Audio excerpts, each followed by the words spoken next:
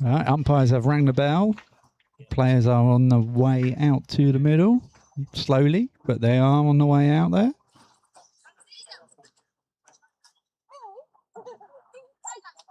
Hailsham won the toss, elected to bat. It's going to be a warm, muggy day.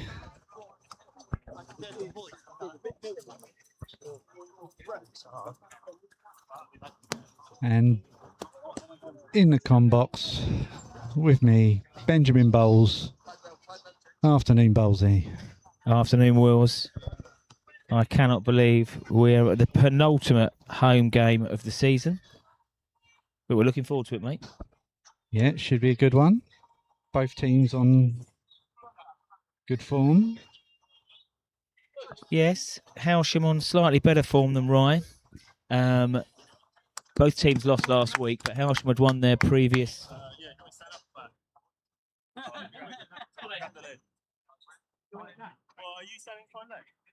Yes, both teams lost last week, but Hailsham had won their previous 5. So, news from the middle. Captain Tibble and Captain Smead were out there with the umps just under half an hour ago. And Hailsham won the toss, and they chose to bat, which Tibble was due a toss win against Rye. He's lost the last 3 against Rye. Had a feeling he might. And he said, we will have a bat. So as you can see, striding out there now, we have Ethan Dorber, joined by his captain, Jason Tibble. And they will be looking to capitalise on this power play. The sun just peeks out. It has been slightly overcast. It felt a lot more muggy this morning than the last few weeks where it has just been burning hot. So there's a bit of cloud cover, but I think that's going to burn through. But while this cloud cover is here, Rye might be thinking, let's have some early strikes. And they are going to open up, Rye that is, with Craig Pearce. Their top wicket taker this year, 27 wickets from 106 overs. Very successful season for Pearce.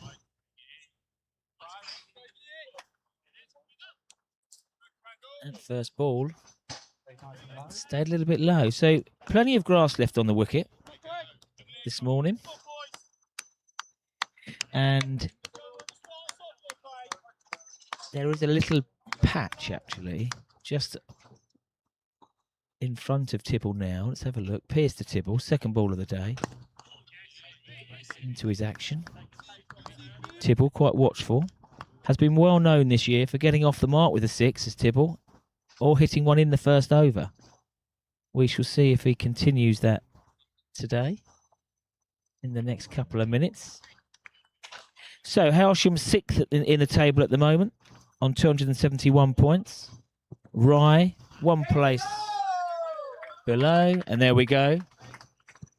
Hailsham's account is opened, and Jason Tibble's account is opened, and that is Tibble's 700th run of the year so far. Slightly on the leg side, on the hip, waste no time. And as we know, this outfield, which needs an oasis of water, it hasn't had it for many a month. The driest year that Southern England has known for many a time. I look back at some footage from early September last year and it all looked quite lush. It isn't looking that way at the moment. I've got red milk in. Lovely to see Mel McDonald here, already seeing to our tea needs all afternoon. Very accommodating, Mel. Tibble plays out into the offside, no run. So this game and 3 games left of the season now. I cannot believe it. Flown by, but it does say Time flies when you are having fun. Pearce on good line and length there. Tibble absolutely smothers and covers up. Doesn't want any shenanigans.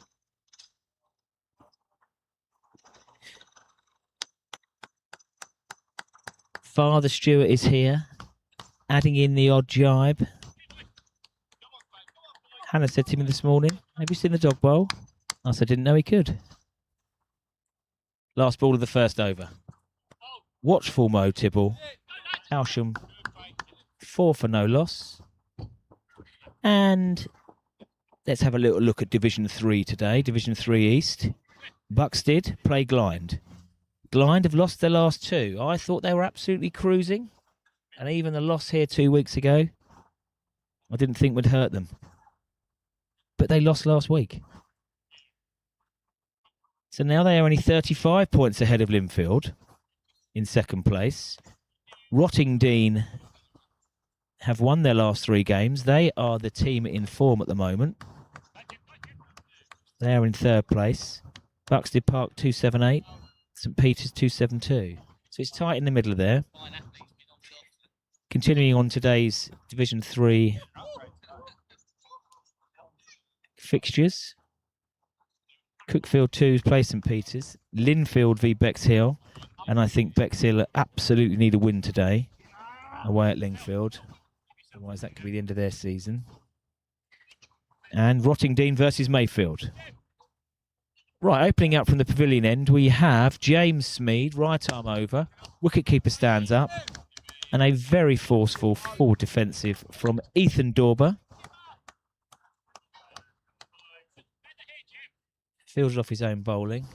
Let's have a little look at the field here. I know you can't see it on the live feed. Smead to Dorber. Shorter onto the back foot. Cannot beat that ring fielder. And there are 3 in that cover region.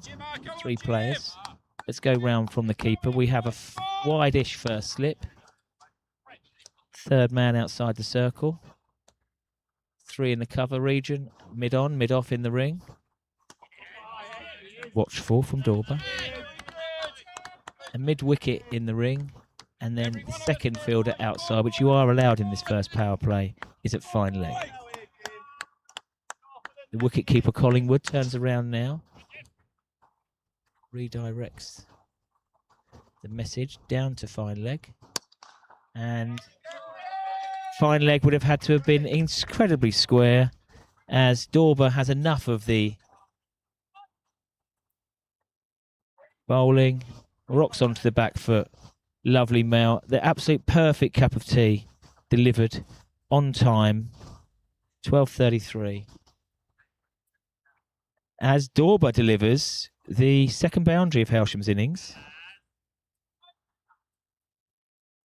It's been feast or famine so far for the Hailsham batsmen. 10 balls gone, 8 dots and 2 fours. James Smead, 7 wickets this year in 79 overs, so a bit of a lean year for him.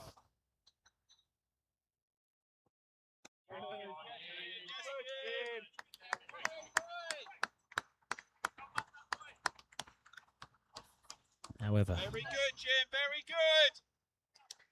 Looking to have an early breakthrough here.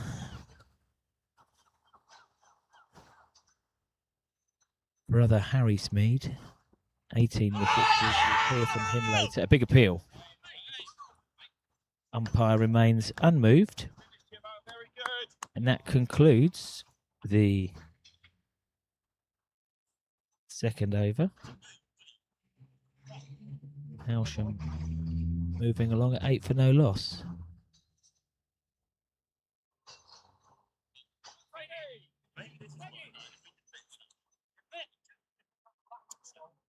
Short ball, Cliff.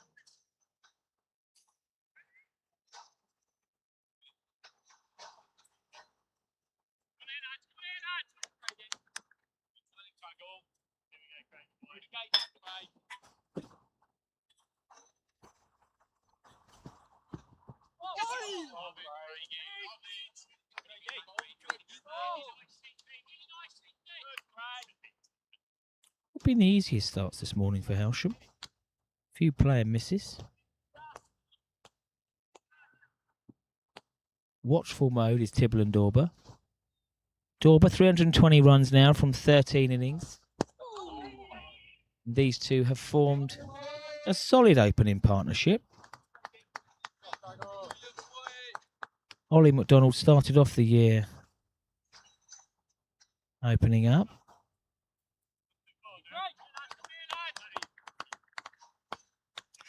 With quite a lean time of it for our Ollie. So he has moved down the order now to 4th in the lineup and given the 19-year-old Dorber, who's now on strike, his first ball from Pearce, who shows good respect.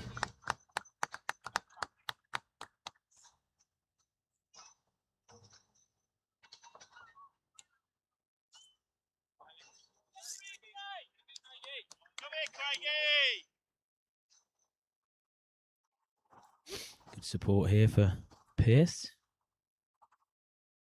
Hear from his teammates.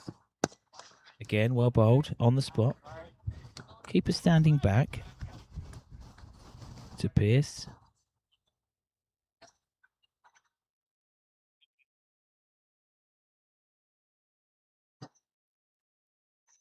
So if needed, Dorber can move his feet.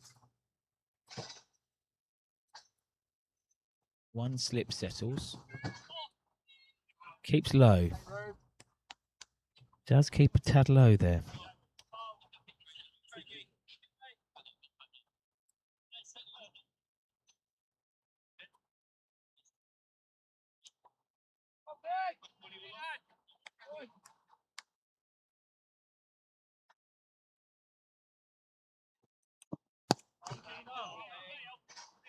Dorber on it, playing it very low.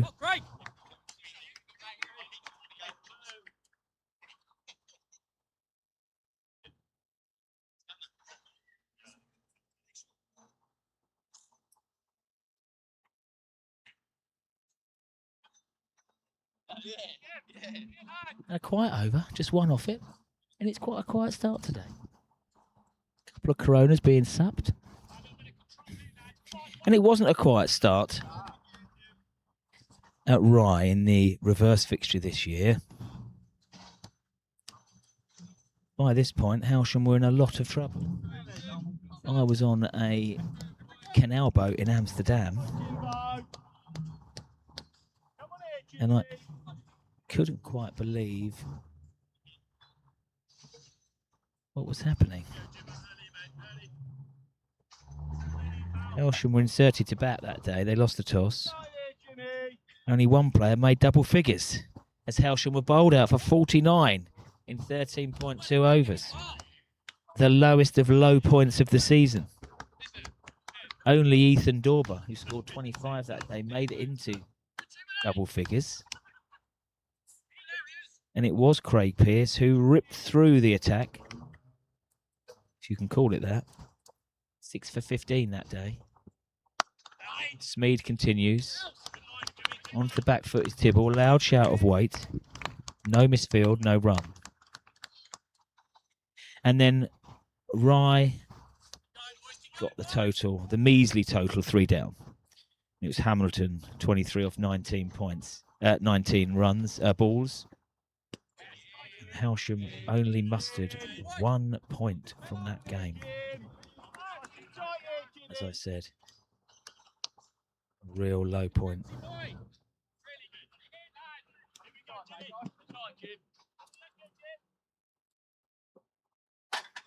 But Hailsham, as they did last year, in the middle of the season. Now that's gone big. Is it big enough? It is. I did mention earlier that Tibbs doesn't mind getting off the mark very early in his innings. Launching that ball. That one came down with snow on it.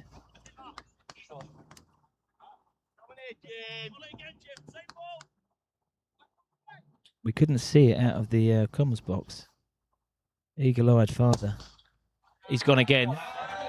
And he has definitely got that one. Here we go. We do know that Hailsham is known as a 6-hitting ground. And this now means that Collingwood turns and says, do we need fielders outside of the ring behind? I think not. And they were happy for Tibble to strike 1-6. They're not quite happy in him going again. Get that, mate. You're going mid off. Up. I'm fucking mate.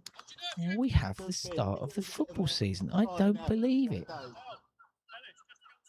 We will call it that because the championship is into action. West Ham are the favourites for the championship. Watchful mode from Tibble. 2 big sixes were enough to start. Yes, West Ham, heavy favourites to win the league. 7-4. Not that we encourage gambling at all. Wolverhampton Wanderers last night, 2-2, late goal. They'll be up there. Lovely to see Hailsham Football Club up and running, back here at home with their new 4G.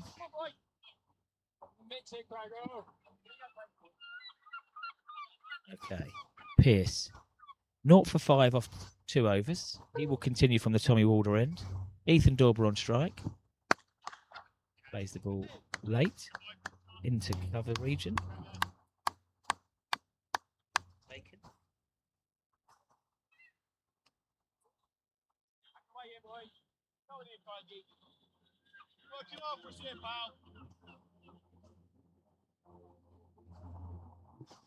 Dauber, 4 off 11 so far.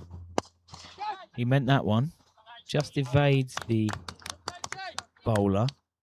Toe ends, I think, because it died before it reached the mid-off fielder in the ring. So Tibble has certainly nailed a couple early. Onto the legs. Thuds into the pads. No run taken. Some early games in the footy. Bolton 0, Preston 0. Reading 1, Luton 1. Now some key games for the Hailsham. For all 5 teams are out today. Unfortunately, last week it was horrific. All 5 teams lost. You've got to take the rough with the smooth. We've had some sham-buses this year. Single taken in between the 2 fielders. Could be buzzers here. Great work backing up. That was heading for a 5. Quick single taken. There have been a number of dots. Only 2 singles taken here. Actually, there have only been 6 scoring shots out of 28 balls.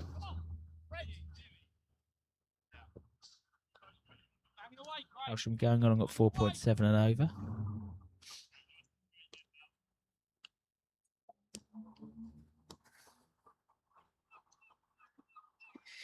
So, Rye.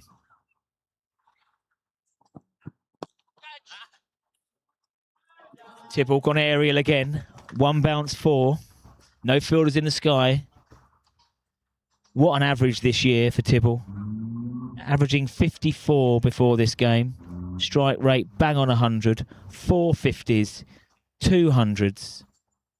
And none better than the 154 match-winning innings against top-of-the-table Glynde 2 weeks ago.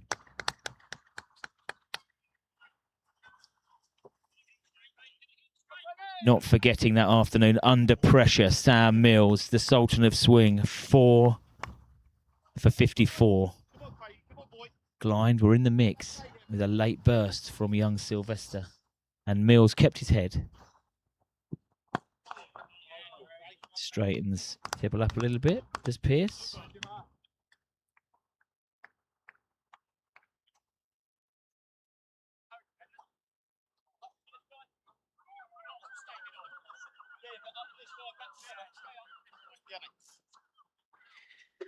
We will hear from senior Tibble later on. I can see he's had a nice shave and a haircut, so we'll have him on the screen facing this way with a very fetching Luke Donald top. Yes, and New Zealand. Let me just pronounce that correctly. Wanaka. He certainly is. We'll hear from him later. Right, okay, in the meantime, Smeed will continue. Went for some boundaries last over, and they've adjusted the field. There was a fielder there. That is exactly where the fine leg fielder was. And I have to say, I arrived at the ground second time today, just at midday, and that's when a lot of the Rye boys had turned up. It is a long trek from Rye, 25 miles east of here, but I wouldn't say they've had the best preparation. Captain had to toss up straight away, and not sure the bowlers fully went through their warm-ups. Because what we're seeing at the moment, Dorber, definitely 2, maybe 4. A little bit of footwork there. Another 2. The bowlers, certainly young Smeed here, hasn't really hit his straps. Sure there's much energy in the field. And Hailsham's run rate is accelerating. In fact, it's going like a steam train. And again runs. You cannot bowl that leg side line here with no fine leg. Lovely to see more legends in.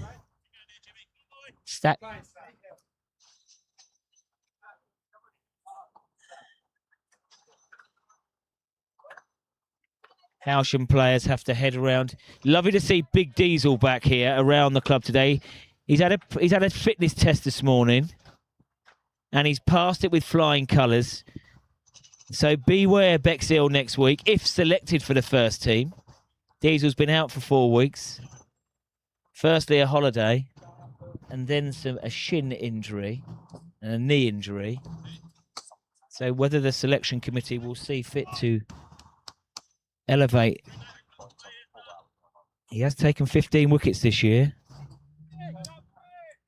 and that's only playing 2/3 of the games. Will says stick him in the 5ths. That could be a bit scary. Okay, Smeed to Dorber. Scored off every single run every single ball, and that is a beautiful shot. All along the carpet. Last week, Dorber tried to play a very similar ball away at Mayfield, much squarer than that, and was cleaned up. He's done some big work this week to play that straighter, and that was absolutely classically timed.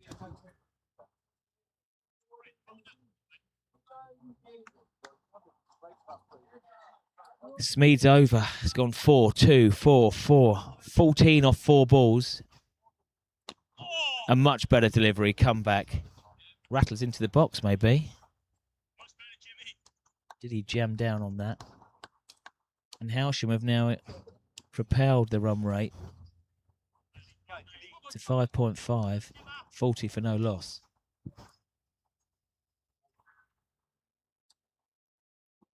Apologies. 6.9. I think that took the edge. And Collingwood, can tell by his reaction.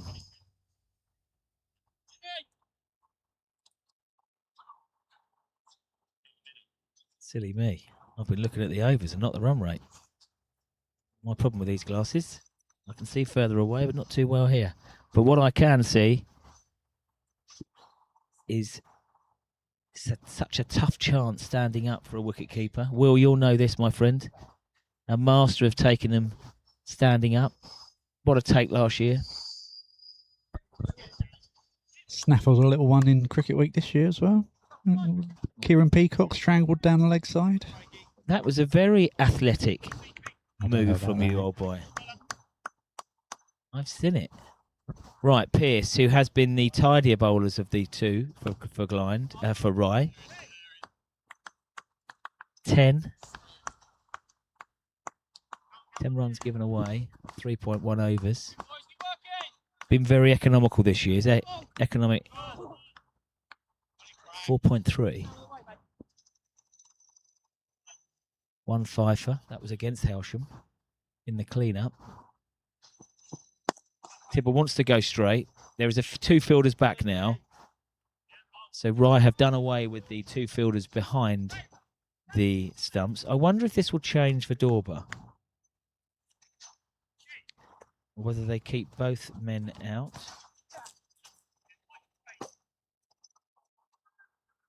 And the slip is coming out, Wills. Good spot, mate. Into a sort of catching, almost directly in line. You can see it on the feed. Interesting. The Jaffa. Collingwood moves across well.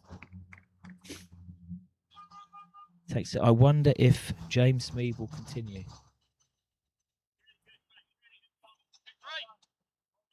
Certainly Pearce may look to come back at the end of the innings, but he's tied things up from the Tommy Walder end and beating the outside edge again. A little bit of cloud cover, as I say. Something in it for the seamers, I think. Nipping around today. Left a little bit more grass on than usual. Very tough for all grounds teams across the country. A lack of rain. It's a true bounce. Single taken.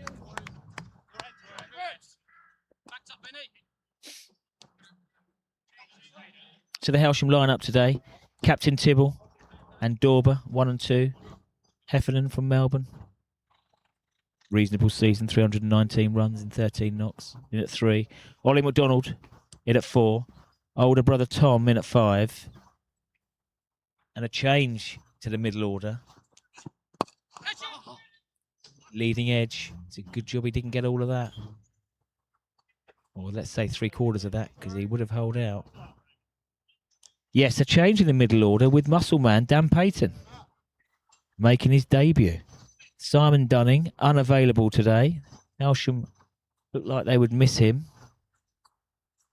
372 runs. Brutal strike rate. But so is, in a very similar mould, Dan Payton. Spent majority of the season in the threes. Yeah, amassed 270 runs in the threes off only 6 knocks. His strike rate personally 134 for the season there. A big booming 153 against Robertsbridge in May. So we're looking forward to see him go. Cricket week, I saw him hitting the ball very cleanly and true.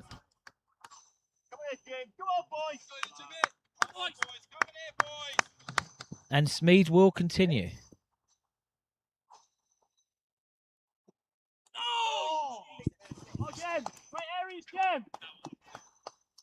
They're sticking with him. Maybe it was the nick off the last ball that Captain Pearce may well see. He deserves one more. And he's got one more. Tibble facing up. Single taken. Dabbed into the offside, leg side.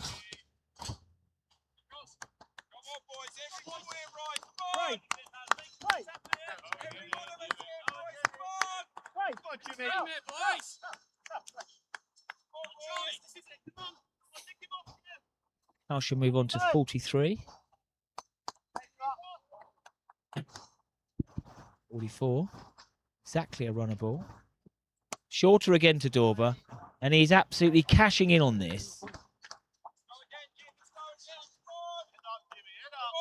Smead is persisting in bowling a full length to Tibble, who has already hit him for 2 sixes. And a shorter length to Dorber, who has waited on the ball well.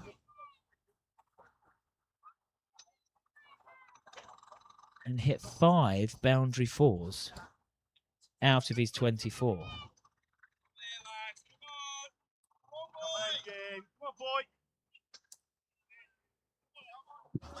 And Hailsham, that makes 9 boundaries so far in the innings. 7 fours, 2 sixes.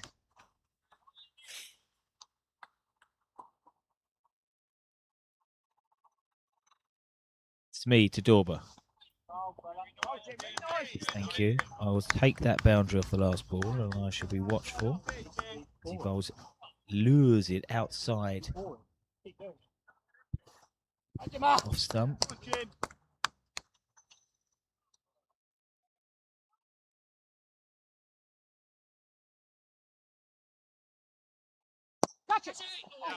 On the drive, very straight. Well fielded, good pick up. Not easy on the Hailsham desert. Lovely to see one of the finest cricketers the county has produced, Paul McDonald, the legend that is Paul McDonald. Blimey, he could bowl.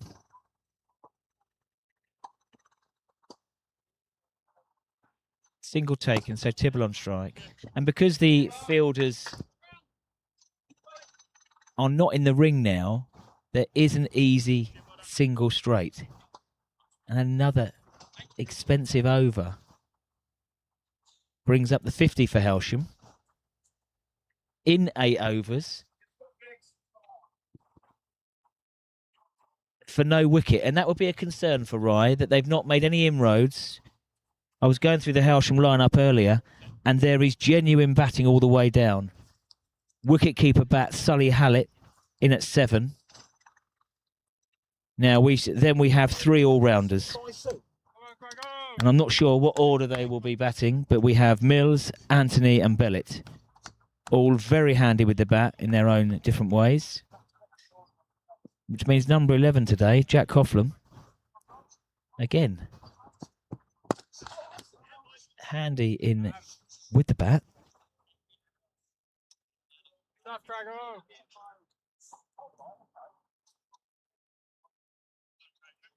Blind will want to make some very early inroads.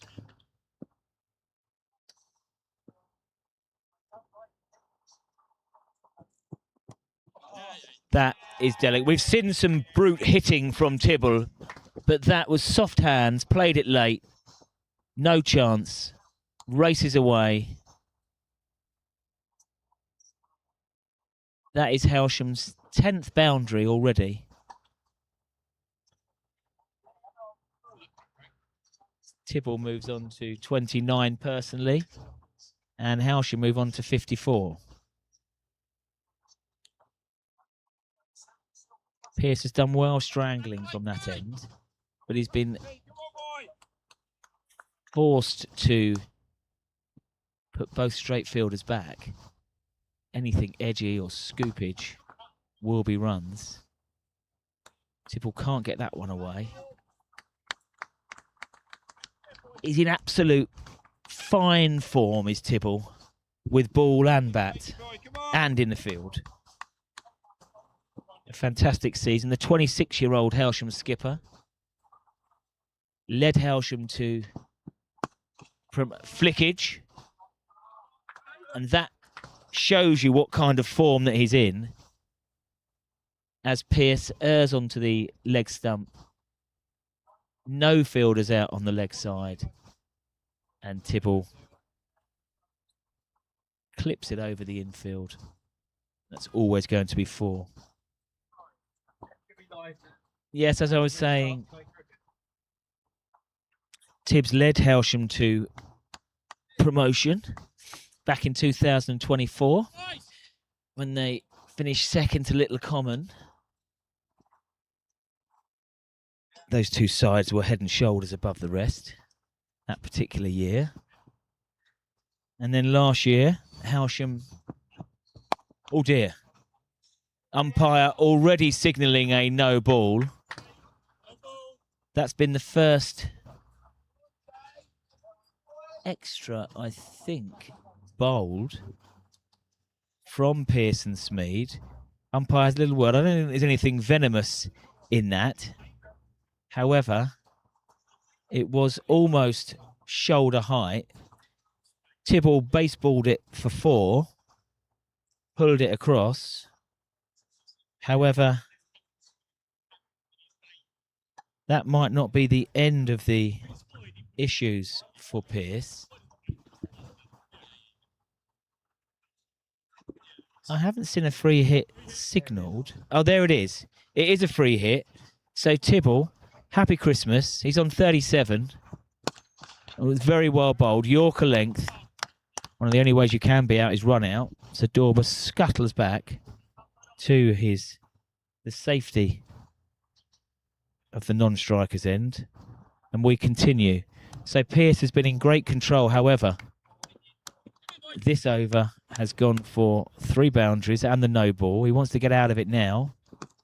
But unfortunately, he's erred onto that leg side again. And Tibble has picked it up and absolutely cashed in. Hailsham have moved on to 67 for no loss. Been propelled by the 41 off 29 from Hailsham's skipper. Now, we questioned whether Rye may make an early bowling change. And I think that might be the case now.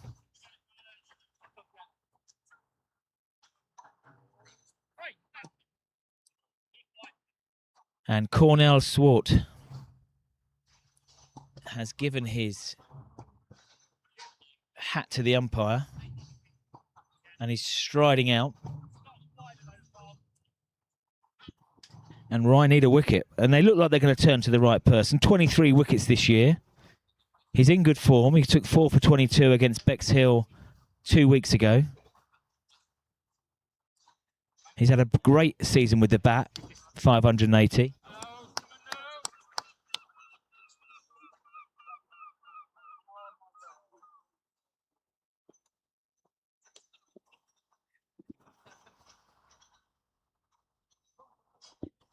So, Swart, a young South African, the overseas for Rye this year, and what a great season he is having. I remember when I played against Rye about 24 years ago, they had a big South African overseas. I can't remember his name, but he was a handful.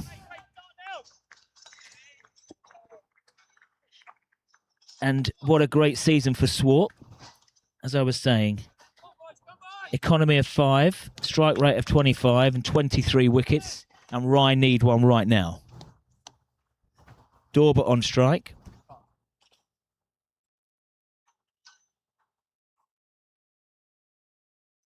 Swart to Dorber. Certainly the quickest bowler we've seen so far today. The 20-year-old South African.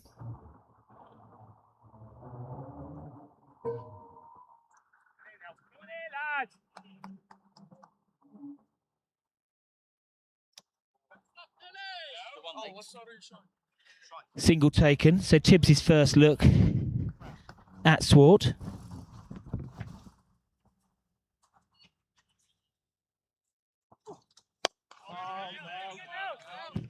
And it's a watchful first look.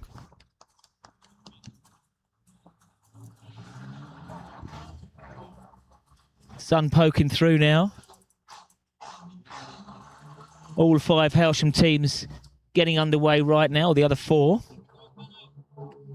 We'll have a look around the grounds later on. Young Bully is around somewhere. And that is a wild slash. Actually, it's very well controlled. Such quick hands, low centre of gravity, Tibble. Slightly wide. The fielder at point had no chance. Is it another boundary for Tibble? Another boundary for Hailsham. This is now an excellent start. Hailsham have got a strong home record this year. 7 matches here at the Rec. And they've won their last 3 at home. In actual fact, their last home loss was the 20th of June, almost 2 calendar months ago. They love playing at home, know the ground dynamics very well. Tries to repeat the dose there. Little bit in it from Swart. Hailsham averaged 265 in their 6 completed home matches here. Now, I know Will's listening to that. I already owe him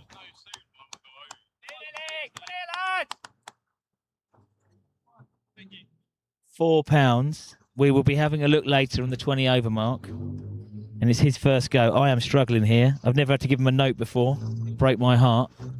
Swart to Tibble. Quick hands again, but well fielded in the ring. No rum. The last 2 home totals are 289 for 4 in the Buxted Park chase and 291 setting last week, 2 weeks ago against Glynde. And after this start, 73 for 10. More Hailsham legends here. He's back from the Punnets Town, a little sabbatical. Back home, his young Wiggy. I remember him 16, 17 years ago.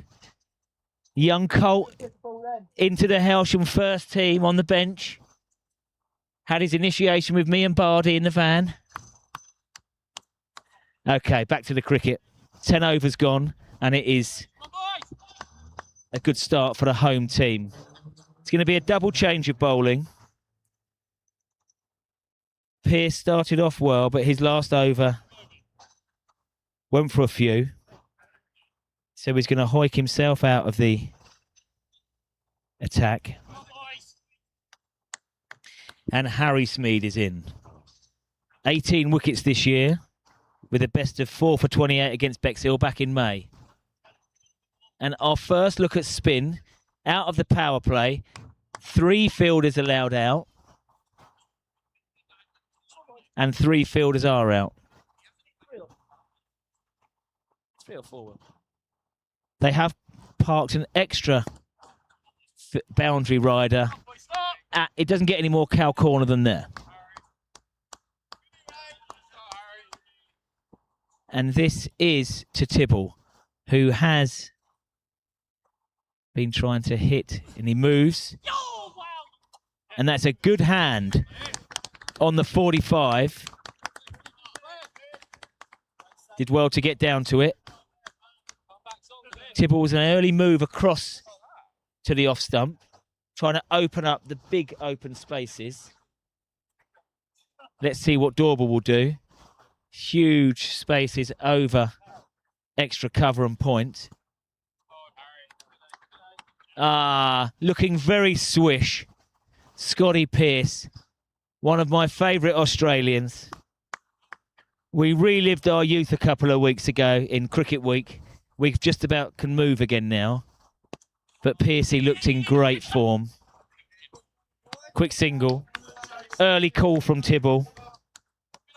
Yes, Scott Pearce was in great form that day, at the bar and in the middle. Now, like a scene from Love Island, Hailsham's opening bowler, the 18-year-old Coughlin, comes through, but he's got far higher aspirations than Love Island after his A-level results this week.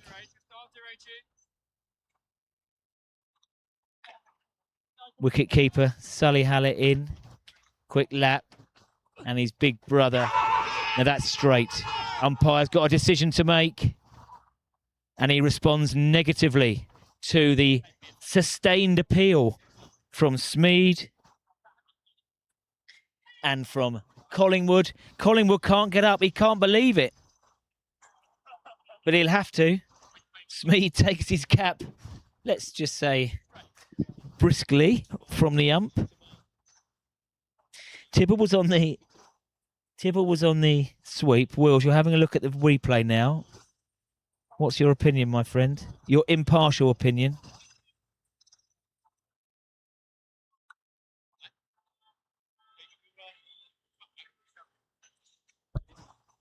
Might have got outside the line. Will's wearing a Hailsham t-shirt, as you will see. We're not directly. 75 for no loss. Swart will continue from the pavilion end. His first over went for 6. Dorber on strike. And I think what's improved now in this innings is singles being taken. After the boundaries have been hit, the ring fielders are really on the ring. And with this very bobbly Hailsham outfield, the ball is struck and the Hailsham opening pair are taking a chance or two with the singles. Not this time though, well watched. Big Diesel's in. Be telling the selection committee that he is available for selection next week. We shall see.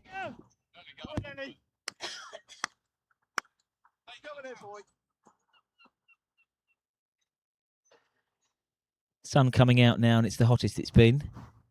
Sure, Rye would have targeted, as Tibble is now targeting another straight six. And I'm going to say it, 50 for Tibble. There are no fielders in the sky. What form he is in? 53 off 39 balls, 7 fours and 3 sixes. 40 runs coming in boundaries.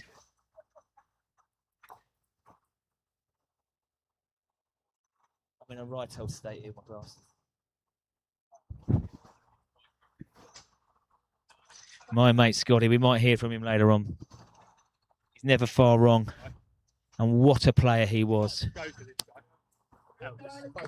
Coming over from Australia 20 years ago. Maybe 25. But Tibble is having a hell of a spell.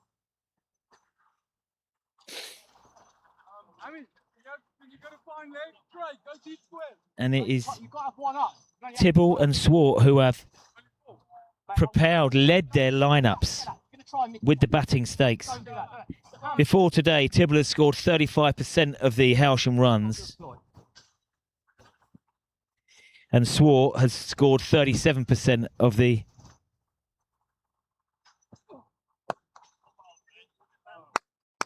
Rye runs. Could be a straight match off today between these two. And Tibble at the moment is seeing it like a beach ball. Can he? It's been his 5th 50 of the year. Hydration break for Diesel. Fortunately, no booze. Yeah, his 5th 50. He would love to get to his 3rd 100 today. The Hailsham skipper. Misfield. They will take 2. They'll leisurely take 2. And now the sun is out.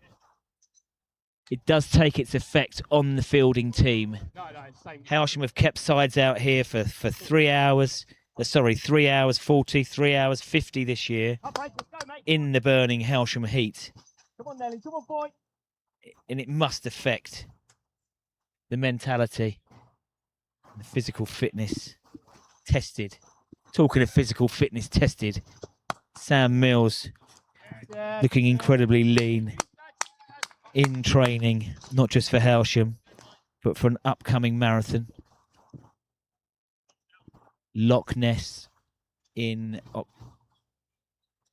the end of September, it's coming round. Also talking of people in great nick, Wixie's in. He'll run to the bar. He won't do the Loch Ness marathon like Millsy, but he will run to the bar. There's no doubt about that.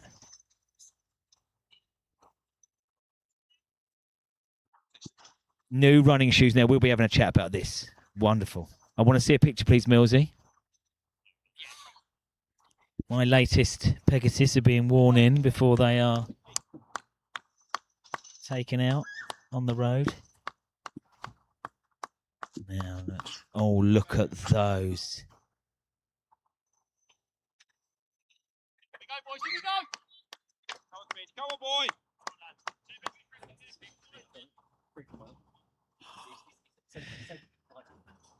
He's just showed me, I think they're alpha flies. Beautiful orange. A few years ago, a slightly illegal heel on them, which will make him look about 6'4". But springs you beautifully around. Mate, they look lovely. And it's very important to have matching, coordinated running gear. Now, lovely to see Harry Bulmer here, resident. Oh, I'll break away from that because that was a quicker ball, a fuller ball, and it has cannoned into the off stump, maybe middle and off. Tibble has got low. He's tried to cut it away, make use of the field, but it was a quicker ball from Smead.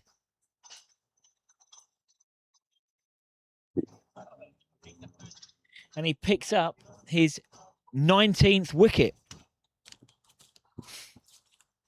And it's Hailsham skipper with a very entertaining 56. Takes him over 750 runs for the season. He wants 1,000. He'll have to score 250 more in the next 3 weeks. But he has got Hailsham off to a bristling start as they've moved to 85 in the 13th over. A solid opening platform there for Hailsham.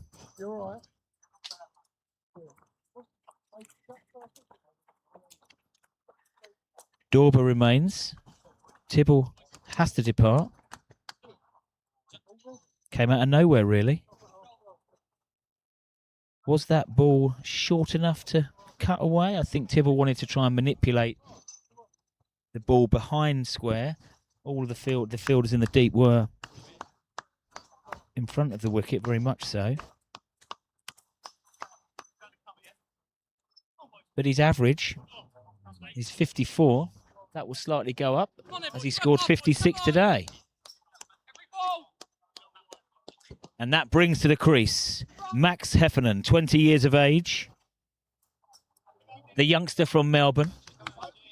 Had a reasonable season, averaging 27.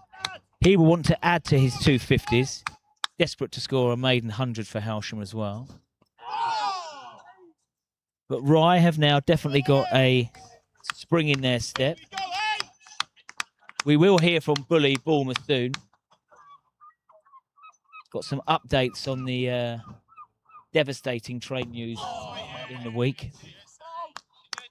But at the moment, Heffernan needs to stave off a rejuvenated Rye with Harry Smead picking up the 19th wicket of his season. Fielders are now closing in. This is what Rye do. They will pounce. They will want a few quiet overs, and that's their most successful over of the day. A wicket maiden indeed.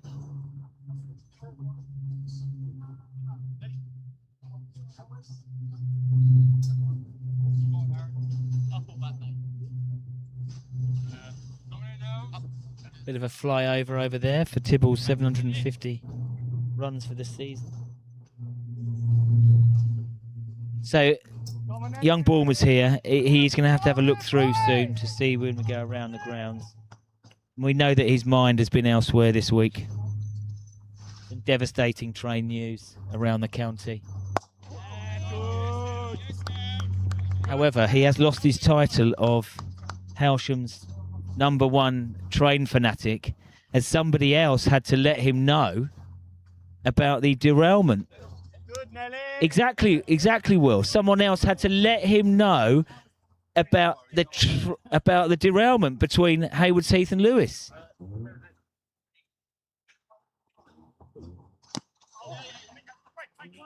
And we'd like to give a big shout out to Benjamin Bowles, who is now the #1 train fanatic in Hailsham. Admitted to by the Bull. Okay, not anymore. He's got his own back on me. He's been sending me texts all the time about Essex and landslides and miniature railway, Bluebell. Shout out to Holly Young.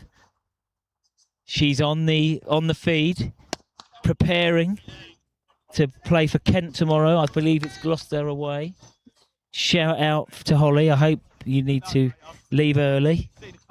Don't rely on the trains. And who's going to come like a steam train today? That is our boy Ollie McDonald. In great form last week. Hit a stonking 6 away at Mayfield.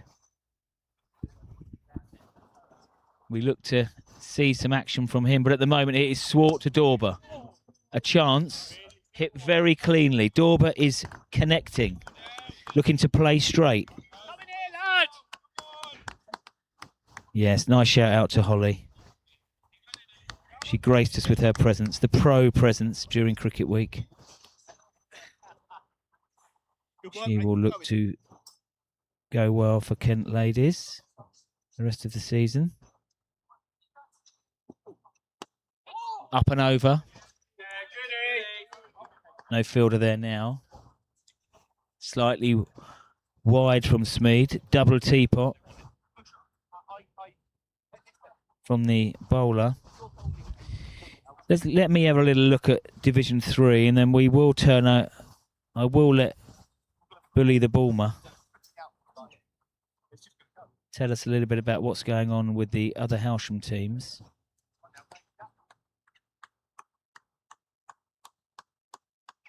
But around and about Div 3, let's see who's live scoring. And if they're not live scoring, should be thrown out the league. Buxted are playing top of the table Glynde, but Glynde have lost their last 2. Buxted 55 for 1. Cookfield 2's playing St Peter's. St Peter's and 69 for 4 in trouble.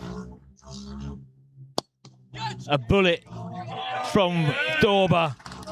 That's exactly what we're talking about. What talent this youngster has, the 19-year-old. He moves to 38 not out. Well, where were we? We were Rottingdean. Won their last 3, including Glynde Rottingdean. They are the team in form. 59 for 3 at home at the Dusty Pringle. As we know, 200 is enough at Rottingdean, especially with their attack. So they will look to get up there. Their main man, Bonner, out, 14. The Ledden brothers are at the crease now. Sam Hilton. Quite angry last week at times. And there is one game that's not being live streamed, and that is Linfield Bexhill. Should be thrown out the league. Okay, Heffernan on strike. And off the mark. Played nicely through. Thank you, Sam, picking up my marathon top.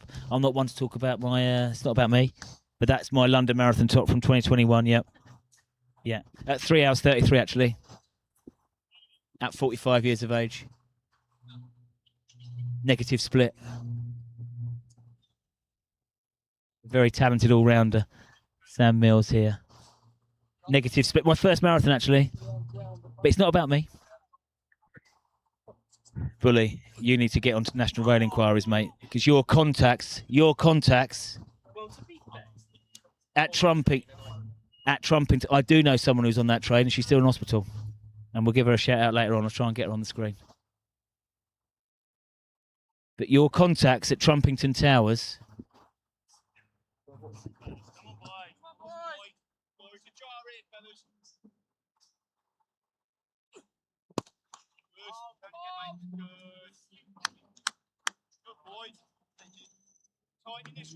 Yes. Bulmer, your contacts, your train contacts, mate, you need to have a serious word with them. How can you be let known by me? What did you call it? One of the worst train issues in East Sussex ever. 67 years. What happened 67 years ago, Bulmer? Okay, don't worry about it. We're moving back onto the cricket. Oh my goodness. More good fielding.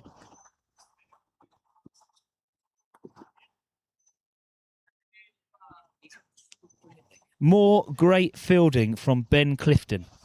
He has got down so well. He's definitely stopped 3 boundaries with getting down, hands on it, up quickly, kept it to a single. So now this feels a bit more competitive the last 10 minutes. Since the wicket, up until drinks now, and Hailsham won't mind drinks. Felt the game was fully going their way when Tibble was scoring freely. Rye very happy to pick up the wicket. Hailsham just in front, you'd say. 98 for 1. We'll see you in 5.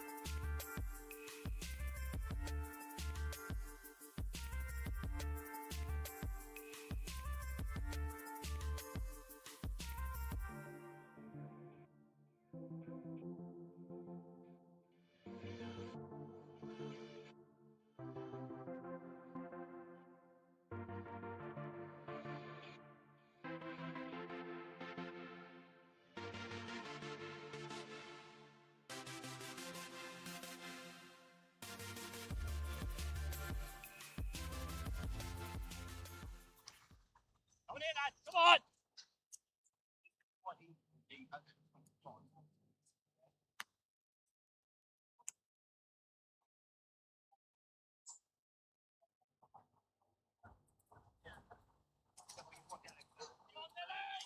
You think crazy? Quite wide. Right. Come on now. Come on now. Just about to get back underway after drinks. Heffernan on strike. Bowlesy is away socialising currently. Slowly strolling back to the commentary box.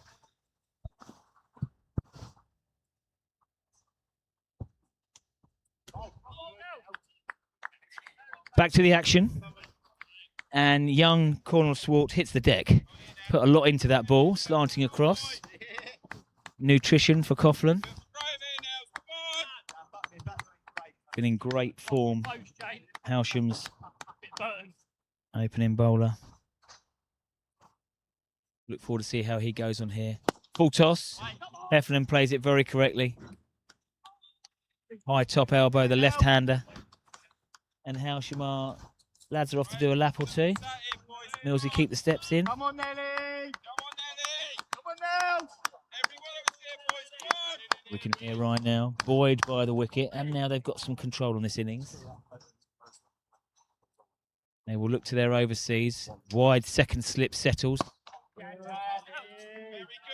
Very good now. Overseas to overseas here. Hef directly in between, in behind the ball. Hef's top score, 63 not out against Buxted Park in July. Struck it well that day, 9 fours. I should want to see a bit more of that today. Loads of time left, 30 overs left in the first innings here. And at the moment, both teams just feeling each other out. Make sure you're coming in, boys. Come on. Come on now.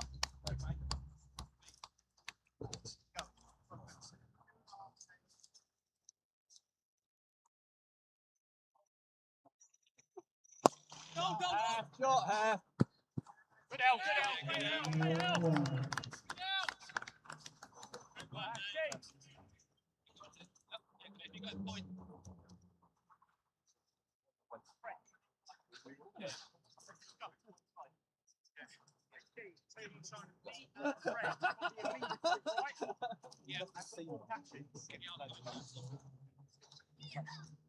Try. Come on, Nelly.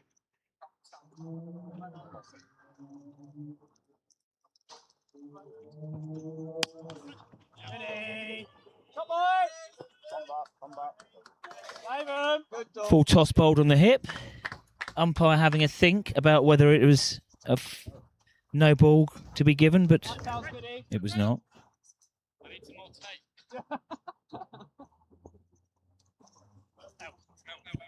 Oh, shit. Good break. Is it Seems to be breaks on I don't Richard? breaks every back. I reckon. Not earlier. Briggs. Hi viewers. Hello.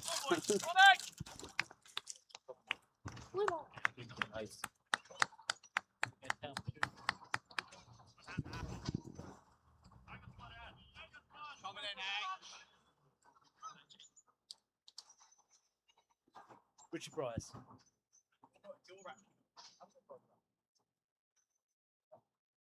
Harry Smead to continue. He has brought some real control, but a misfield relieves some pressure. Smead has bowled 3 overs, 1 for 5 before this over.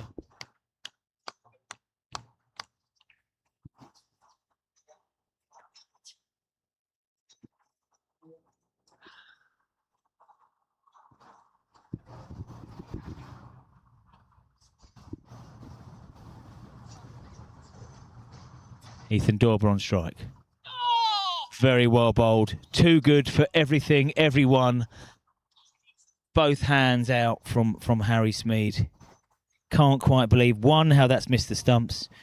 2, Collingwood's got nowhere near it. And at the end of it, it's 4 byes. There's no justice in this world sometimes for bowlers.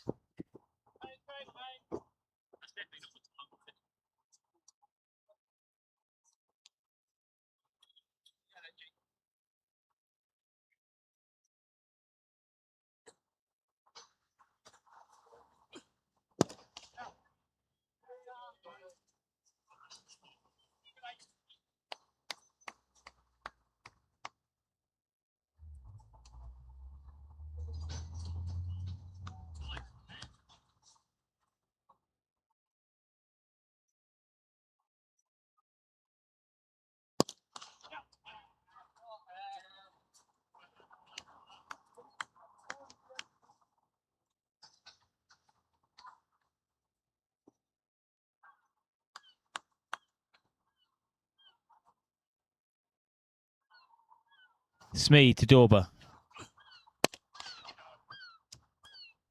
Well fielded there, no mistake made. Fielder extra cover gets across. 110 for 1. The run rate has slightly slowed from Hailsham since Captain Tibble's departure. Ethan Dorber, 364 runs now this season. This is his 14th innings. The 19-year-old only managed 211 last year, but Tibble stuck with him. 150 last year, no hundreds. 250s this year. And I'm not going to give a commentator's curse here, but we have felt that a big score for Dorber is round the corner. Come on, Nels, grab us one, Nels. Come on, mate. Top score this year, 70, against Cookfield 2s back in late July. And now that he's been promoted to open the innings, he does have the best chance of getting off to a good start, consolidating through, and then finishing. Played late by Heffernan. The fielder at a wide first slip. It went to his left. Didn't even bother to get a paw down there. 4 more to Hef. He moves to 9. It went quickly. Come on there, Nels. Come on, boy. Come on there. And I think Rye feel as if they are absolutely banging this, and they are. There's been a lot of chances recently. The change bowlers of Harry Smeed and Young Swart have bowled with more control than the opening pair, and the chances have come. Heffernan in the dazzling red helmet, in behind the ball solidly. As I was saying earlier, this Hailsham lineup, we have Coughlin in it, 11. And he can bat. He can bat. Along the carpet for Hef, often the way he likes to go. Moves on to 13. Building in innings now, the Hef. Strike rate of 77 for him now.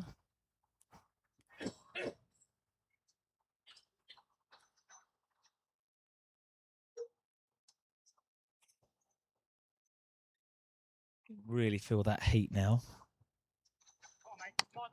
Coming through with the sun. Warm out there.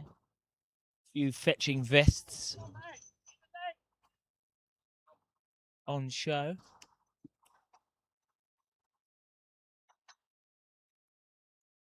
And this is the left-right hand combination. Every single, every 3.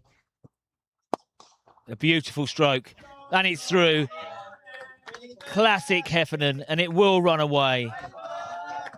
It bisected the fielder at cover and extra cover in the ring. That was glorious, as is Mel McDonald suggesting more tea.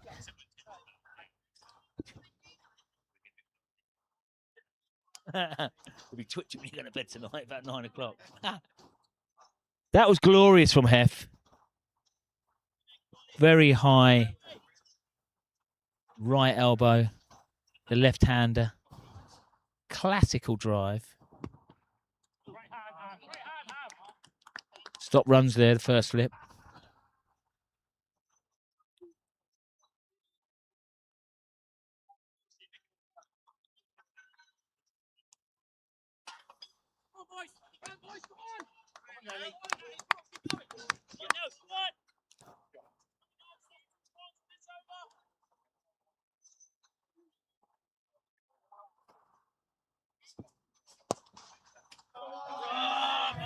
And more runs for Hef.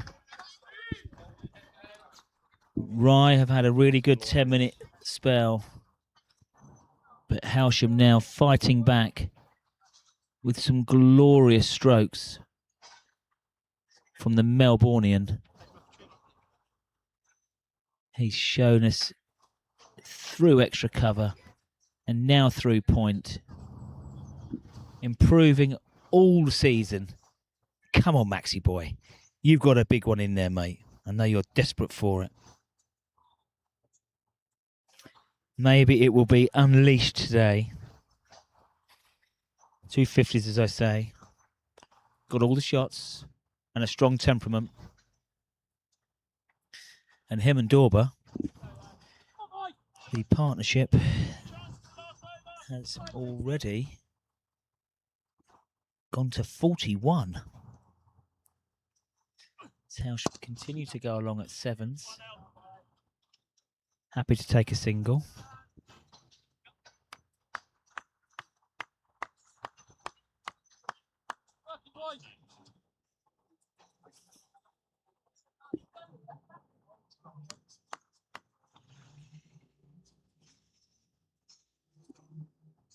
Harry Smead will continue.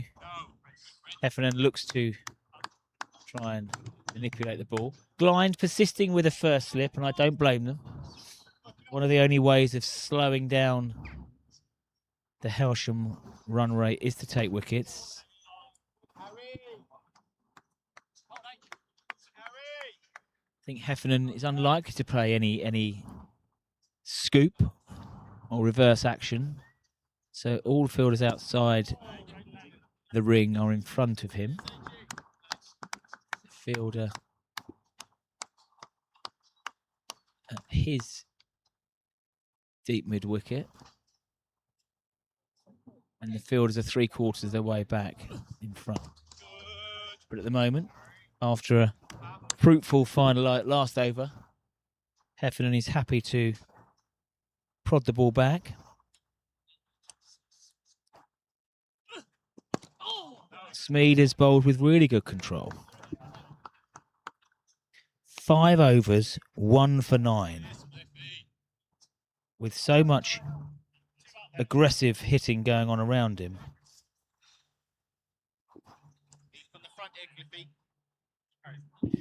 Doing a captain's job here.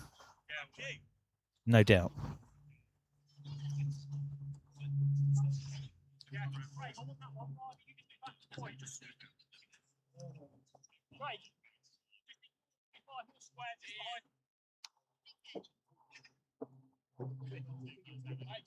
Get your way to that.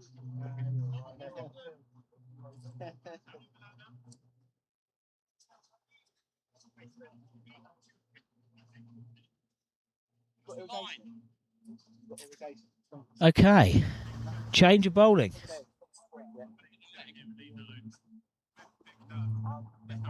Ben Clifton into the attack. Fielded very well so far. What's the people behind that? You don't need any money. And now wants to get into the action with the ball. Right, hold up, Clifton, get back.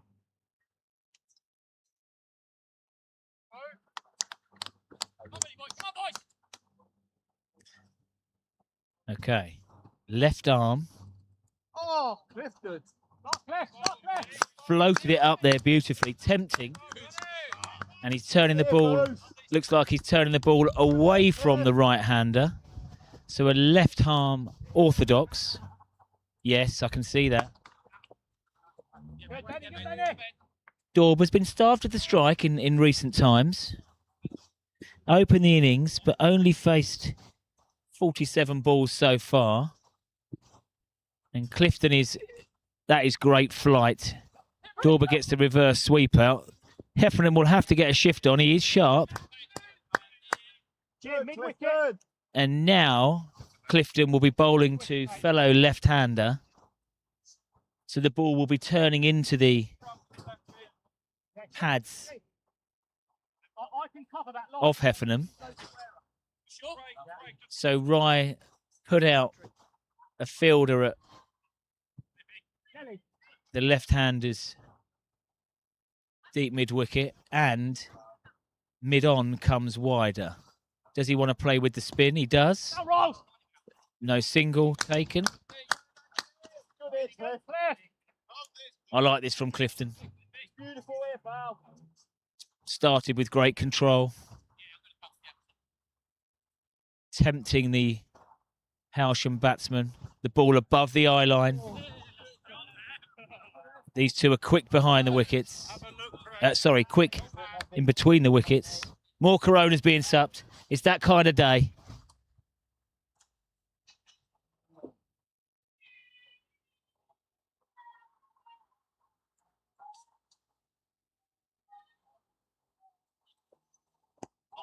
Really good, Yeah, Ben. well bowled. Good, Cliff. Good over that, Cliff. Over, Cliff. Start, mate.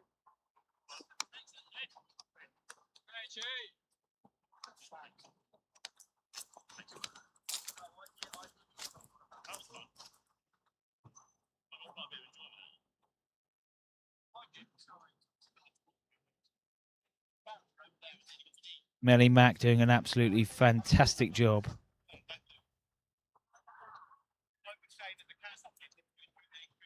Beautiful.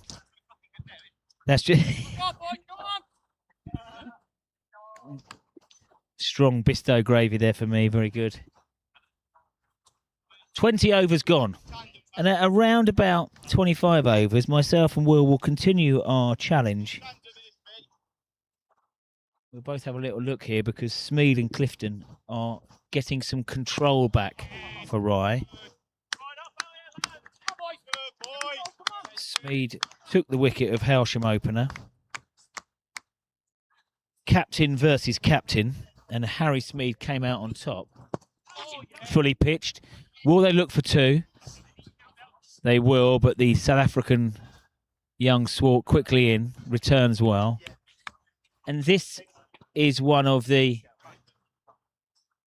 great things about a right-left combination, is making the fielding team, whereas Smead, you feel, wants to go through his overs quickly, hustle the Hailsham batting lineup, sneaking in those dot balls, but they have to change every time there's a single. A reverse out, and Clifton's fielded well, but he can't stop that one. And I think we've seen some of these funky shots now because Smead has bowled with great control. It's forcing the Hailsham batsman to do something a little bit different.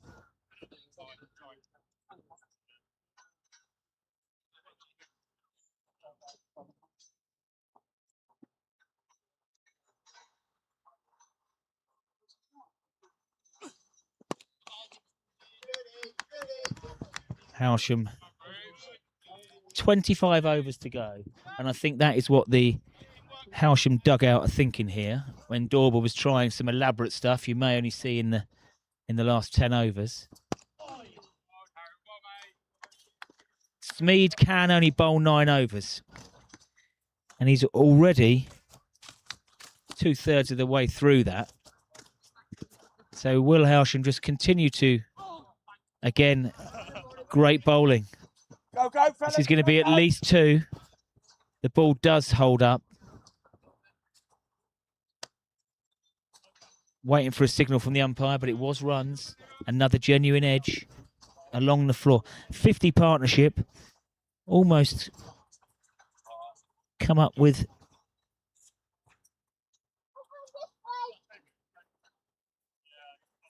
a real surprise to me, with only 33 balls in for this partnership.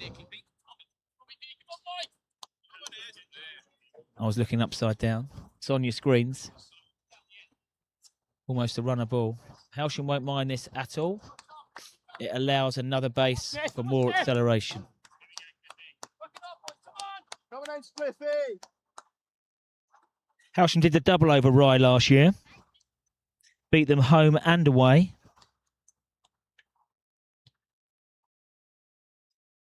But Rye got their own back in the home game, skittling Hailsham out for 49. It's a bit different today.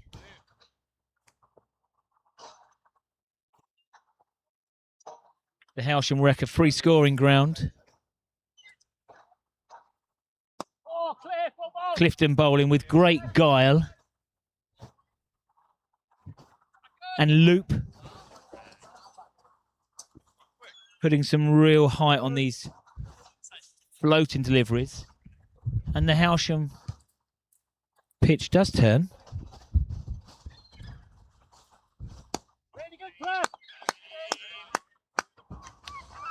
Kirsty.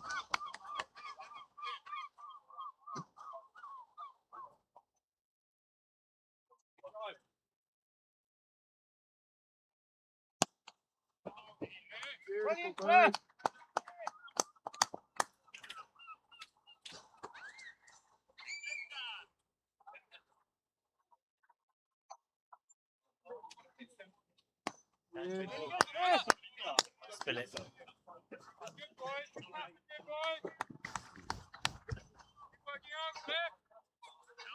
So Tibbs was out there for a while. Just gonna have a quick word with him. What would you be? You were out there for a while, mate. How was the pitch playing? It's not actually that easy. There's a little bit of. Get up. Yeah, shot Eve. That's Ethan's 50. Sorry, I'll just interrupt. 52 off 57 balls with 9 fours. With a bit of a switch hit, would you call that? I reckon it's a bit of a switch hit. Yeah. But yeah, pitch is a little bit of variable bounce. There's a little bit of turn. Yeah, looking at where we're at, we should be getting near that 300 mark again, but we're in a good platform. There's no Simon today, which is a little bit different, but we've got Ollie, Tom and Pates on debut to come in and hopefully tick us over at the end if we're set up all right. Well, you heard it there, guys. 300 is what the skipper wants. I know, Coughlin at 11. Now, I did say earlier during the pitch report that I felt that Heffernan and Dorber would go supersonic. They have already put on an unbeaten 50 partnership. And we know that young Ethan Dorber, his second full season in the ones, great talent, is today the day for the maiden ton and for Heffernan. Max desperate for that ton as well. And I think they'd both be happy to see the back of Harry Smead. Smead into his 7th over, but he can only bowl 9.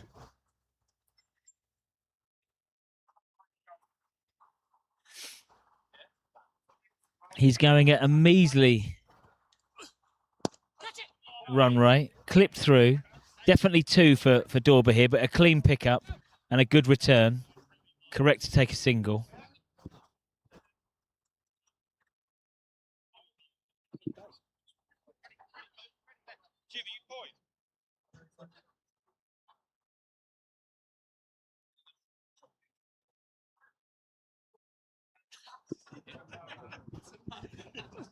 Smee to Heffernan. Wants to try and work that ball across.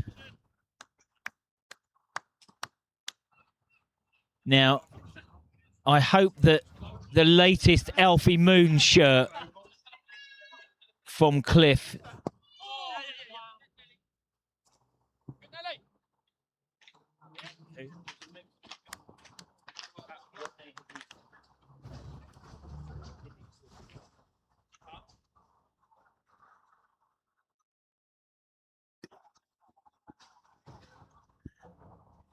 I think if Hailsham it looks like Smead will bowl through now unless he's going to moves across, and that is out. An early move from Heath. I think off the glove. There was a question mark whether it just rolled up his arm. But he has to depart for 53. Smead was the danger man. He's bowled well.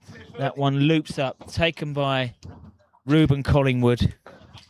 And another knock from Dorber, which showed much promise.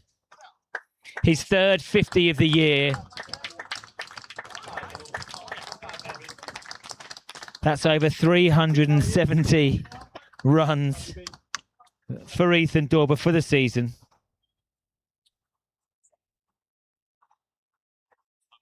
And again, I'm happy for him for his 3rd 50, but I thought he was going to go big there. That maiden 100 eludes him, but it will come.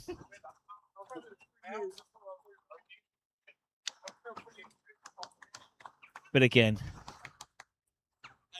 a solid start for Hailsham.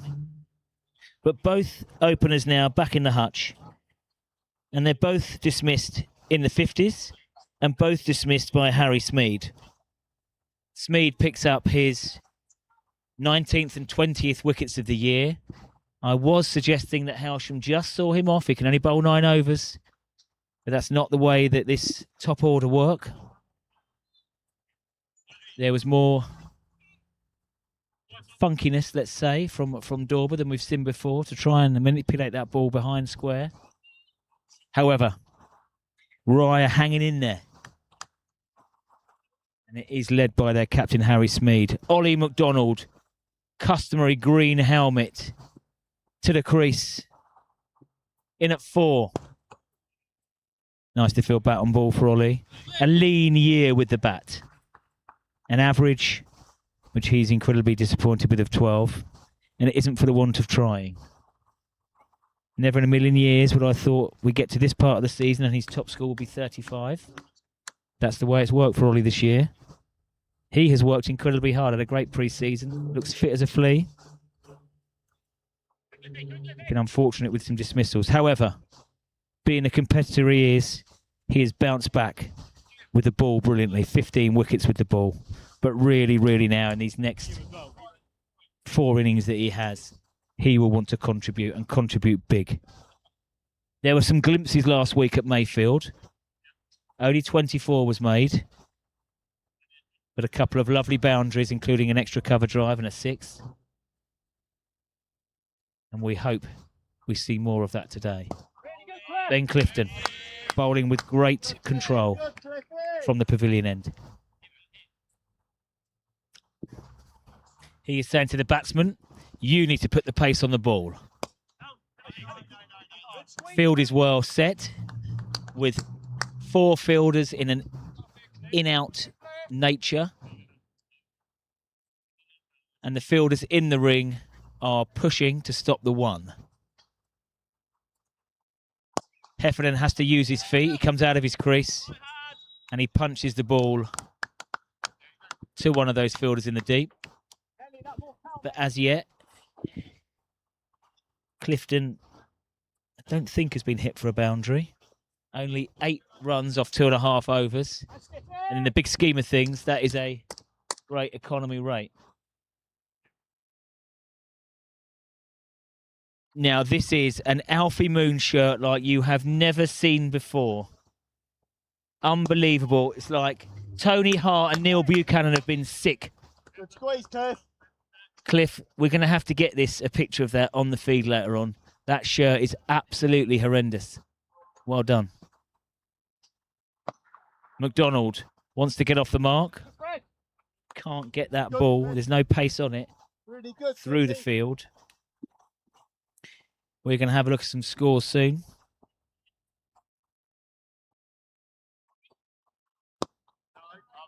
It's definitely getting some turn on at the left armour.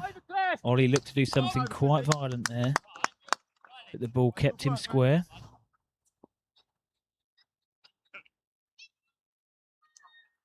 End of the over. Will, I'm going to ask you for your prediction very, very soon. You get another over to have a look. Cannot believe that I'm been so far out this season.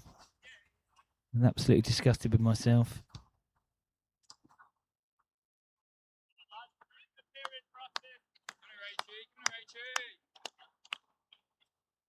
Boys, Good squeeze here, lads. squeeze it, boys, come on.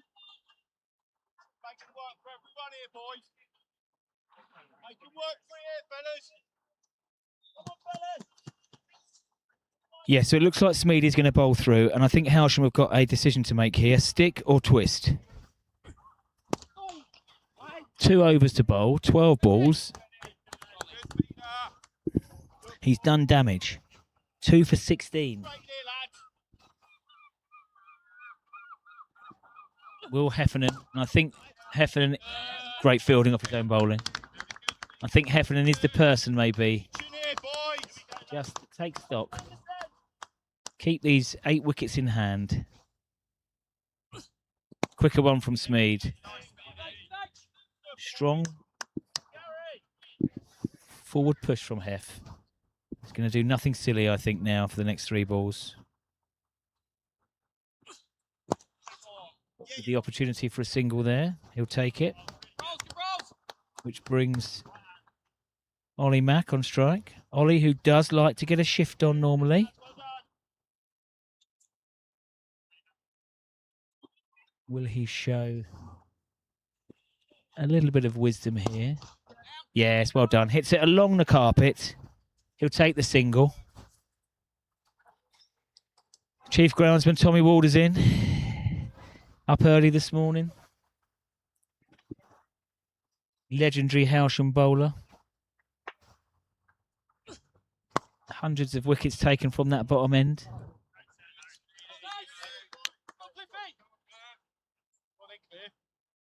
And Rye now squeezing. And they do this very well at home, Rye. These middle overs, trying to get through them quickly. Setting the field well. The ball will often stay quite low at Rye. A bit more bounce here. This is their way they operate. With spinners during the middle overs. And restricting. Reminds me of Gloucestershire in the late 80s and 90s. Stu Tibb will remember those. Jack Russell behind the stumps. Squeeze. Right, Will. It's your first go. You've had an extra ball to look at, which is a wide. What is your total, please? £1 nearest the post. Pin. £2 dead on. Come on. What is it? 310.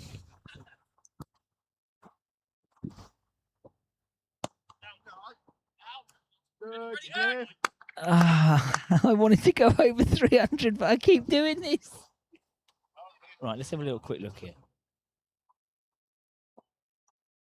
8 and over, 160 is bang on. Oh, now. Yes. In the arc and out the park.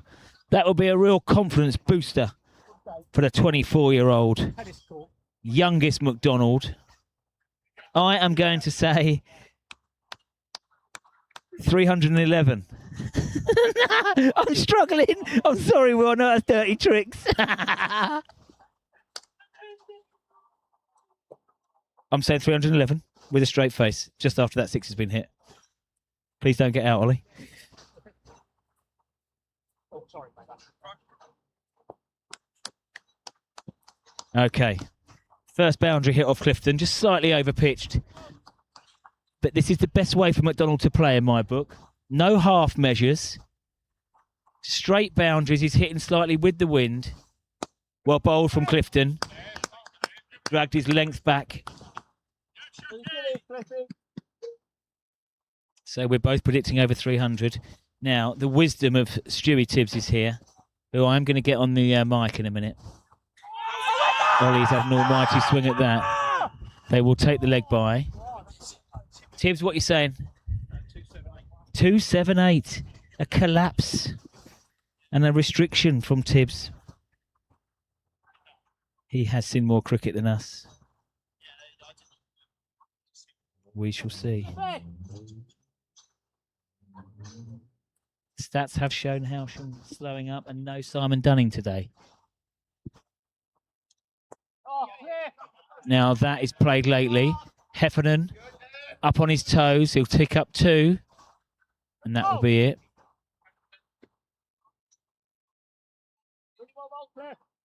You're really wrong, Tibbs. We have been here before when I've given 300 and we end up stuttering. Plenty of goals in the football. Bolton 2, Preston 0. Notts County 0, Leicester 1 in League 1 now, Leicester. Oxford 1, the Dons 2. Reading 3, Luton 3. Newport County 2, Rochdale 0. Oldham 2, Port Vale 0. Let's have a little look at Division 3 East, shall we? Because it is the cricket season, Bolsey. You naughty boy talking about the football.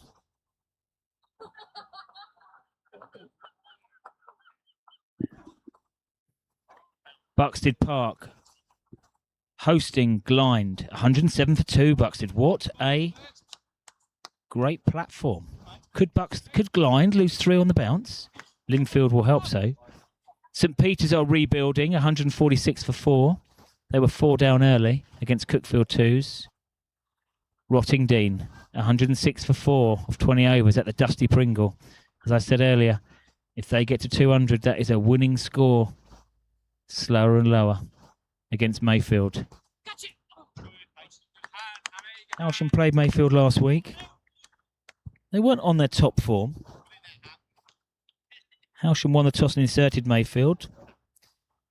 The stats did suggest that. However, it was a very hot day.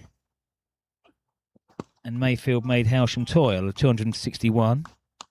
Keon Harding, 61. Tibble took 2 for. And Hailsham could only muster 169 all out. Tom McDonald top scoring with 42. And his brother Ollie McDonald with 24 of 24. And it's Keon Harding again with the ball, 3 for 35. And Rye also lost last week to a rejuvenant Linfield side.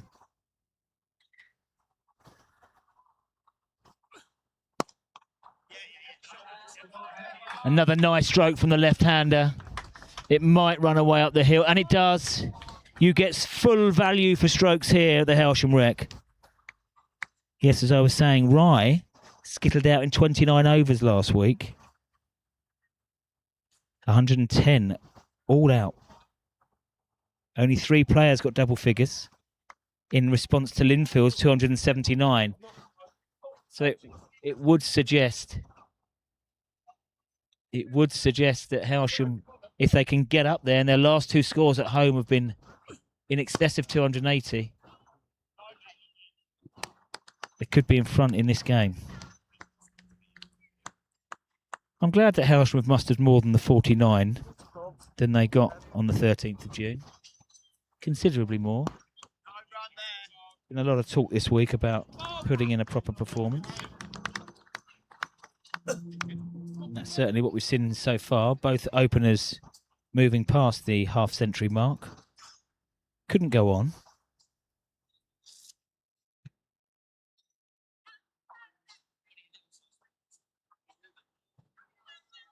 Right, Hailsham teams today then. The 2s away to Eastbourne 2s. We're going to have a little look. Just had an eclipse with Diesel coming over me. The beast. Right.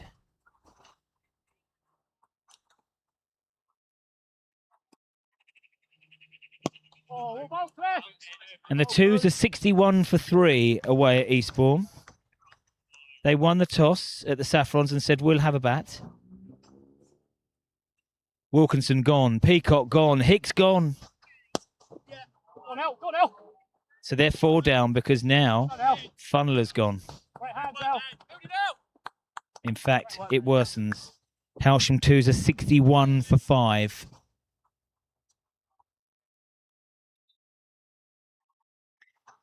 Get forward, get forward, get forward. The 3s are... And that is dispatched for 6. He used his feet. Slightly over pitch from Clifton. And Heffernan says, I'll put that anywhere. I've seen that take many wickets, though. Probably one of the biggest hits here. There was a fielder interested for a while. I've seen it. But it soared over his head. Anyway, back to the 3s. Lewis St Michael getting the right shift on. 117 for 3 off 15. Heffernan used his feet again. Great fielding.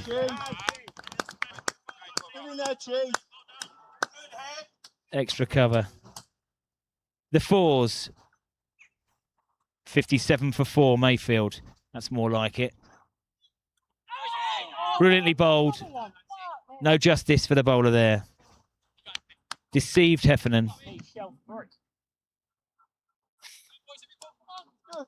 Sol Skinner and Phil Osborne in the wickets. And no scoring from the 5s. So some of the Hailsham teams against the odds at the moment. But the first team here continue. And they continue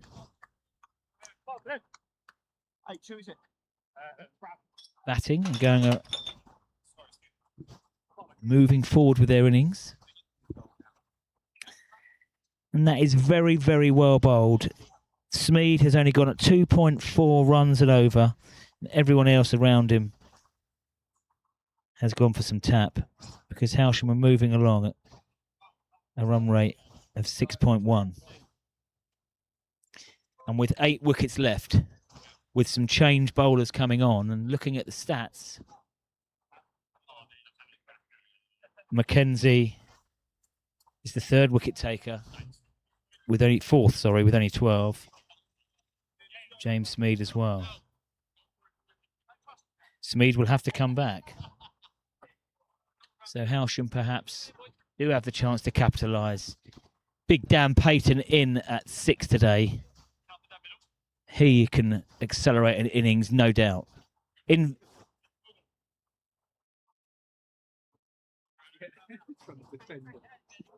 enforced change. It is single taken.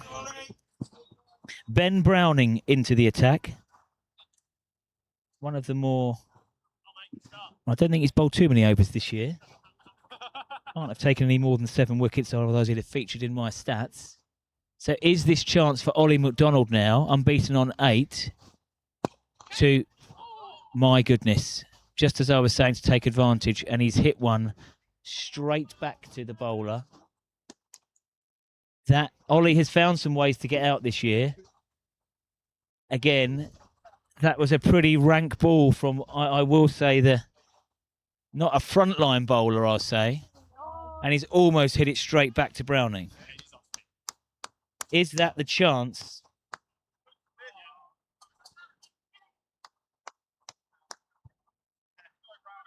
Is that the chance and the life that McDonald needs? Heffernan, 42 not out though. Wider, hit straight. Definite one, well fielded.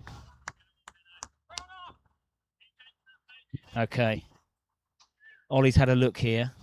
He knows he's got to wait for the ball.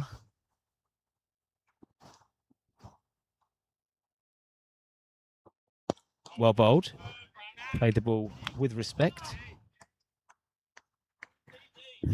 Bully wearing his Martina Navratilova headband. Earlier on, Bully, when I saw that white headband, I thought you'd had a cut to the head. Terry Butcher style.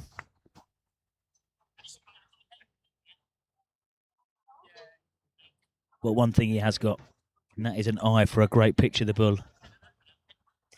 If you don't follow him online, get on it.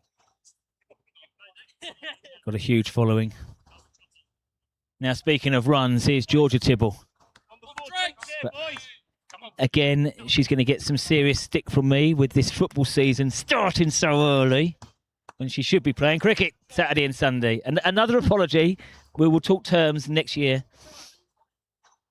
Boom. Okay, here we go. Ben Clifton. The fielders in the deep are interested. That's well bowled. A little bit of indecision from the 2 batsmen.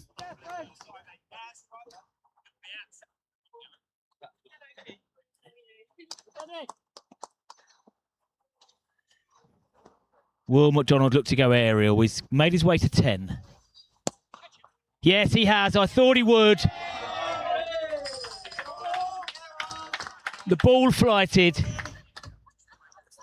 He made it into a half volley, even though the ball was turning away from him.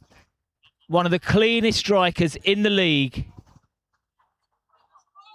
He moves to 16.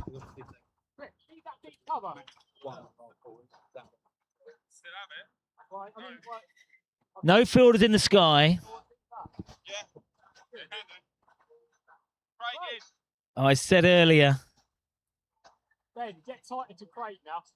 that this could be Ollie's day. Will he go again? No, he shows good control. It's fair to say now that the sector between mid-wicket and mid-off has been bolstered in the deep. But we know Ollie can score all around. Wouldn't surprise me if he uses his feet and looks to loft the ball with the spin over cover, over extra cover. They are more shot options for him. Clifton's interested, but was that... Lovely to see Teddy looking very ill. Couldn't turn out for the zoo today. He's been struck down this week. It's not Ebola. He's looking good. Trying to pierce that cover region. And that, we've rapidly gone now with the spin attack to the second drinks break. 30 overs bowled. Hailsham 181 for 2 off 30. See you in 5.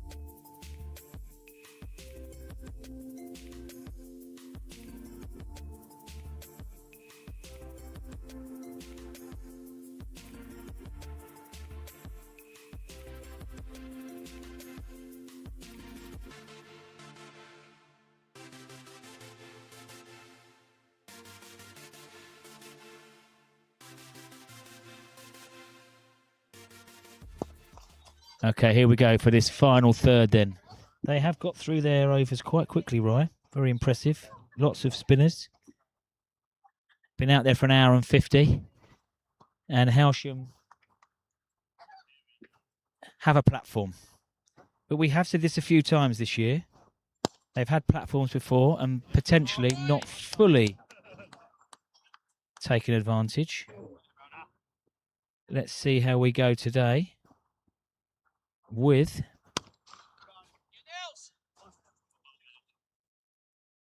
McDonald and Heffernan at the crease.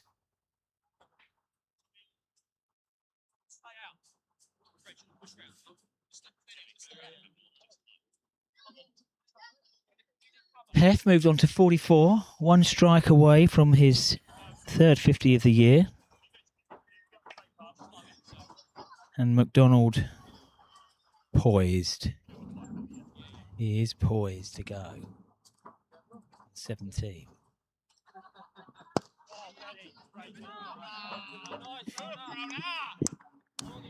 Rye continuing with Ben Browning. Looks to be bowling right arm off spin. Heffernan manages to get the ball past that fielder. McDonald wants to. He turns and goes. Fit lad. Put the pressure on. Well run. Very well run. Not sure there was two there. Don't think I'd have been too happy if I was bowling that. Here we go. Browning. 4 fielders out deep. That was wide. And Heffernan has beaten the field. There'll be another 2 here, at least. 2 fielders converge. They settle on 2. Heffernan moves on to 48. Chasing that maiden 100 for Hailsham. Top score of 63, not out for Buxted. He'll be made to wait.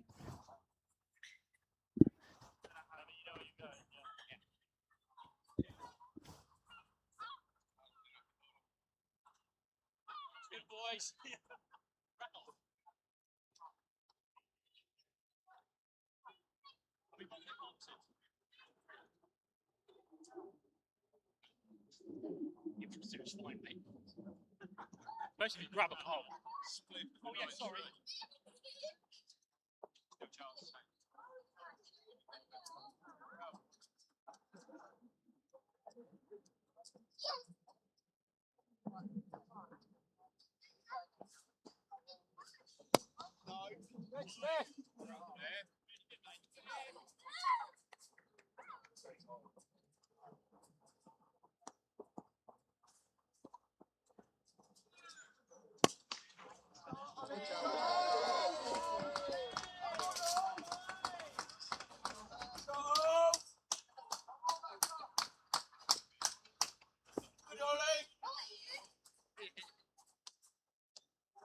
Keep going, Spliffy. Keep going, buddy. Come on in, Splifton.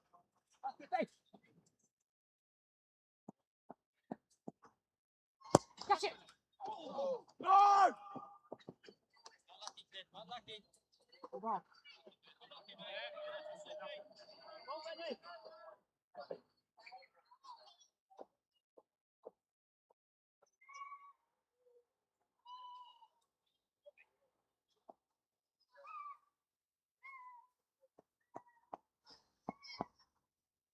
Catch!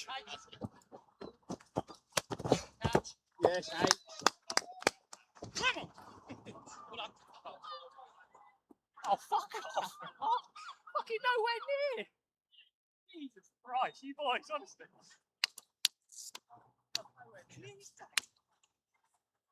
Oh, no, not when you shift the right side. I was nowhere near it. Right front fucking camera. Watch it on the screen.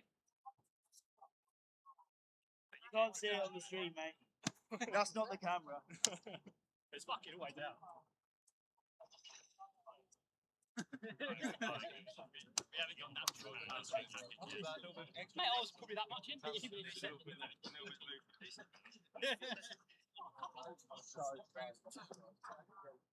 I was a bit worried. I was thinking that Jenny way now. I thought it was going to be really short. He came in a bit, just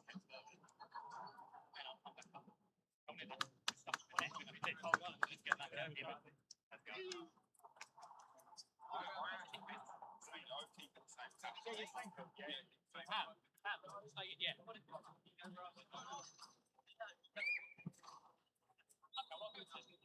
just that wherever it's situational game, they're not going to go back. That's your call. I might start this thing.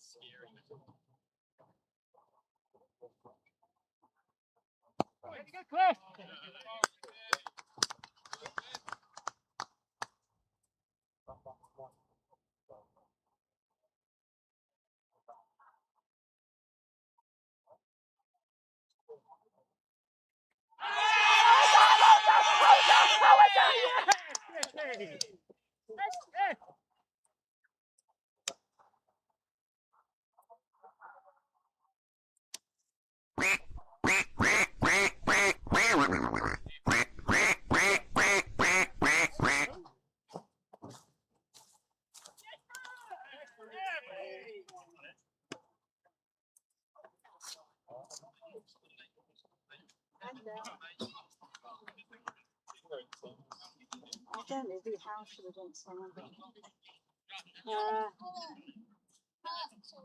I'll find out.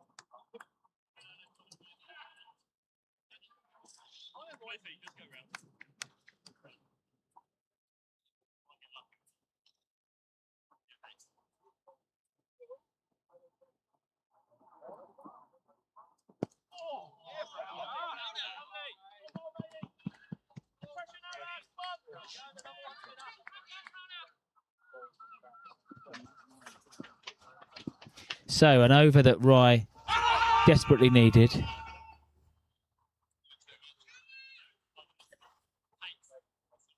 A huge six that Ollie McDonald struck, followed by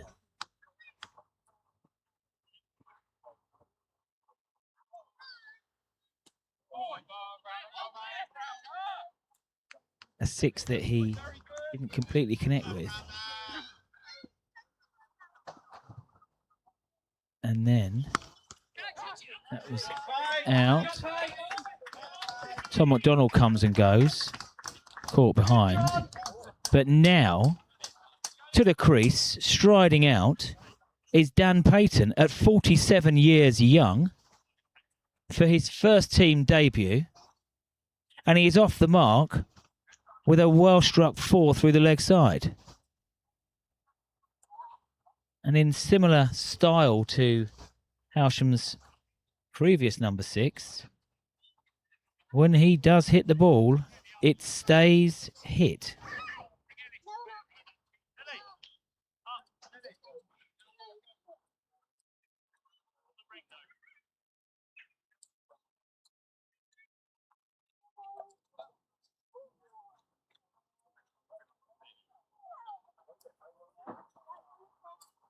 100.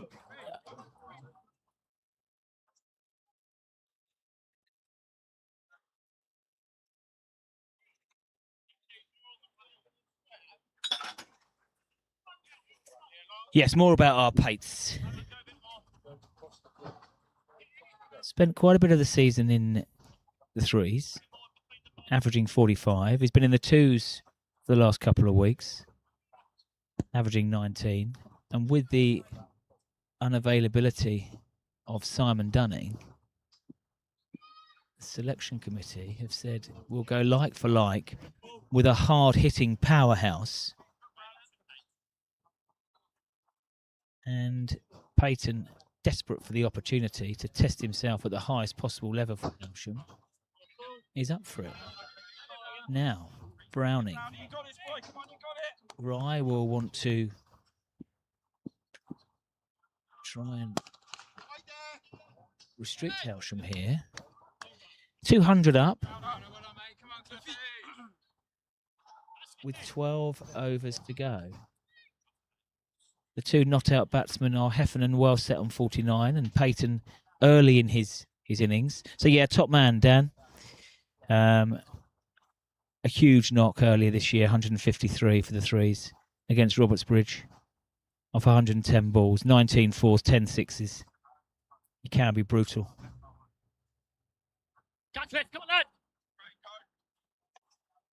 But he's got all of the shots. I've seen this recently myself. Lovely straight drives.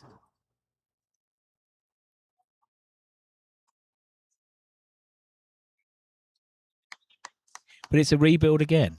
But Heffernan remains, and he has shown strong mental strength here. Clifton into his 8th over.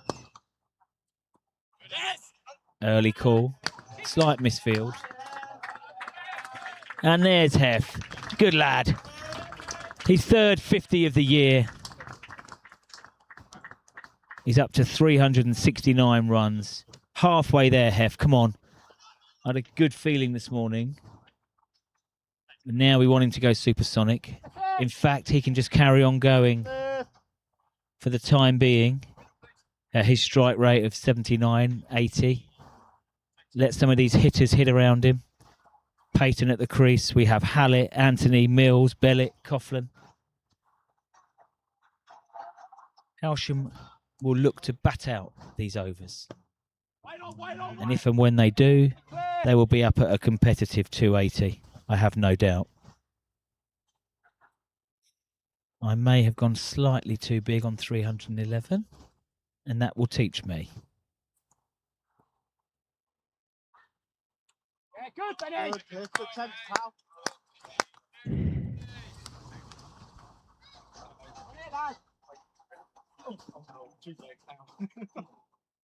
Now, Pates is tempted. I know he's tempted here. Now that is an absolute rip snorter. Pitch leg taken by the keeper outside off. The perfect delivery to the right-hander. Just couldn't take the edge. Must have pitched outside leg. He's been given. Just the way that this has been, the ball has been turning. I am slightly surprised that the umpire has adjudged that. But no, we're not in line. Just the way that it was a strong appeal.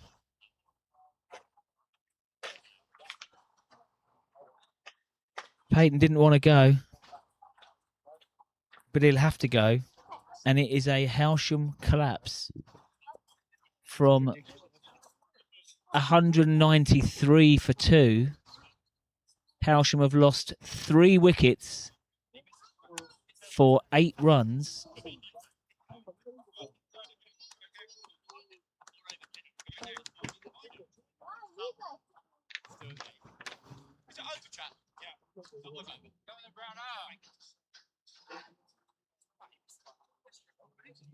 Peyton comes back through, unhappy with the decision.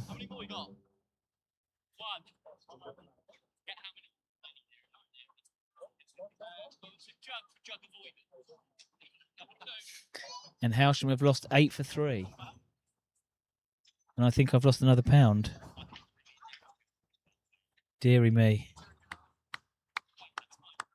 Deary, deary me.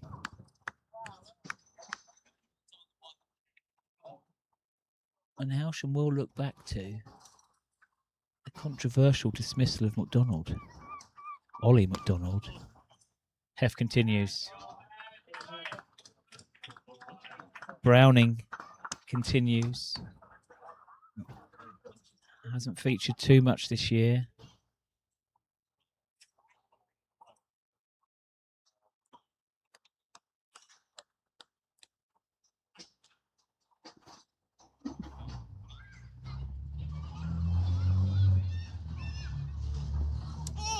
Now, what a ripper that is. We can see that turn from here.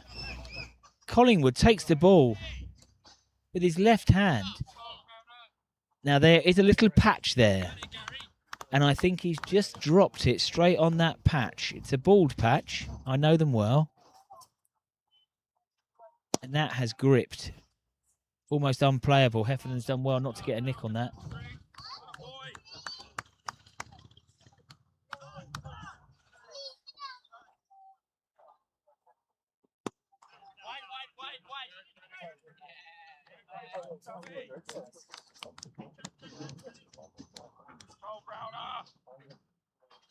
$205 for 5. The game is now in the balance. Rye will be looking to bowl Hailsham out for under 250. And I know that sounds a crazy total when they were so well set. But it could be possible.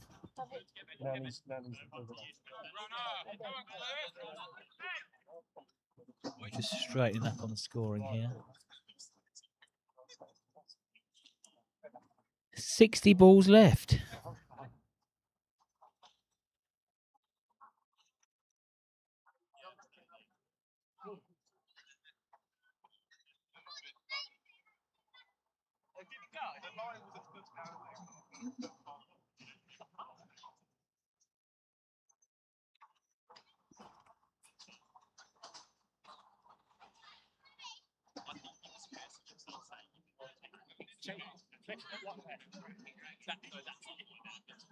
Have a quick go. Yeah, have a go. Thanks, Cliff. Finish it up then, pal. Right, right. Got 5 out now.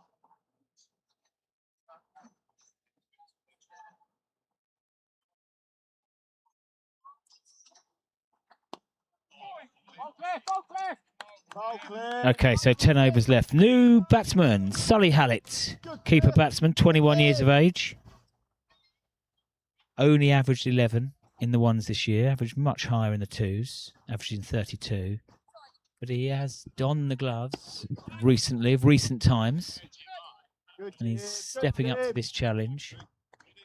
But the last 20 minutes has belonged to Rye. They've bounced back well. Clifton, 3 wickets now. But this is his final over. 3 for 39. Was not put off at all. Showed good character when he's been hit for some boundary sixes. Kept tossing that ball up there. Offering the grip. And he's kept these Hailsham batsmen straight and true.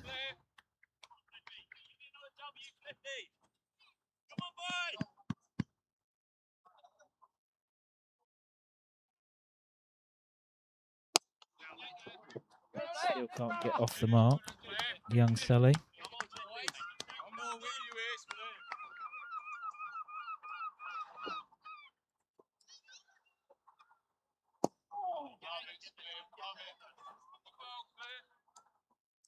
Great spell, Cliff. Great spell, Cliff.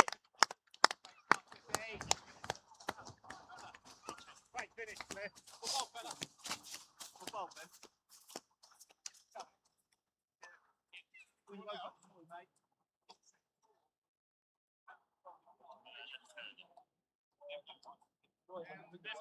Very quiet over.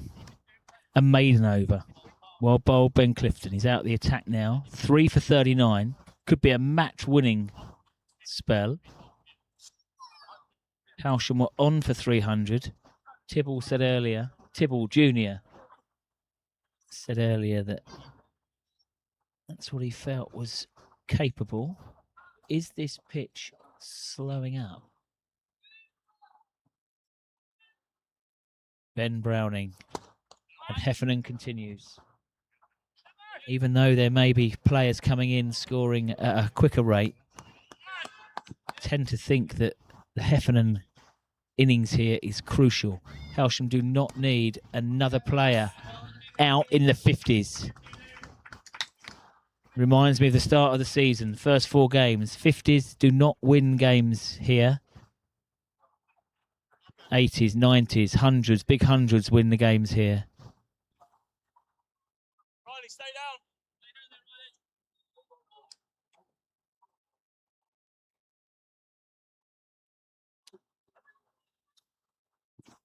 4 runs to Hef there.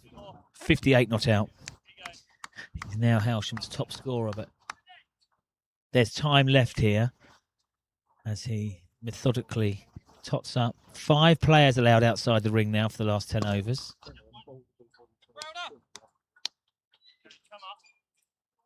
There are singles everywhere. And singles at the moment do not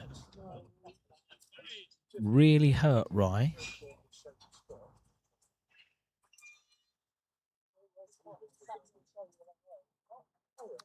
Sully Hallett then, yet to get off the mark. Ben Browning from the Tommy Walder end. Tossed up. Tries to beat the player on the drive, and he can't.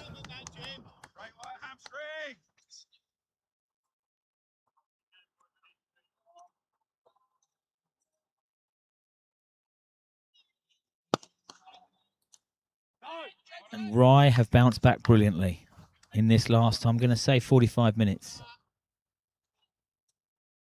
Now, 7th place in the table at the moment, 17 points behind Hailsham. And Hallett, at the 3rd time of asking, can beat that player to take the single.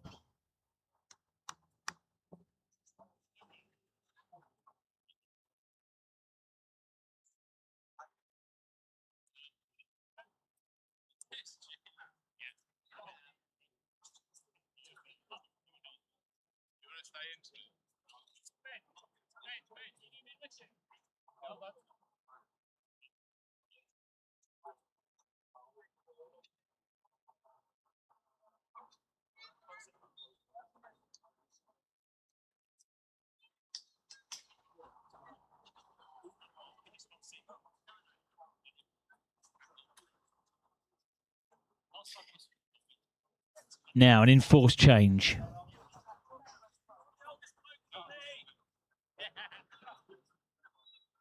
Looks like he's going to bowl in glasses. Adam Zampa style.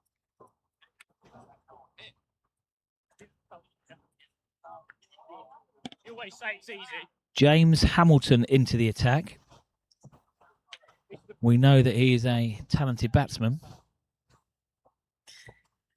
Don't know too much about his bowling.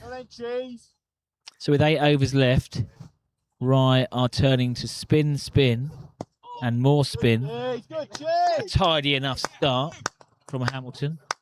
Spears it into the pads. Looks like a right arm off spinner here.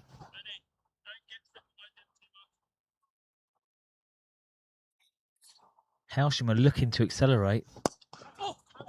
Sully Hallett advances. Had a feeling that with this long batting lineup, whether Sully would look to use his feet and be aggressive, and he has. Pretty much on the line, H. 2 fielders were back, but they had absolutely no chance of stopping that. Went like a tracer bullet.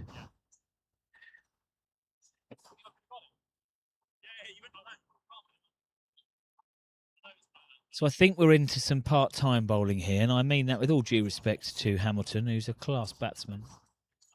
But I'm not sure he's bowled too much outside of the nets this year. Under pressure. James Smead can still bowl. However, he went at 9s earlier. And Swart went at 9s. Sully Hallett. Yeah, go round. Do it, my friend.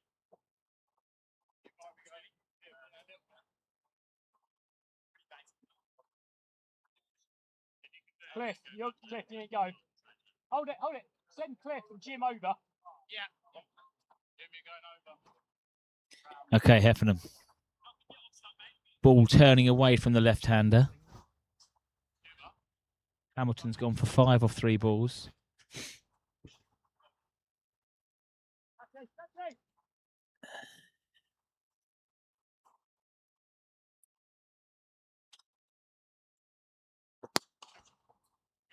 Wide and timed away.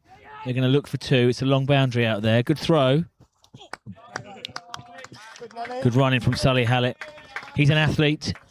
21 years old. Talking of athletes. Georgia Tibble playing tomorrow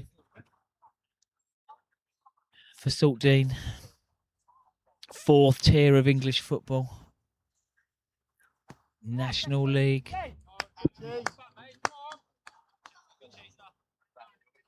Goals tomorrow. Saltdean's James Maddison.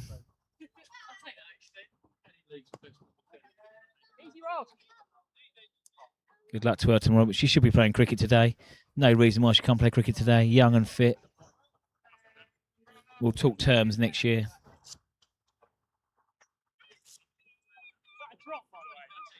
Right, let's have a reset here now.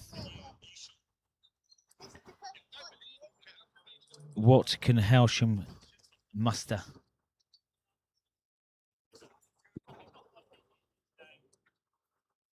$42 balls left. Firstly, Hailsham will want to see out all of those 42 balls. A runner ball minimum takes Hailsham to 261. Will that be enough? Young Cornell Swart averaging 58 with the bat for Rye.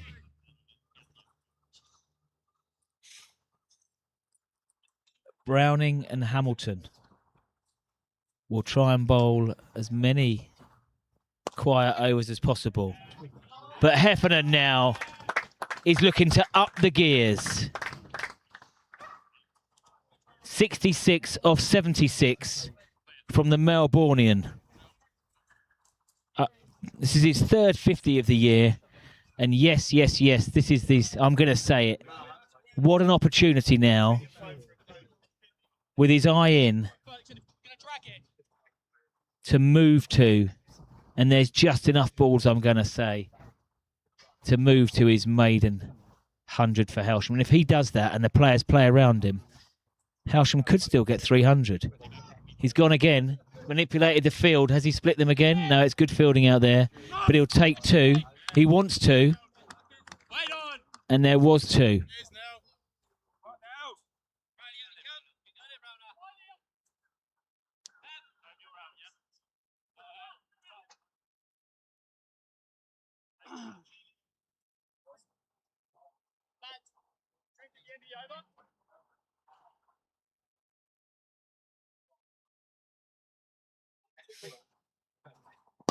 Feet movement. Chassez down. Mads,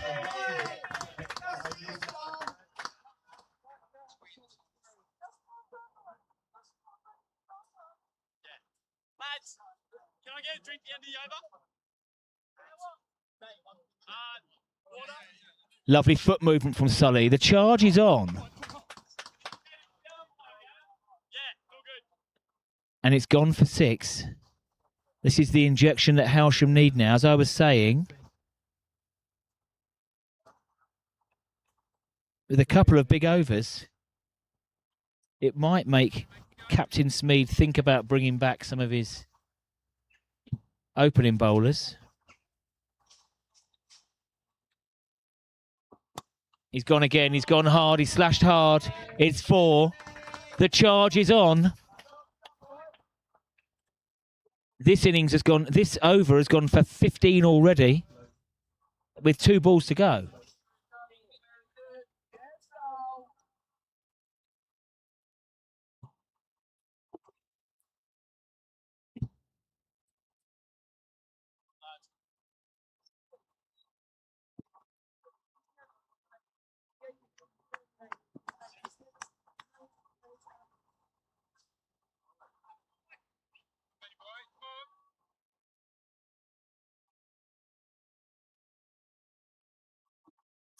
Is this the over? 15 off 4. Shorter. Out or 6? Out. He just didn't get all of it.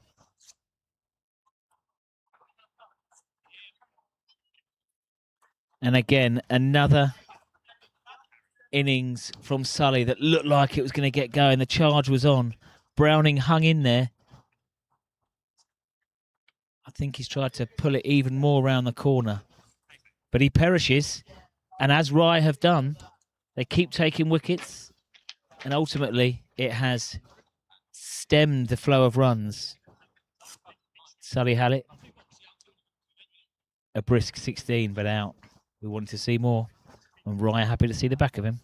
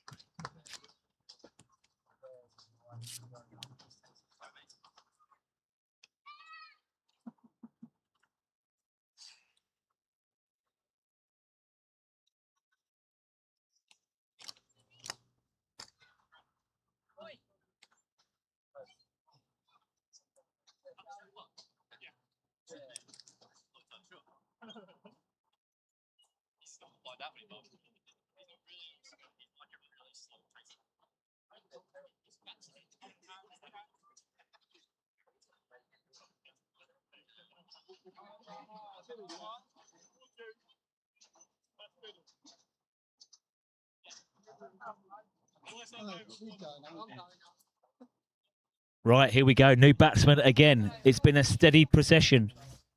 After the openers put on 85 and then another stand of 60.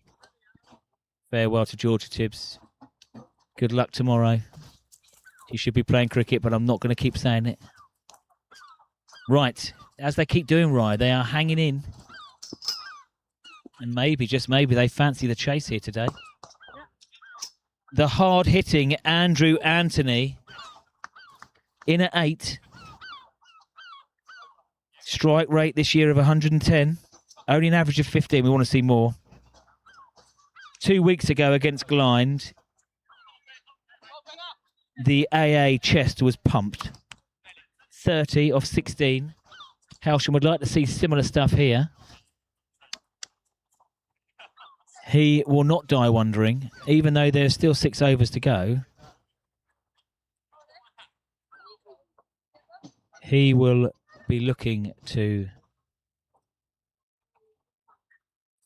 hit the ball very hard and straight and true.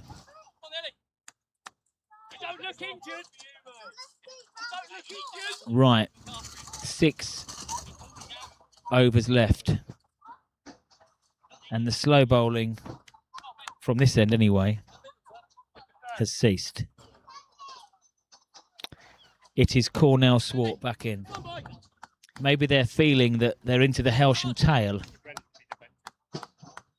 And after the return fixture, they'll feel that they can rip through. But it's a bit different today. We have AA averaging 15, Mills averaging 12, Bellett 18.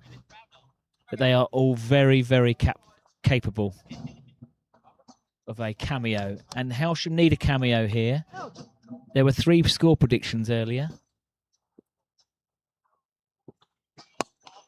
AA will not mind a bit of pace on the ball. The powerful Hailsham opening bowler can hit a long ball. We know this from the red marks that are here in a commentary box, where he needed some damage a couple of years ago. And Heffernan will go about his business in a slightly different way. He's just had a little look around There is no fine leg in place. And now a change in bowl. They are bolstering the offside. 6-4 field now. And a single basically anywhere on the leg. Swart, the South African, will look to bowl across the Australian. Clearly no slips in place now, but a very wide third man. I'm not quite sure what the appeal is for there.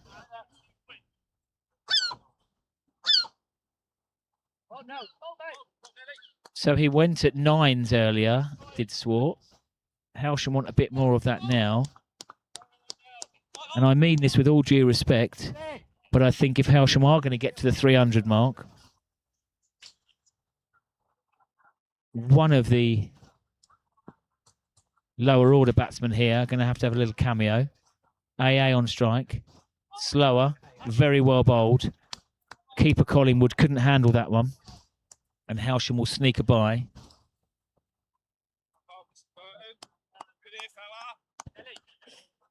Hailsham have been in this situation before. They do average at home 265 this year. And they have been winning scores. They've won their last 3 at home, the Sham. Well bowled. He's on the floor again. Bat on ball now for Hailsham is needed. Heffernan has played a anchor role. Run rate of 85 himself. But without it, Hailsham could be already sitting in the pavilion. It's a beautiful stroke. You want to. Early call.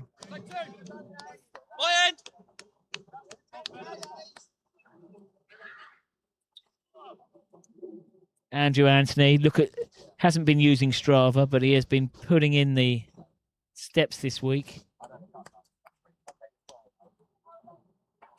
Hailsham 240 up.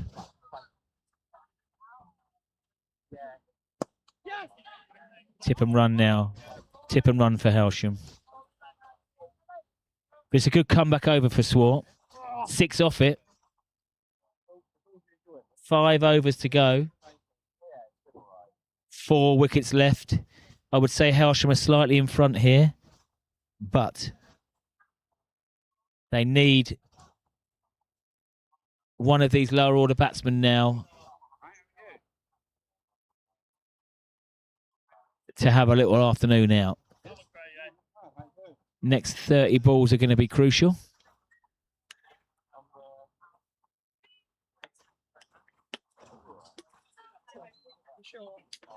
Yes, please.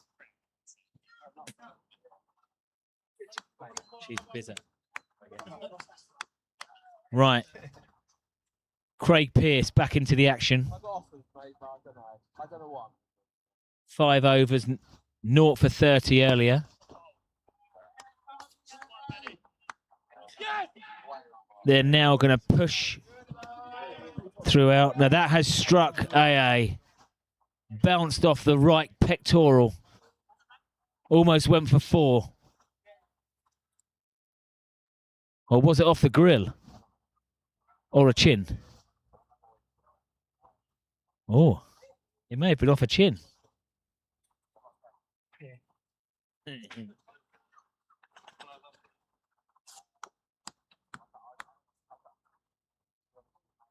And Hailsham are going to push now. And there's many different ways to do this. If the boundary's not on, then it is turning 1s into 2s.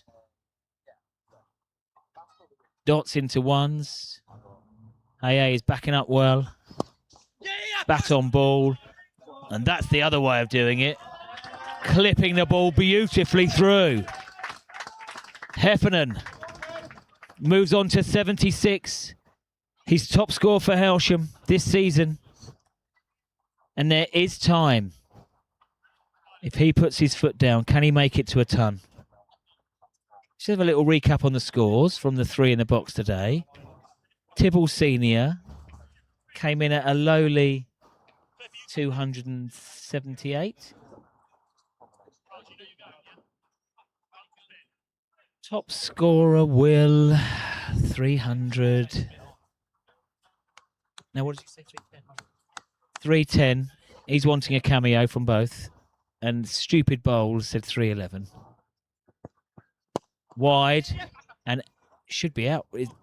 Fielder couldn't quite get round to it. I think from Hailsham's point of view, with 27 balls left, they're going to want bat on ball every single one of those 27.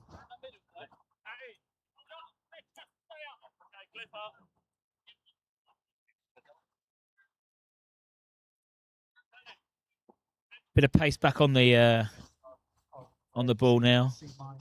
Pearce and Swart could be easy to manipulate round.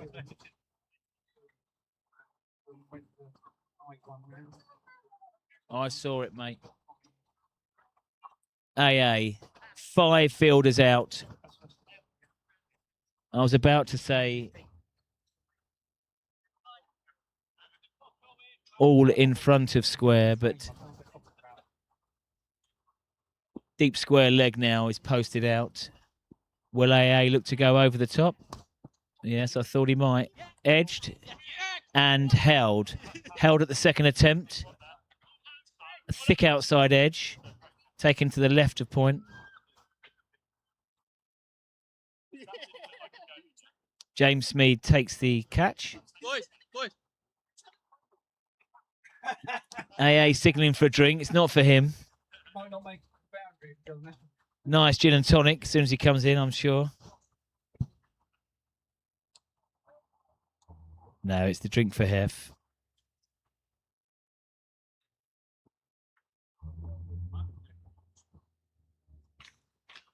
And Craig Pearce, top wicket taker for Rye this year with 27. That's his 28th of the year.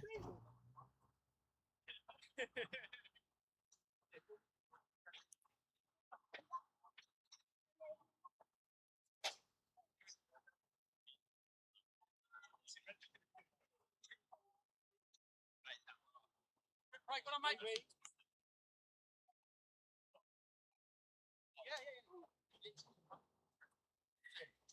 And that brings to the crease James Bellett.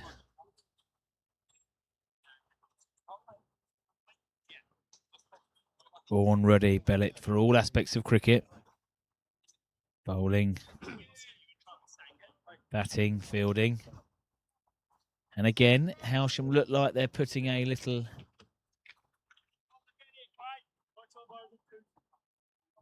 partnership together on a spurt, and Rise strike back. Hailsham's average at home this year has been 265. They will want to get there and then push.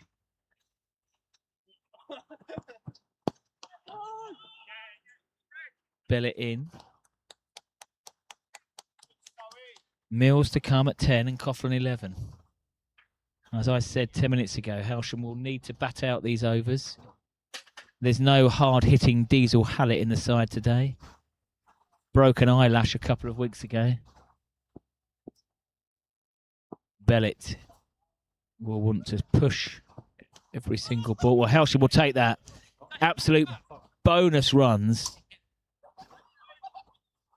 Tickled down the leg side, I think.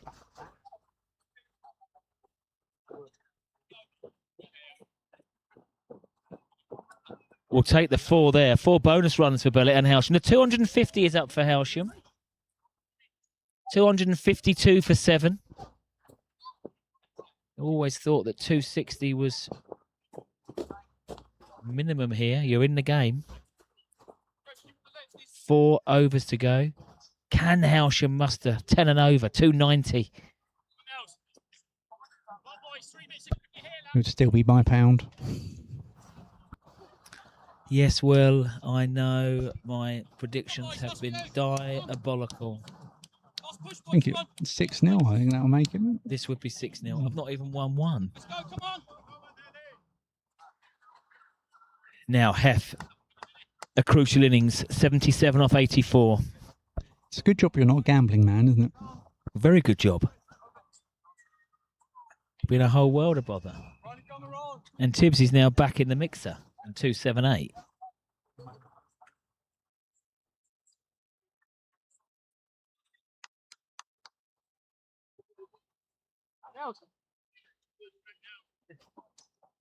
Okay, Heffernan. Swart back into the attack. Overseas to overseas.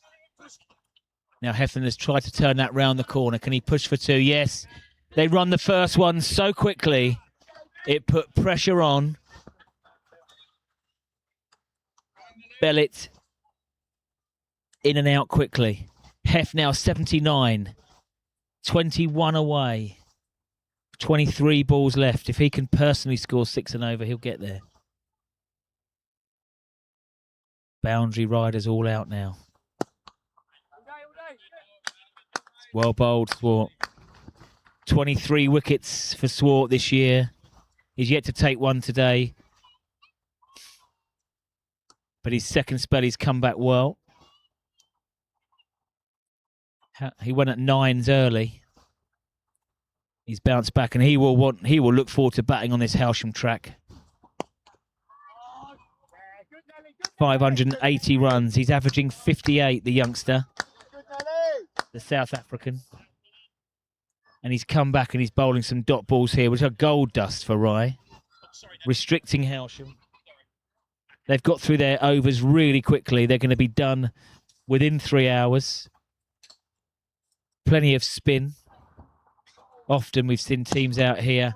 He's gone aerial. Fielder makes his way round. There'll be definitely 2. Fielder's done brilliantly there.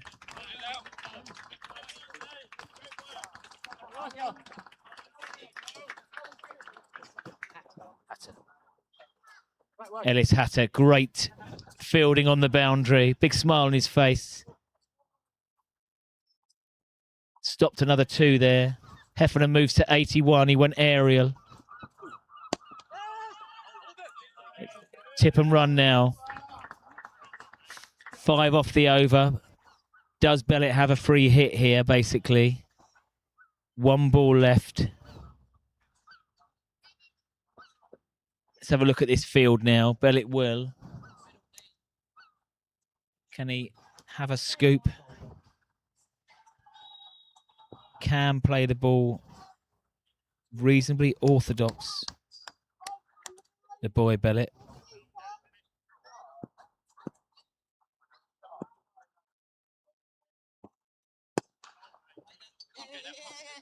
Yes, they'll take the single.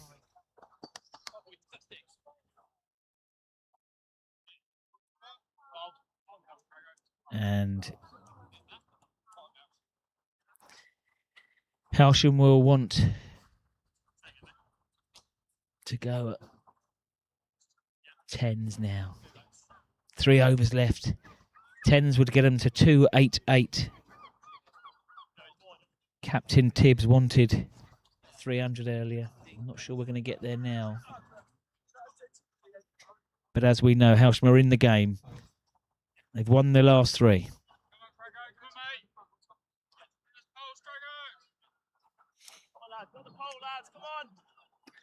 This looks similar to Rye last week.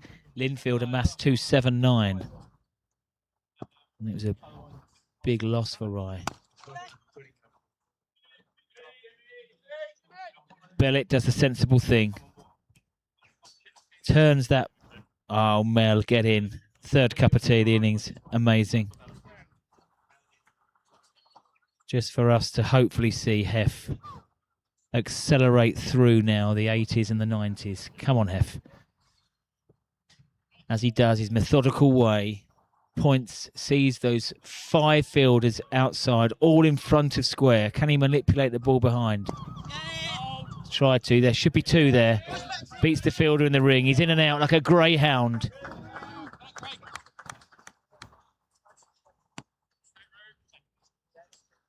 And Hailsham have passed that 260 mark, which is important. They average 265 here in 6 completed home matches.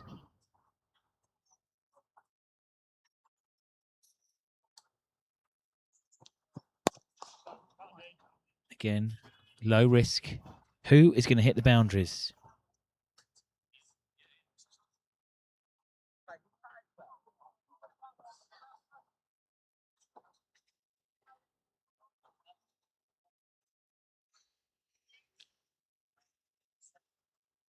6 victories for Rye this year. They've beaten Bexhill twice. Obviously, we know they beat Hailsham at home. And then victories against Mayfield, St Peters and Buxted Park. Nothing against Glynde or Lingfield or Rottingdean, the top 3. You would think that they're clear of relegation. 40 points. Heffernan on strike. Edged. And he'll take those. He definitely take those. As he moves to 89. And importantly, every ball scored off this over. 9 runs off the over. 1 ball to come. Will Heff now look to push the single, hog the strike, and reassess.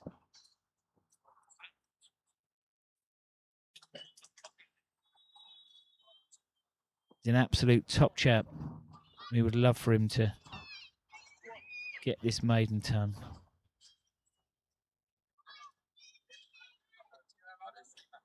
I think it'd be sensible here to take the single. Yes, he's done that. The teammates are happy. And it feels a little bit like happy hour now for the next 10 minutes. Not many threes out here, Tibbs. So it's a game within a game here. Heffernan needs 10 off possible 12 runs, balls. Hailsham will want to push and push up towards 285, 290. Bellett's going well, 7 off 5, but without a boundary. Sorry, 1 boundary. But Heff is on strike. Comfortably his top score for Hailsham. He's played really fluently today, in at 3. It's taken him to over 400 runs for the season. Swart to Heffernan. Loves a cut. He's taken a single. Moves to 91 and Hailsham to 269 for 7.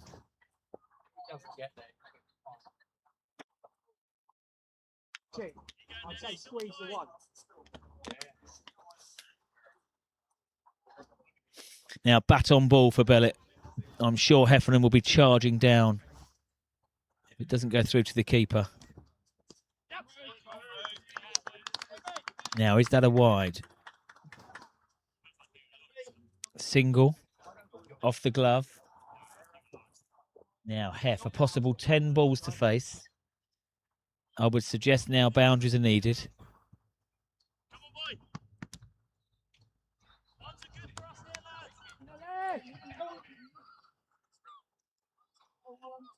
Will he move across and try and clip over the short third man? One option. It's gone on the drive. Now he's straight into the fielder's hands.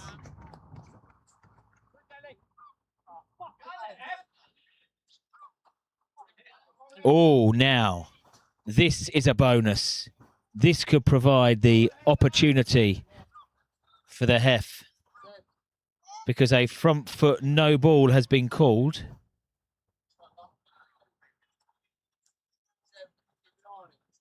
And a big opportunity now with a free hit. He can't be out this ball, but he could be run out. Oh my goodness, it's through the fielder. It's gone for 4. Happy Christmas. Happy birthday. That dribbled out to the fielder. And what was a tidy over for Swart, with 3 balls left. He's not been backed by his fielders there. Hailsham are on 275 for 7. It's looking like an imposing total now. Heffernan 5 away. Happy to move through the gears now. But it is a tidy pickup and a great call of no. Heffernan, red Speedway helmet off. A quick wipe. Now, Bellett knows the score, an experienced player, 29 years of age, Bellett. He needs to deal in even numbers, 2, 4, 6. Now, he's going to push for 2 here, but he's going to get 4. Here we go. Momentum is huge. Bellet is playing a handy role here. 12 off 7. And Heffernan will say to him, 2, 4 or 6 again. Stu Tibbs's pound has gone. 7 balls left. This over is expensive now.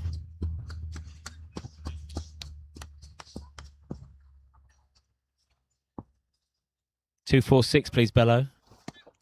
He's gone big. Could be out. And held in the deep. Unselfish work from Bellet, but the batsmen have crossed.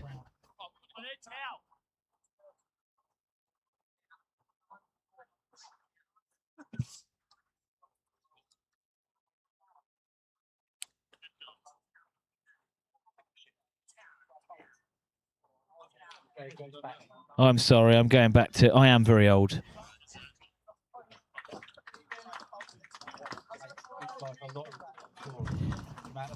There's no conjecture now. Well done, Bello. Happy hour. I'd love a bit of heart. 50s and 60s. Okay. So that game within a game, and I called it a while back, there was enough balls for Hef to accelerate. And he's now going at 99. He's on 96 off 97. He's worked so hard this year. He's a lovely chap. Come on, Hef, mate. We're all rooting for you. 2 50s this year, plus this one. 3 50s. But he would love now to transform, get these 4 runs off this last over. Bowled by Pearce. Pearce to Heffernan. Now, that wasn't the ball. Maybe he's tried to guide that through, but there was pace off. Can he move his feet? Keeper's back. I'm sure the nerves are kicking in. The 20-year-old from Melbourne. 96 not out. They got to run 2. And it's the call of no. And he did get something on there. It was an edge onto the foot. The batsman took 4 balls left. Hef is on 97 not out. He's in danger of getting stranded here.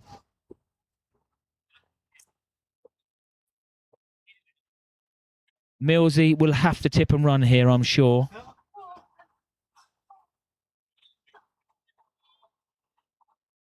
Just anything on it. Bat, pad, Hef must back up. Yes, they've got to go. Well done, well done, well done. A bunt. A bunt for 1.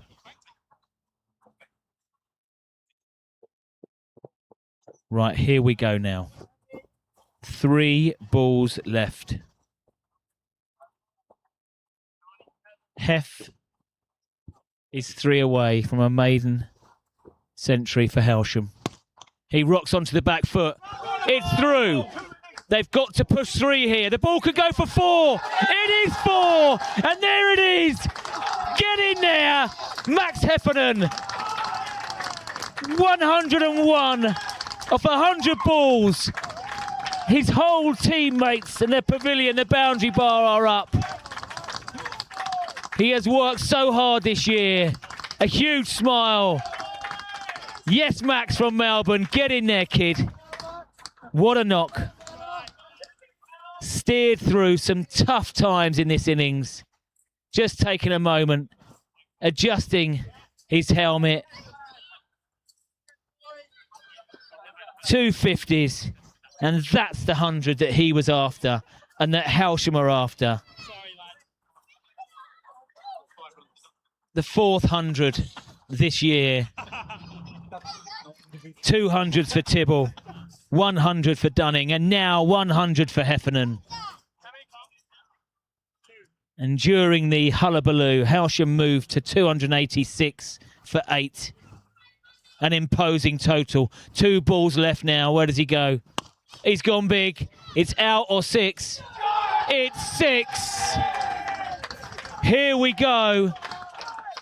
Happy hour.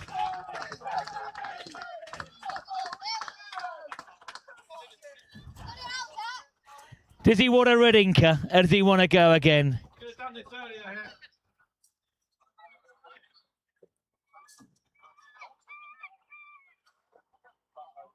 He's seeing it like a beach ball now. Last ball of the innings. He's gone again. They want 2. Mills is quickly in and out, and they will get 2. And the Hailsham innings is completed. Max Heffernan. Take a bow. 109 not out off 102. 12 fours, 2 sixes in 127 minutes. He was in. I said earlier in my pitch report, he's going to go supersonic. It wasn't definitely maybe. It's definitely. Max Heffernan, take a bow. A solid batting performance from Hailsham after winning the toss. And now all of his teammates, look at that smile. You can see it across in Australia, I'm sure. The early hours of the morning there. I know that his lovely family will be watching. Look at that smile. The hair is still looking good. The Melbourne mullet. His maiden 100. The players, Macca, everybody is so happy for this boy. Well done, mate. Love you, boy. Superb. Big hugs. Well done. Yes, Max. And Millsy was out there for it. Played his hand. And Hailsham are happy. 294. Very nice. The Rye players come over. They can sense that. A couple of the Rye boys come over. Congratulate Heffernan. As we know here at Hailsham, anything over 250 is competitive. 294 for 8. We'll see you in half an hour for the chase. It could be a good one.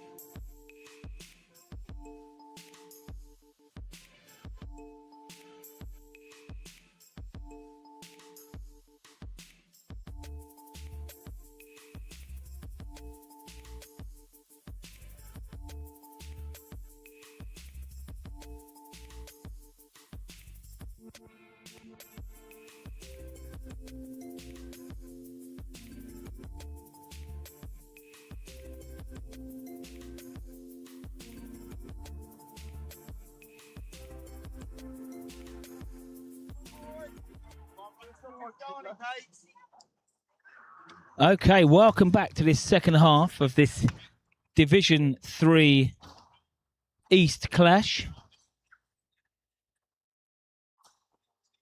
Glynde have been set the task of 295 to win and overtake Hailsham in the table, or hardly likely to. And it's AA opening up. Andrew Anthony, Ben Clifton, who bowls left-handed, bats right, taking first ball. His opening partner is Jamie Hamilton. And the Hailsham field, the setup is 2 slips. And those 2 slips are Dan Payton and Ollie McDonald. Only 1 fielder outside of the ring, which is a deep third man. Anthony will look to bowl an off-stump line, as the field is a 2-9 split, or a 9-2 split. Anyone for a fruit salad? See Cliff. AA to Clifton. Takes a couple of steps down. Wicketkeeper Hallett stands back. Plays that back to the bowler. So we'll always keep an eye on the required run rate, which started this innings at 6.5. That can be quite daunting on some grounds. However, here at Hailsham, we know how fast scoring it is. A little bit of cloud comes over the wicket. It's an absolute ripper from AA. Pitches, lures Clifton into it. AA comes down for a little chat, double teapot. But Clifton just walks away, not interested in engaging with the Hailsham opening bowler.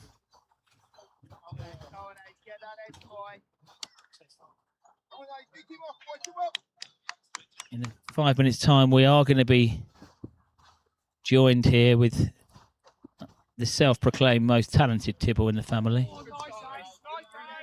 We're going to talk about all of his sporting successes. It's going to be on best behaviour. And this is a good start from Hailsham. No boundaries, no extras. One of my pet hates. Guys in. All latest medical information and some of the old ones, the witch doctor stuff. Nicely in behind. The wait on is the call, and then no. And that is a maiden over for AA. His 3rd maiden of the year. 9 wickets for AA. A lean season. A couple of games into the 2s and then propelled back into the 1s. Economy of 5.3 this year.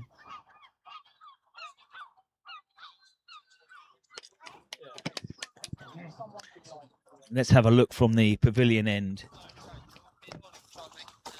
Father Guy is in attendance for his young protege, Jack Coughlin. Bowled really well at Mayfield last week. Beat the outside edge.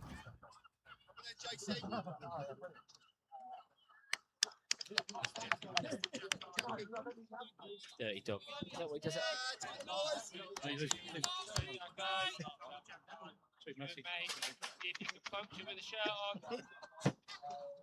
Okay, so yeah, as I was saying, at Mayfield last week, Jack took the new pill and opened up and could have had 3 or 4 wickets easily, jagging that ball around.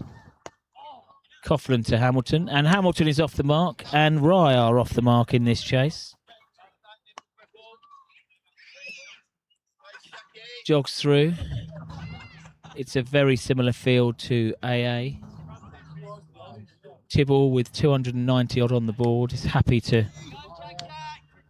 leave only 2 fielders on the leg side. Trust his opening pair to bowl an off stump line. And that is what Coughlin has just shown. Good carry through. But he is 6'5". He's going to get lift on most pitches.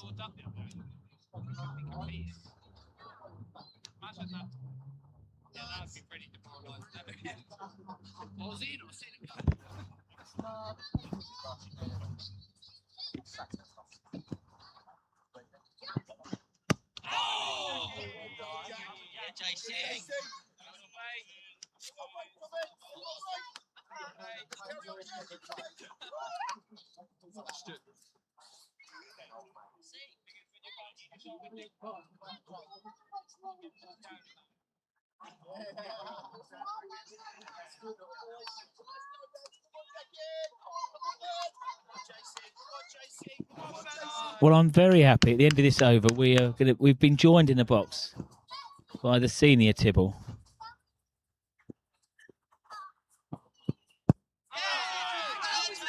It's a very slow start for Rye, just what Hailsham would have wanted.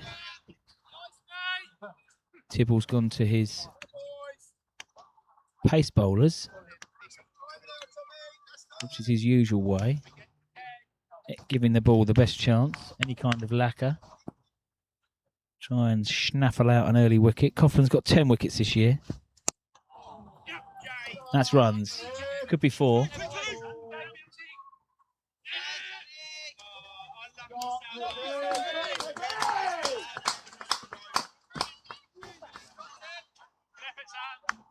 So Sam Mills, marathon runner to come, made great pace around the boundary, put in a slide, but he's overslid the ball. Could be. That's the first boundary. Clifton, nice clip off his toes. Response from Coughlin, and there it is. Jagged it about. And after 2 overs, Rye 5 for no wicket. Right, here we go then. I often have a superstar in the box, and we have today. Not this week. We have, mate. Let's look at the colour. Look at the colour here. Hey, mate. We're coordinated, aren't we? We welcome the senior Tibble, Stu Tibble. Mate, have we got enough? 294. I would hope so. And as in any league game at this level, the power play is really key. And I think it's a great introduction to cricket at this level to have that, because it can, you know, as we know and we've seen it, get teams off to a flyer, and then it's up to the fielding side to manage them and manipulate their way back in again. So I like it. Yeah. We've taken advantage of it really well lately. Yeah, we have. And the player who's been taking the major advantage, mate, is your boy. Yeah, you know, from Acorns and all that. So, 750 runs now in 14 knocks, averaging 54. He's in some form.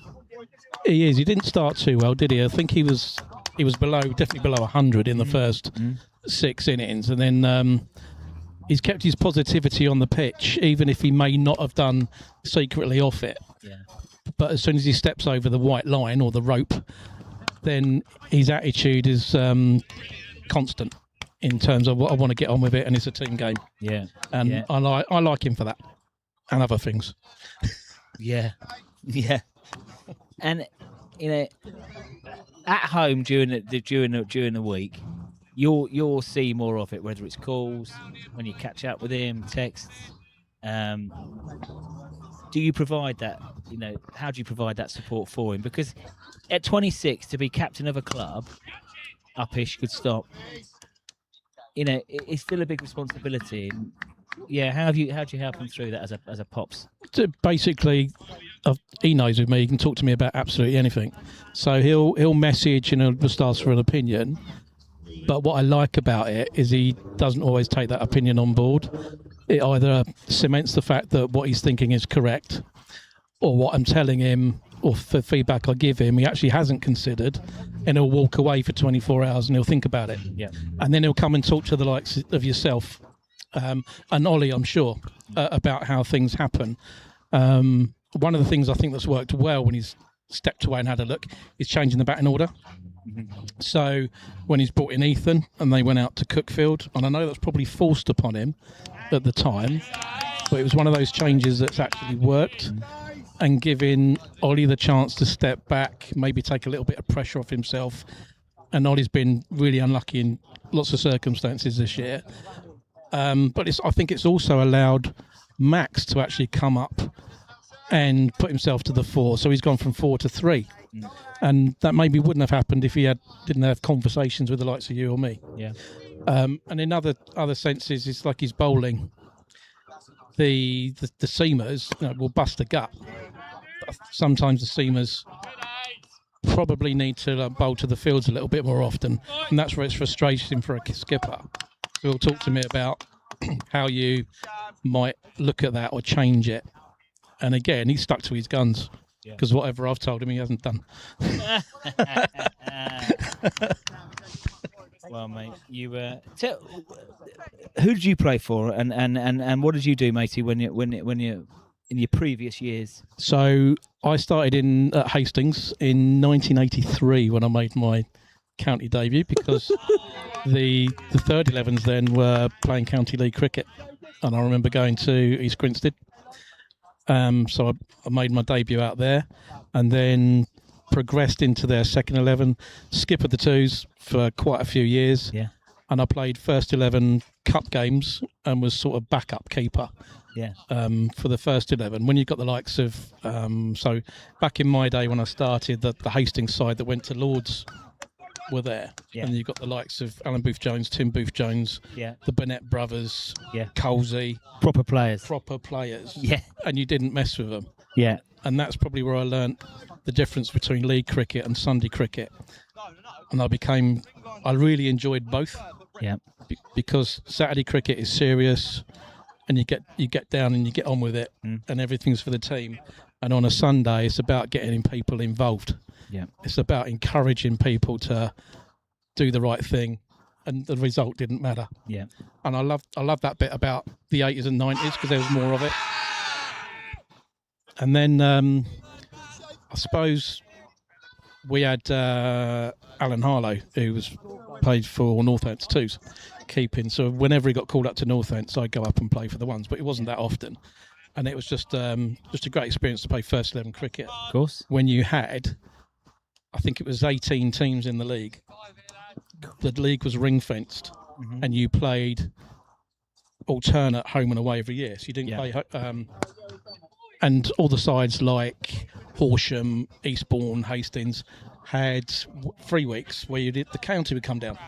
Yes. And it doesn't happen anymore. No, I remember that. So it's it's only Arundel. Yeah, that that's the only get away the game now. The Saffrons Wars at Arundel Castle, yeah. Yeah, and I loved that period. Yeah. And then I think 2000, when we moved from the central ground up to Hornsey, I broke a finger. And I only had 80% use in it for about 3 or 4 years. So I couldn't play cricket, and keeping and batting at 3 became quite hard. So I didn't play. And at that time... And the kids were around by that point? So Georgia came around in 97, so she was only 3. Jay was literally just born when I did it. Yeah. So I spent some time out, and I spent my time with them. Yeah. Throwing balls at them, teaching Georgia to kick a football with her left foot and forgetting her right. We can see that now. Now it's bearing fruit. So that was good. And then I came back accidentally. So we got an aerial here just to cut in. One bounce, not enough for 6. 1 bounce 4, I think. But I imagine enough. There's Jason doing the chasing. He has got there. Oh, he has. Chased that. You don't pull me in here. Well, all that running with me, you see. Every Tibble's an athlete, as you know. I don't know where he got that from. That must be his granddad. He used to run for London. There you go. That was a good burst. Yeah. George was at Auckland School. Yep. And they had there were a couple of lads with a net there on a bowling machine. And I just started chatting to them, and they went, "Do you bat?" I went, "Yeah, I'll have a bat." So they gave me some... Up again and out. That'll do, like that. Jace, the boy, takes the catch. Not a challenging catch at all. Not at all. That is the first wicket for Hailsham. The ball before was one in that. Yeah, I think so. Tibbs took the catch. Yeah, Clifton has to depart. 6 off 16. Coughlin. Very impressive, Coughlin. That's a great start. We've got 6.5 overs to maintain that sort of level and then make it really difficult for Rye.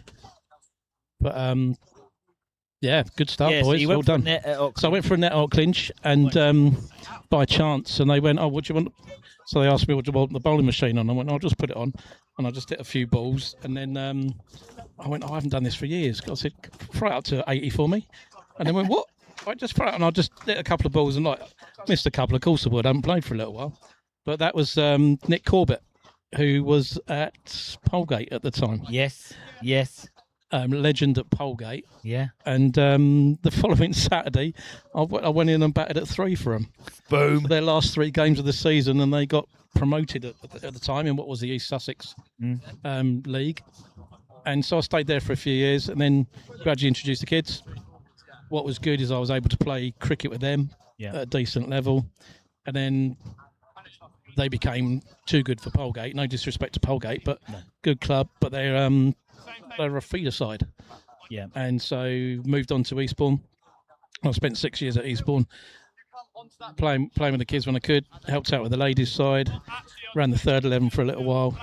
And then I suppose age, fitness, knees, ankles, broken legs, all caught up with me. Yeah. And now it's just a pleasure coming out and watching people play and just enjoying it and putting in my 4 penny for the mast. Yeah. And then I don't know, I try not to be outspoken, but occasionally it slips out. Well, you know, mate, what I think what Jason and the whole family provided here is a higher level of professionalism, expectation.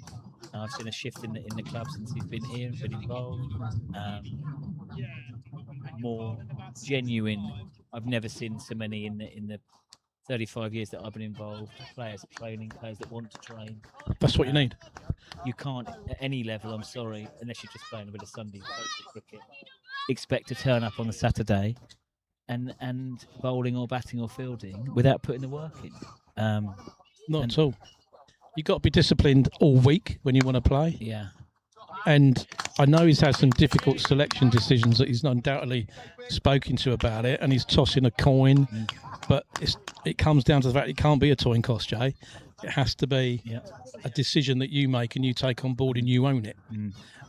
And I think he's taken that on board a lot more since he's been here, because he's very keen on professionalism, and this is the way we do things. Yeah, I agree. And it feeds into your cricket. Yeah. When you do agree. it, I like that. Right, mate. Let's have a little look at the scores. You've been to most matches this year, home and away. Glyn, top of the table, looked really good for the first sort of half of the season, but could be struggling here. Buxted posted 235 for 5 and Glyn 8 for 1. Wow. So Glyn's last 2.5 weeks, because we're not quite there yet, have been a little bit of a struggle for them. Whether they've got a little bit complacent, I don't know. They played very well for their home game against us and battered us, to be fair. Yeah. And I think when we turn them over here, that's sort of that's hit home a bit. And then they've won to Rottingdean last week. Of course, yeah. And lost. And This could be Rottingdean's 3 so on- hard to win when you bat second. Yeah, 3 on the bounce. We don't know what's going on with Linfield and Bexhill, unfortunately. But now the form side, St Peter's, won their last 5. Unbelievable. 316 for 8. Big appeal. Not out. I mean, they're looking like they're going to go again. They've done it again. 18 for Gone 9. from bottom to 5th in no time. Yeah. Let's see who've got the runs for Last game of the season, that could still be a massive game for us. Yeah. And them. 64 Zafari, 79 Nikapota, Sam Wheatley, quick runs. They've all chipped in. That's what you want, consistency on a regular basis. Yeah, it's not just about the overseas. So, and then Rottingdean, the Rottingdean Pringle, 236, often a winning score there. That batting first, that's a winning score. Mayfield yet to start. Quite impressed with Mayfield last week. I mean, that was only their 5th win of the season. It was. They I don't think I came for most of that game, and I don't think when I was there we ever particularly looked really in it. No, I agree with you. Yeah, they were bang on it. Spearheaded by Kean Harding, but there was a good backup throughout, and they finished strongly in their innings. Yeah. took momentum. It must have been the home brew that they make at Mayfield. A very nice Mayfield lager at 4% for anyone who's going up that way. I have noticed all year that you could do a piece on, rating the ales. Oh, cool. Yeah, I could rate every club, I think. Yeah. But the good thing here is we've got Hell's Lager and that big connection we got with Longman down the road. And that's a surefire winner. Great little brewery if you want to pop down. This in Litlington near Seaford. Here we are. There you go. And like Bowlesy, I don't promote, like he doesn't promote gambling. No. I don't promote drinking. No, quite rightly. I mean, you could have a 0%, but you're not really up for that. Well, there's no point. That's water. No, That's like no. might as well have a Foster's. We are in Hailsham. Quite right. Okay, mate. It's been lovely catching up. Pleasure, How many mate. games of this game and the next 3? Hailsham travel to Bexhill, then they have Linfield at home, and then St Peter's at home. How many games won, my friend Stu? Look, I'm Mr. Positive, so it's 4 wins, including this one back to back for me, and seeing what that does, and then it's in the lack of the gods and how the other teams do. This is a league where every club can beat any other club, and I think if we look back through the season, that's probably been the case. Yeah. Glyn's obviously still massive favourites to win it. Linfield have dropped off a little bit, and that game here will be really big. They'll need to win that. I think it was last year as well. Yeah. From memory. Yeah. And then Bexhill, that's a very indifferent wicket at times. Particularly their outfield is very difficult when you've got the football season. Yeah. Out there, we're probably playing it at the right time of year For us. I think Jay scored. Did you get a ton there last year? Yeah. Bexhill we did. So 2 years ago. 2 years ago. So Yeah. it's one of his favourite grounds to bat on. Again, you just got to be disciplined, and it could be one good over, bad over that turns any game from here to the end of the season. Yeah. Agreed. Right, mate. You are positive, and we hope we get the 120 points in these last 4 games. Brilliant catching up. Your insight, my friend. And you, as ever, Bowlesy, thank you for all the work you do and your commentary. Cheers, I'm mate. sure my mum's at home with it on mute at the minute, but enjoying the game. Absolute pleasure, mate. Cheers, Stu. Top boy. Lovely to catch up. Get some real insight there from the senior Tibbs. Very experienced. Jack Coughlin. So impressed these last few weeks. The 18-year-old just got his A-level results. Really hitting his straps now. It's not been a season for pace bowlers with all of this, but he is now showing all of his skills. Taking the new ball now. That's 4. Hamilton over and across, smothering the ball. So always through these chases, I like to keep an eye on the Duckworth-Lewis, but I do like to keep an eye on the runs required rate. It began at 6.4, and due to this miserly start from the Hailsham openers, it has now gone up to 7.2 needed. And that won't be alarm bells yet. Number 4 batsman is Cornell Swap, 580 runs. 2 batsmen at the crease now, Hamilton and Browning, have amassed over 500 between them. And we still have Harry Smee to come in. But whereas Hailsham likes to get in front of a runner ball during the power play, Rye have decided to try and keep a few wickets in hand and go about it a different way. Look to accelerate through.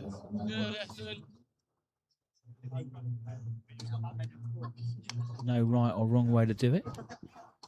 But I would think that they would want their overseas, the South African young swart, to play a major role.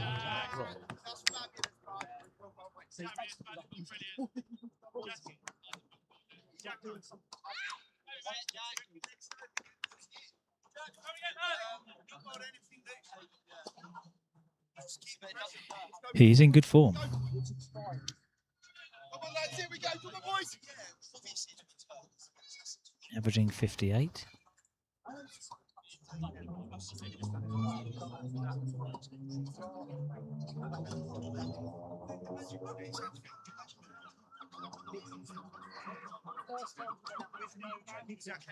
Big shout out to the Mortoner watching from home. Laid up, he says, "Well, get well soon, mate." Absolute ledge. And he's just informed me that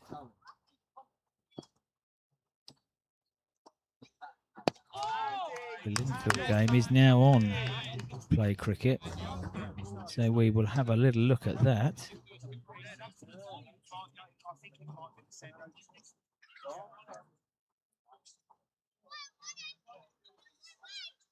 Yes, it is. My goodness.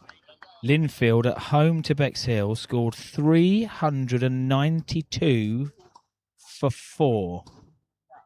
Toby Shepperson, 141 of 126. And Udayanga, the overseas, 152. He's in at 4 today, off 82 balls. 19 fours and 4 sixes. Wow, wow, wow. Bexhill will need 393 to win. I think it's fair to say that Linfield are putting a little bit of pressure on Glide. And Glide are 14 for 1. Let's see, 236 to win. And overseas, Takir Davids is out for 6. My mate Joe Adams is in. That will take some doing. Hotting up at the top of the table. And Hailsham want to get amongst this. Which is why the loss at Mayfield last week was a little frustrating.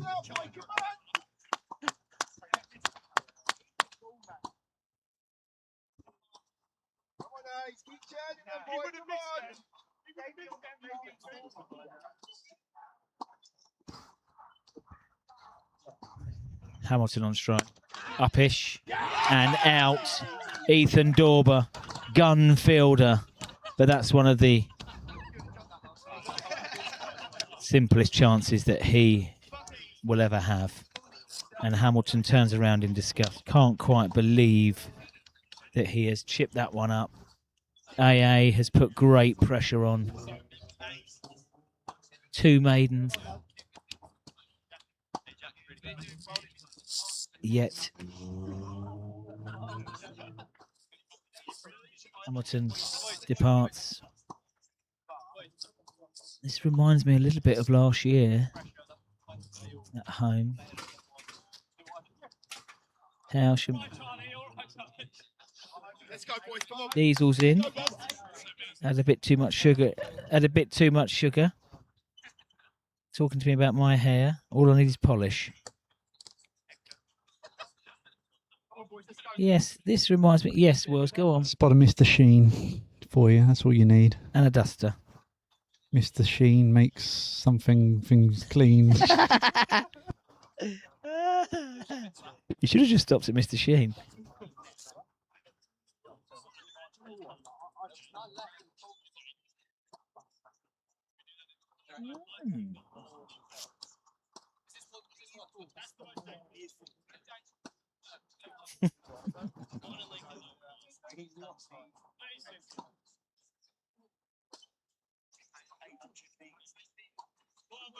Yeah.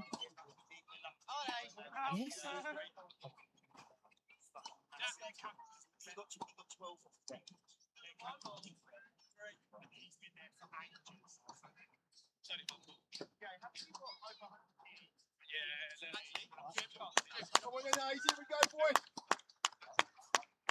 Okay, in at 4. And there seems to be quite a bit of pressure on now, but he's handled that pressure this year. This is Cornell Swart from South Africa. 580 runs. And he'll want to add to that now. Try to weave that ball through to get off the mark.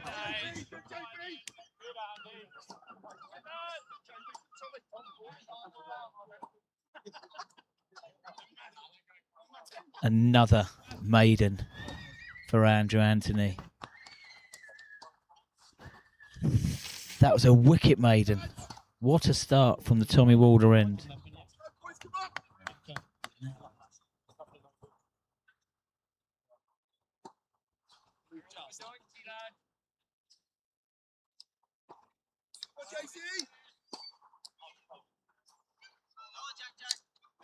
No runs off the bat for AA, just one wide. Measly. Right, so there is some experience here at the crease now in Ben Browning and Cornell Swart. Well, I say experience, what I mean is runs. Runs in the hatch. Over 800 between them.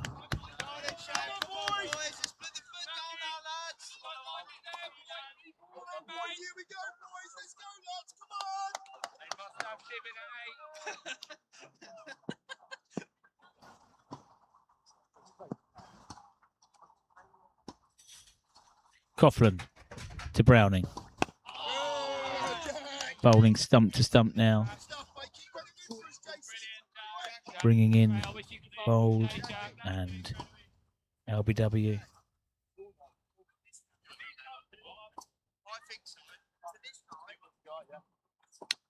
Come join the fun, mate.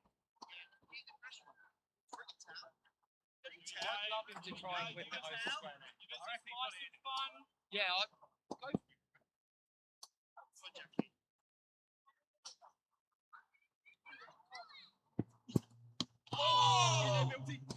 Chance. Put straight down. Come on, lads. Let's go, boys. Come on.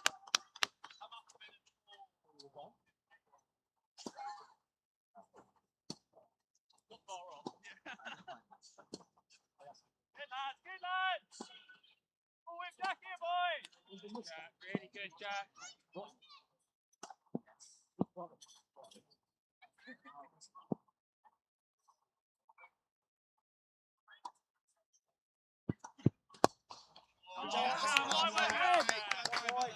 4 runs, much needed. Browning's away.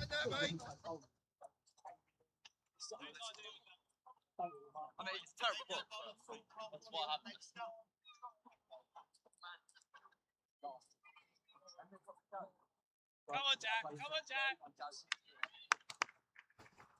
Maybe don't do that. Let's go, Jay. To C. Boundary 4 from Coughlin. Hailsham will persist with the 2 slips, of course. Plenty of runs to play with at the moment. Coughlin back onto his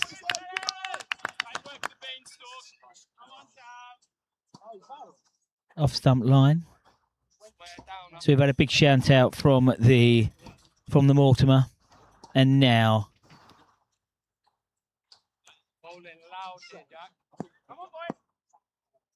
a big shout out to the Durban Destroyer, Simon Dunning.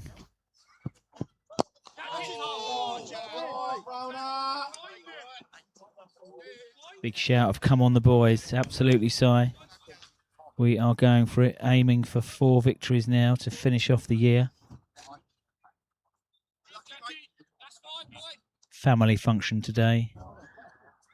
I know that he'll be staying well hydrated. Around Jaboom, etc. But a couple of boundaries from that over now. Rye moved to 22 for 2.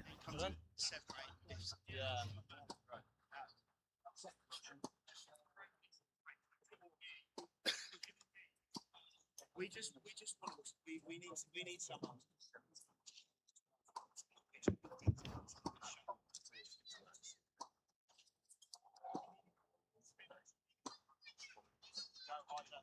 Come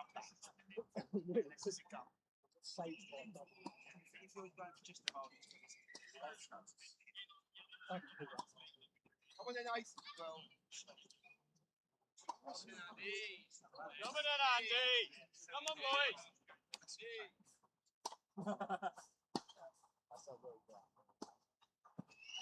Oh, yeah, right. Really good, Andy. Andy. Stop here, Andy.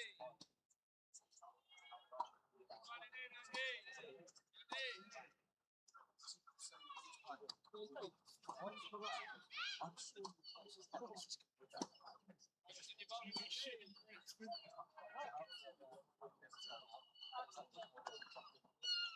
Good, Ace. Yeah, Andy. Oh, unlucky, mate. Good, mate. Let's go, boys. Come on. Come on, lad. Come on, lad. Keep it out now. Keep the energy high, Hailsham. Come on then, fellas. Come on, boys. He probably does need it. Yeah, he both need it.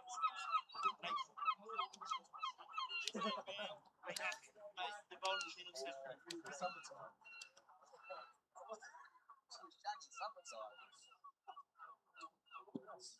Oh, yes again, Ange. Really good this, Ace. Really good this, mate.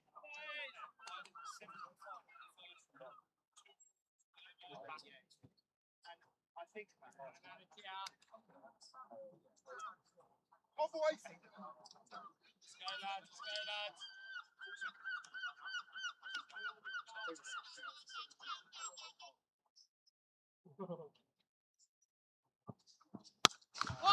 Oh, yeah, Tina! To still be on zero, I'm playing that.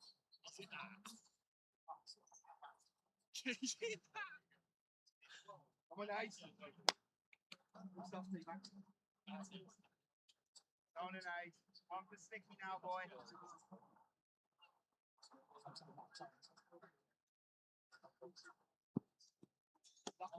Bottom up.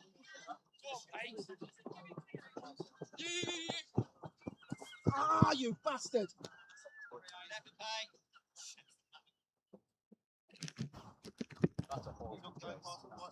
Now a special birthday shout out today. 50 years young, Matty Walker, solid supporter of the club. Out in Spain at the moment, he does not mind. Second time out in Spain in the last couple of months, I'd like to add. Wide. Got a bit ragged now, AA, after a very tidy start.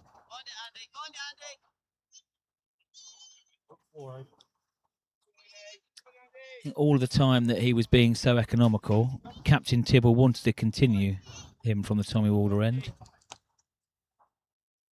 But he's looking a little bit tired now. Edgy. Field well set though. As I was saying, Matty Walker, absolute ledge.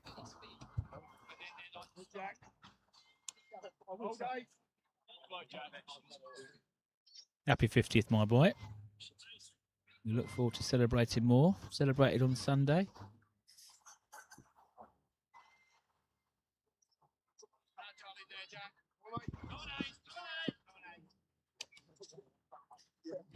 Originally a West Bromwich Albion fan. Good news, Matt. West Brom have just scored. 1-0. That's a nice stroke for 4.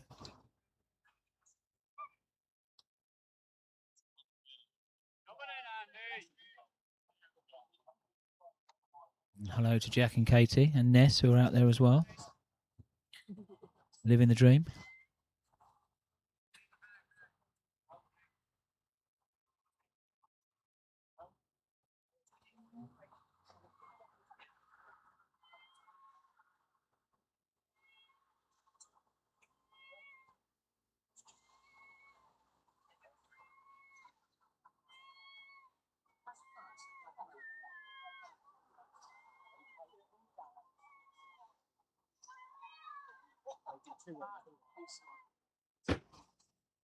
Okay, back to the action here.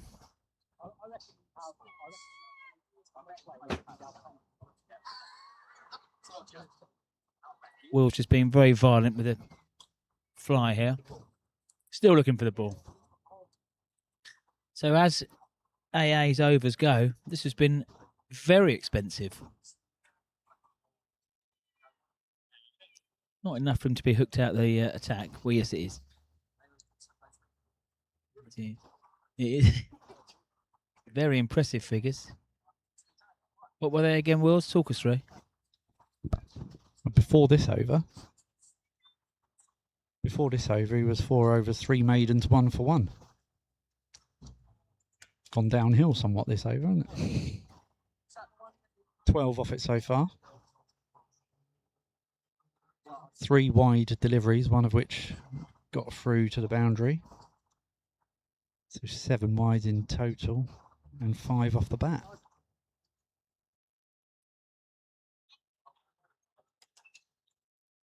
I think I'd be saying to the skipper, I'll have a rest now. I did think it was a bit of a.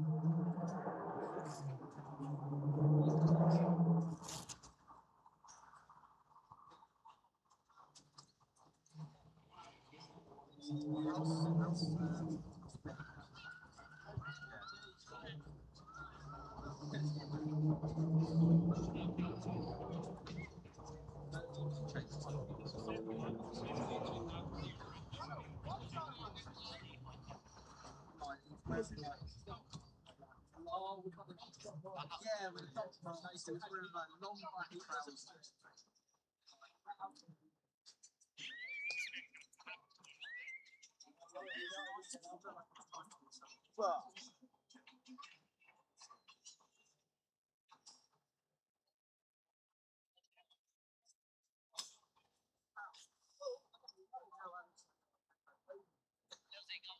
Yeah, Millsy, get the fuck out. What are you doing there? I'll go, Charlie. When I...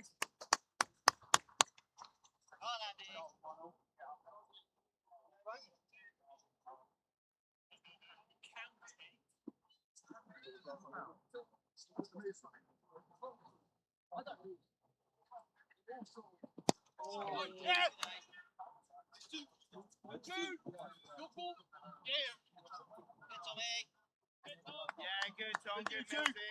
Good, you two. Good, Millsy. Let's go, boys. Come on. Let's chase you two.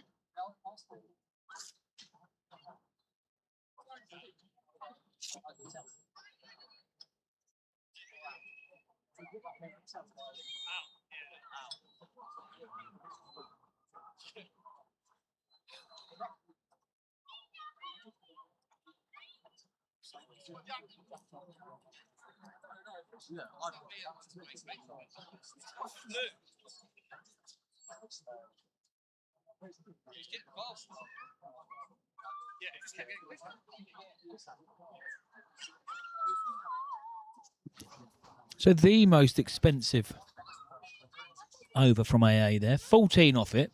1 off his previous 4.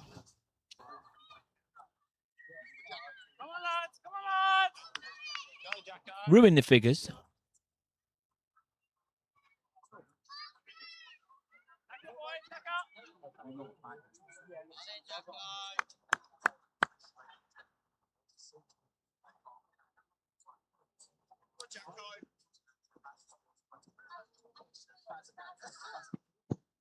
Oh, yeah, Jack.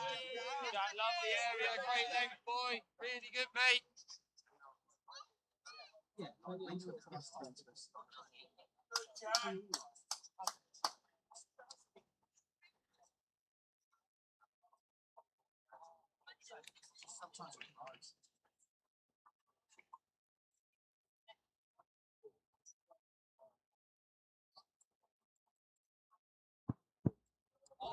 Jacko.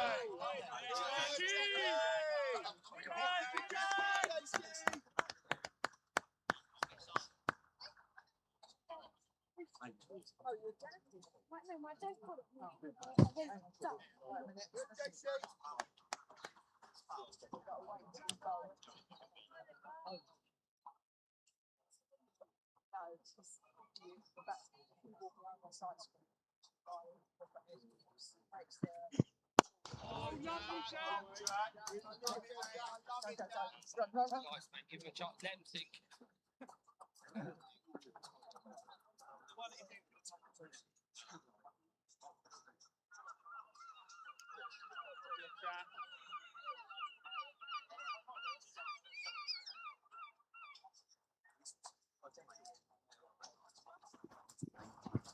Coughlin to Swart. Slightly edgy. Really good, Jack. Really good, fella. Top stuff here, lads. But he survives. Good, Jack, guys. You're a puppy at a rescue centre. I choose you, pal. Go, Jack. Keep it that leg space. Really good, Jack.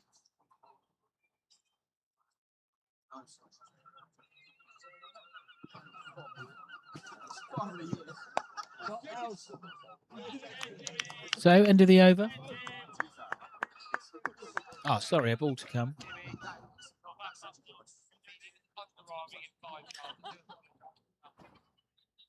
Coughlin bowled really tight lines again. Picked up the wicket of Clifton early on. This is his 5th over now on the bounce. Tibble will have some decisions to make with regard to whether he bowls Coughlin for another one. Maybe he's saying one more. Well into his rhythm, the youngster. Will's calling a change from the Tommy Walder end. Wouldn't surprise me.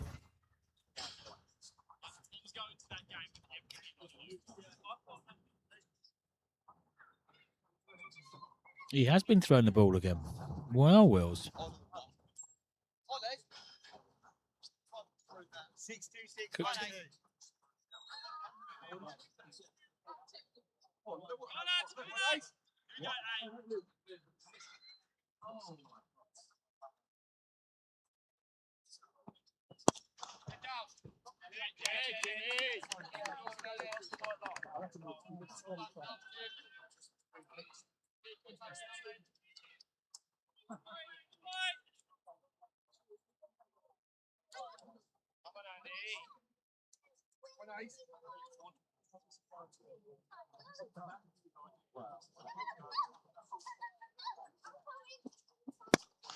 Lovely ice. Good calling. Come on in, boys. Here we go, lads. Come on. Come on, Dan.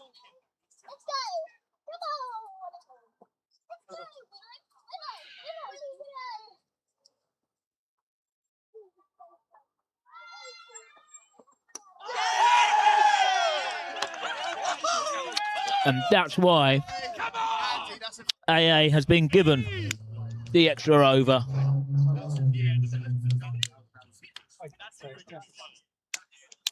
The danger man, Carnell Swart, squared up and clean bowled.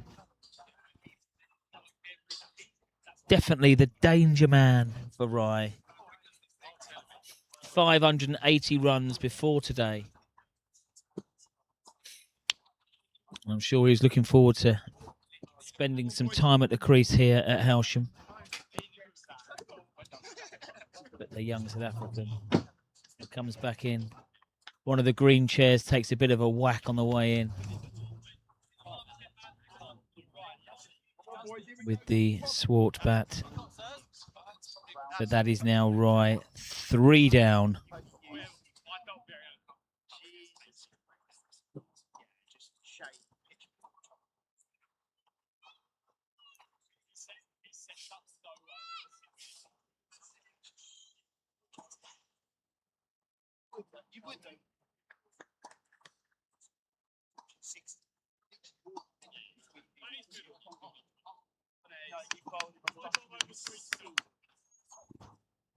lads. Come on, Come let's on, go, Andy. come on, boys.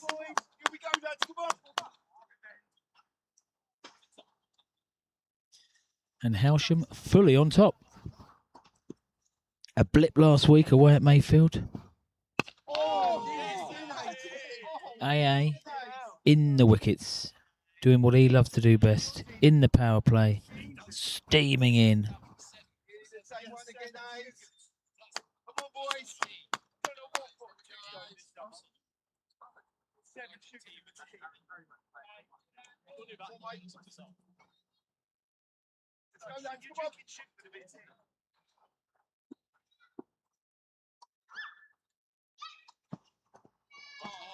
Good boy. That's a variable bounce.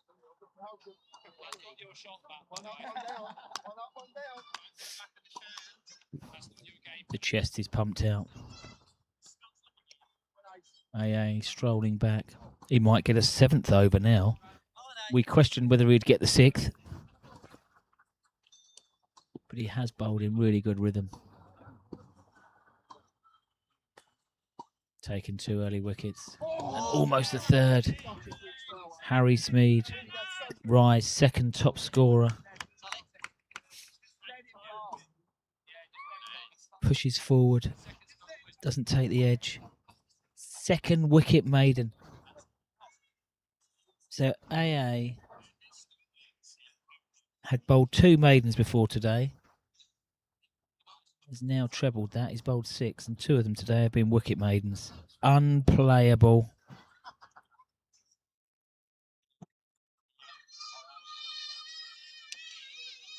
Six overs, 4 maidens, 2 for 15 for AA. Jogs down.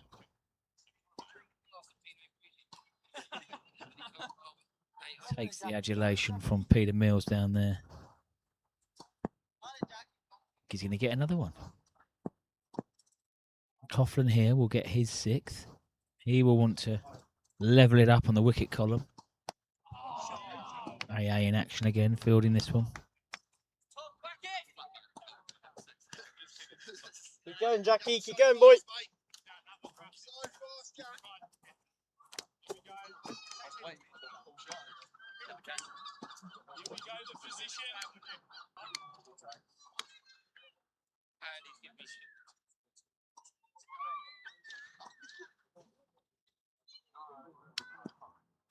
Lincoln fans will be cock-a-hoop in the football.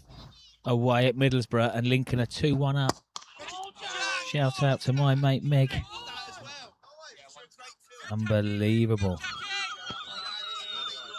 Fairy tale start to the championship for the Imps.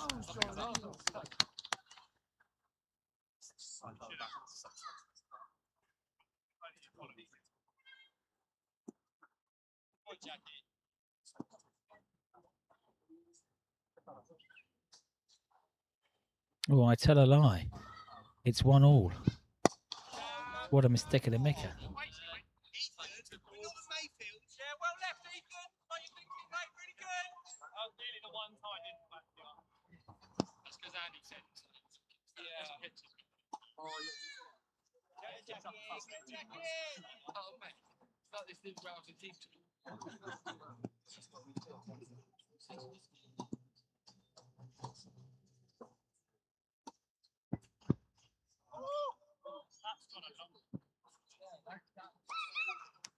Wide ball. Game's not really going anywhere at the moment. Rye needs 7.5. Runs and over. Hailsham yet to unleash the spinners.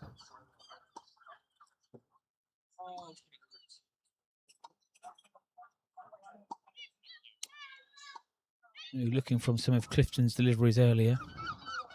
They certainly jagged around a little.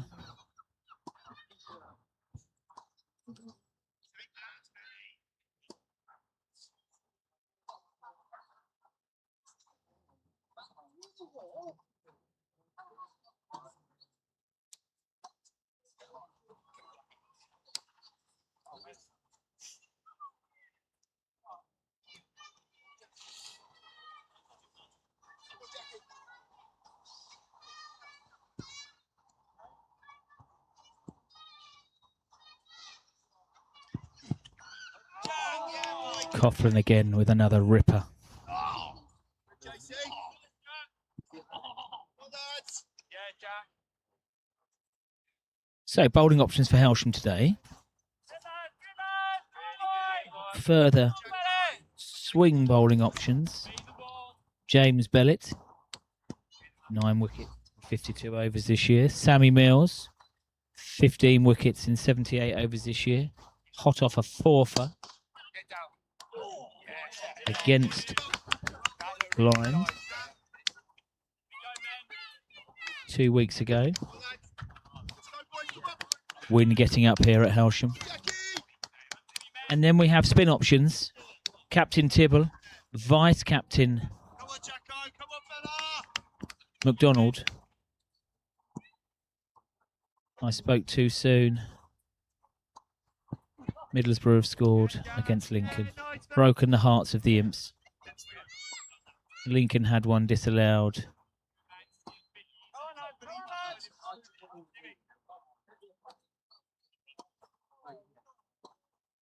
JC. Come on, Jacko. Use the extra one now, bud. Come on, mate. Come on, bud. Jacko, no work,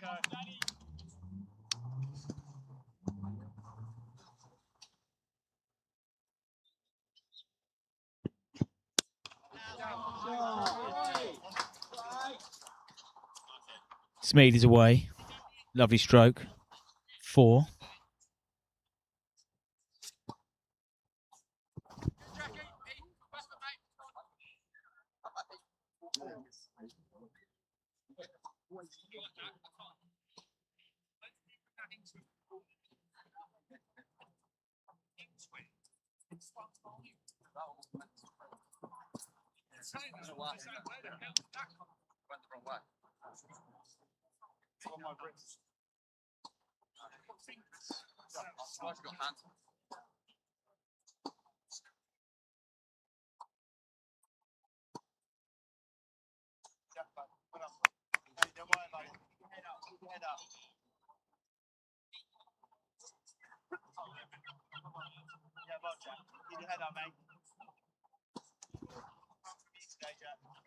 AA continues. We questioned whether he'd get his 6th over at the start. And now he's got his 7th. Hailsham chasing wickets.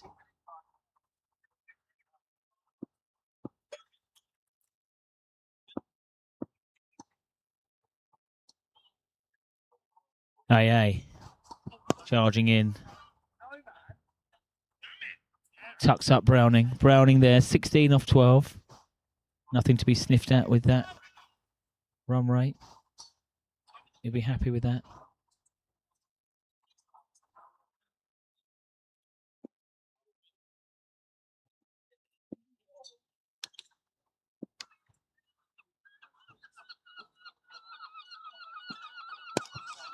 Nice stroke.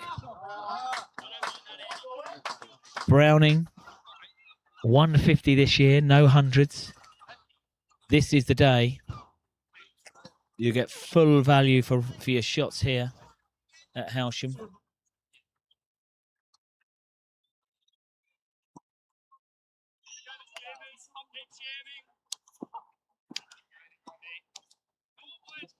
Moves on to 20 or 14. Look good. AA comes back. Great response. Got that ball twisting around the corner. Hailsham very strong here at home all year. Also won their last 3. The tails up today. Their batting innings got off to a strong start. And they finished well, took momentum into the break. It's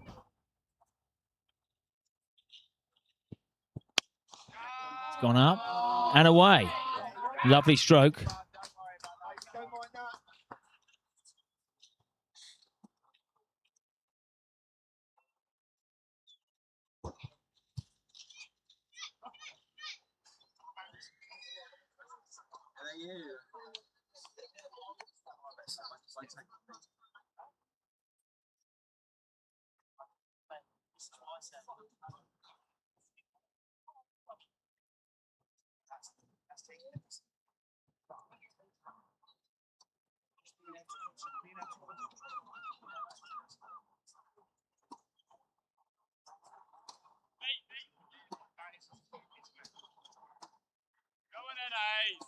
Come on, boy. I suppose AA was always going to get another one after that wicket.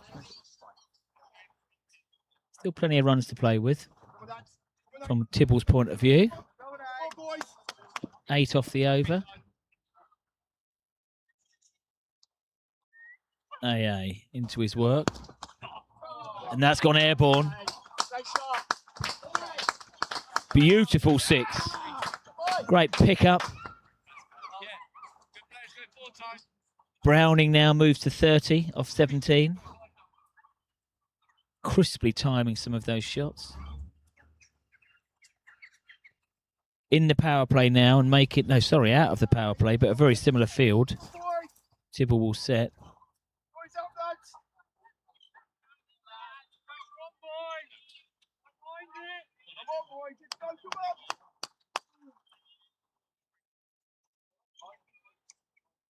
Keep charging in for us, mate. Come on.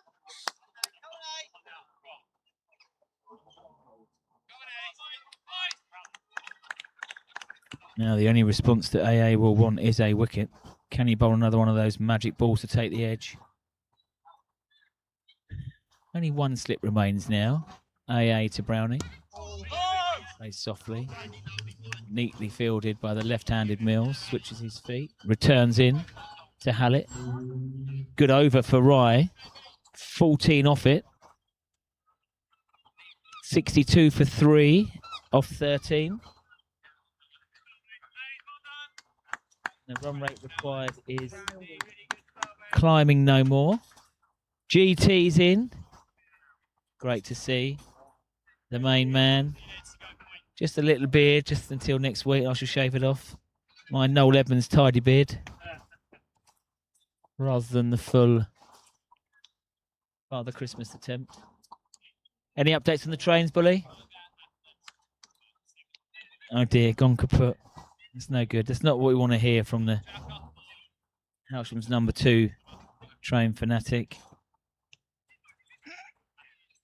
Can't pronounce that, Bully, on the airwaves. Oh boy. Okay. Yes, a change up. And it's Bello. James Bellett into the attack. Could be a double change.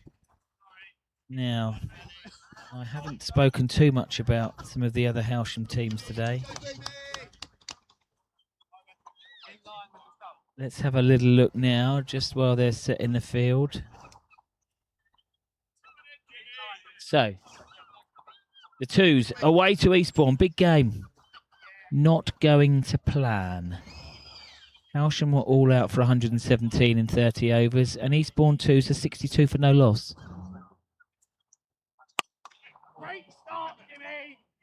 The 3rd team, away to Lewis St Michael's. This is 5th versus 4th. And Lewis St Michael's amassed 263 all out.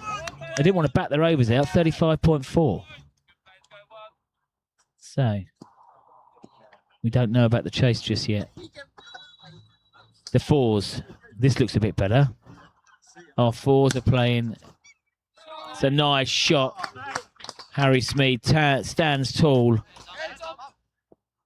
Pulls that ball through a vacant mid-wicket. The 4s, they bowled, well, they restricted Mayfield 3s. This is in Division 10. We are 5th and Mayfield 3s are 10th. And Hailsham 4s, very good news. 50 for no loss off 9. Looking like a victory there. Now the 5th team. Another shot. Another strongly struck shot from Harry Smead. Cannot beat the field, though, of Jason Tibble. Yes, the 5ths. The only Hailsham side with real aspirations of going up from their position in the balance. They need 211 to win against Polegate and Stonecross 2s. And they are 38 for 2. So, it doesn't look like there's going to be any early finishes. What it does look like, just in the last couple of balls, is that Harry Smead feels as if he is taking a liking to young Bellett. can see a bit more intent now. Certainly a bit more intent. Bellick to Smeed. Squares him up. Pulls that length back a tad. Really good, Jimbo. Really good, mate. Really good. Come on, Jimmy. Come on, lads. Here we go, boys. Here we go.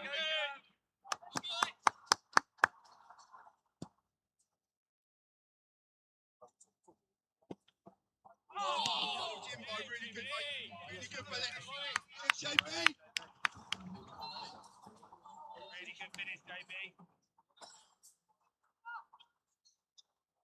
Come on in, Pate. Come on, Pate.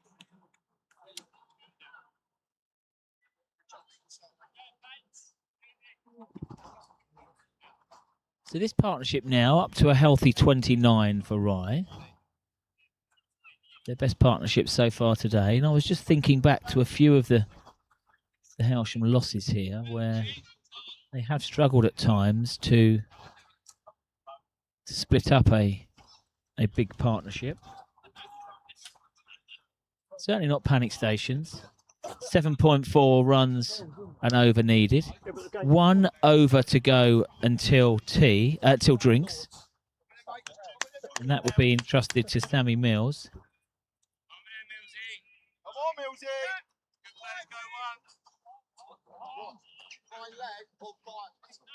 Big Kev's in. A Cruz and a Stella. They won't both be for him. He's an athlete.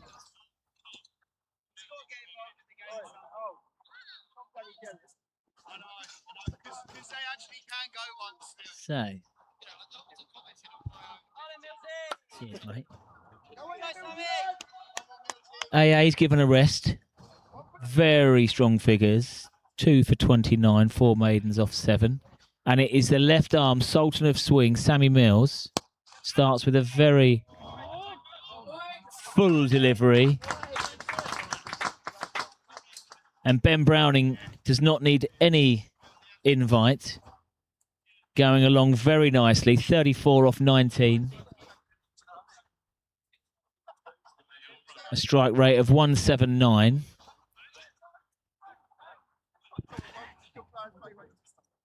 A top score this year of 51 off 51 balls back in May against Bexhill for Browning. Average is 18, so he's well ahead of that today. In at 3. And he's enjoying his time here at the Hailsham Rec. Mills to Browning. Again, hit firmly. And these two have played with intent. Smeed and Browning. Harry Smeed, the second top scorer for Rye. Hailsham certainly enjoyed seeing the end of Cornell Swart. Cleared up by AA. And he has scored 37% of the Rye runs this year.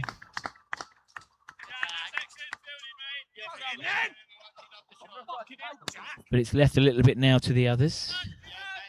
And for Hailsham today, other players did step up. Most notably Max Heffernan. And I've since found out that was his first adult ton. So a real sweet moment. Nice to do it here with his pals. Sure that his family are watching.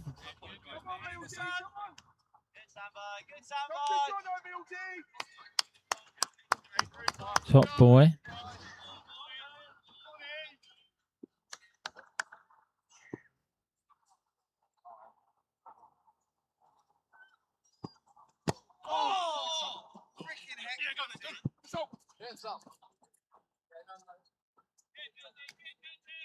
Another run to the total. 1 ball left till drinks. Rye will not want any more dramas.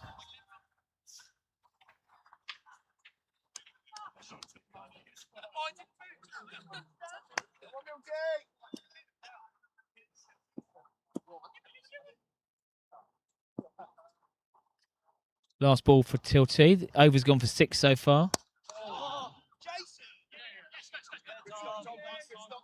Not very, very thick inside edge.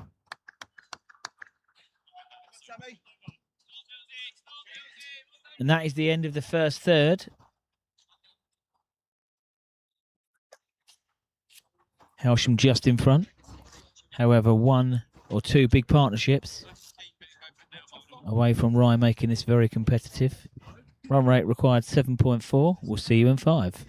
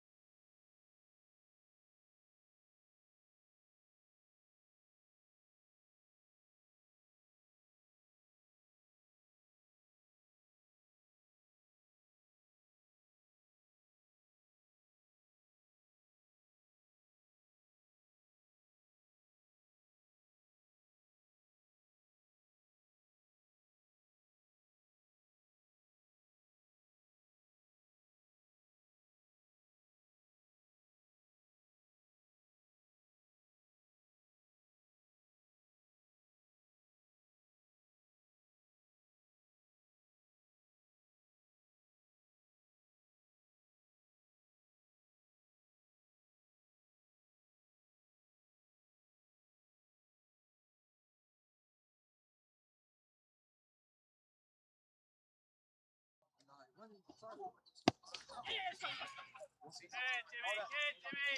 Good, Jimmy. Stop that dancing. Come on, lad.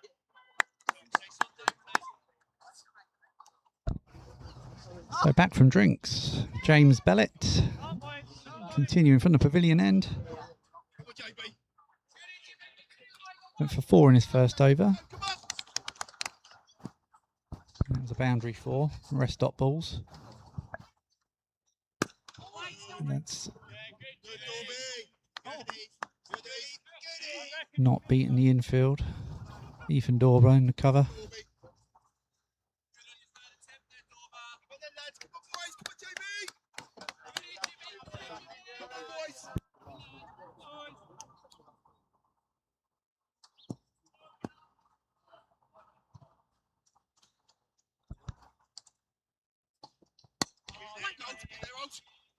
Firm forward defensive shot, no runs.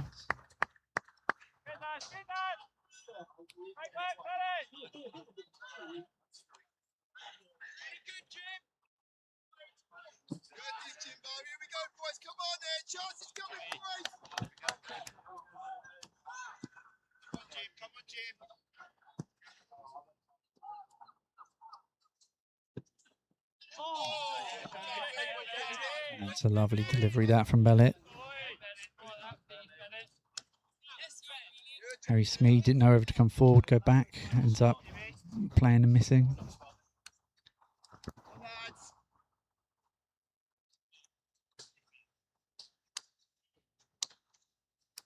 Come on, lad. Here we go, David.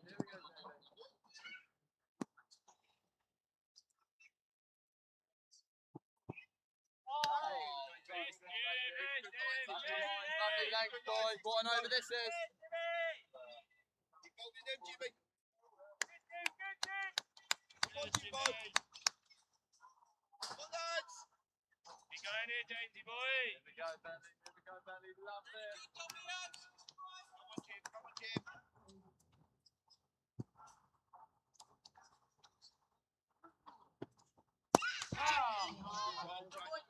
Jimmy, nice again, mate. Really nice, Jim. Yeah, good head.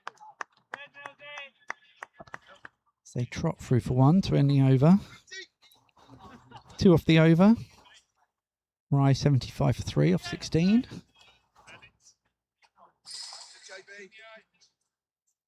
Still require 220 to win. 174 balls remaining. Now you need to be going at a rate of 7.6 and over for the next 29 overs. At the moment, you'd say Hailsham are favourites. But we've seen stranger things happen down here at the recreation ground.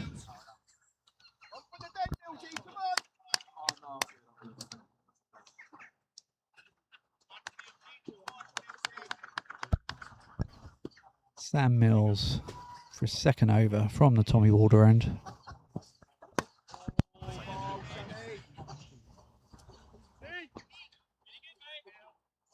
on, boys. Come on, Sham. Come on, Sham. Good, Sammy. Good, Sammy. How up for this army, lads? Come on, boys. Come on, really Sham. Come on, Mills. Yeah. Come on, out, Sham.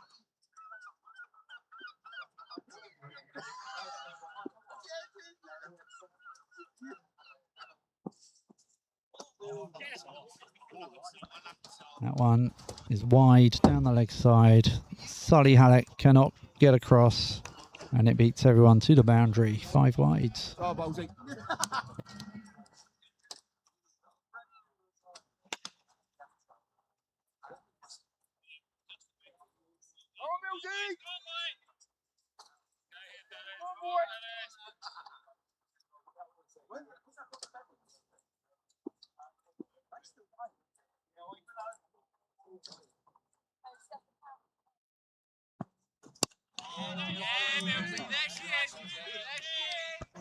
It's better from Mills.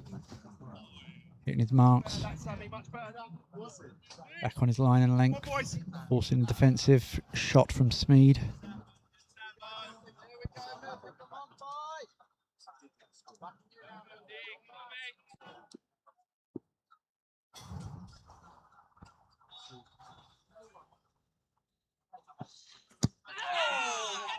you hit that, I would have appealed. Lovely work, Sammy. Good, Milty. Sammy. Good, Milty. I can't believe that. Tops up, Mills. Come on, guys. Come on, lads. Come on, Milty. Come on, Milty. You're the one to break the spot.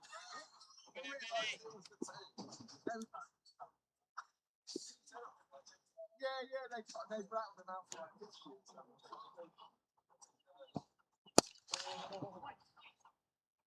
Good, Sam. Give yourself a pat back.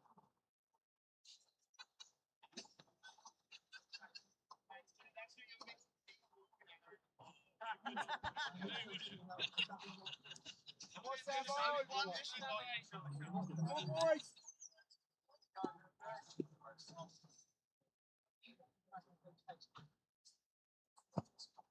Oh, yeah, Skills, Mills. Good, Sam, skills. Good, Milty, lad.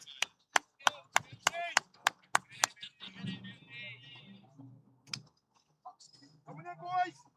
Good, Milty. Here we go, Milty. What's the tips is Fred?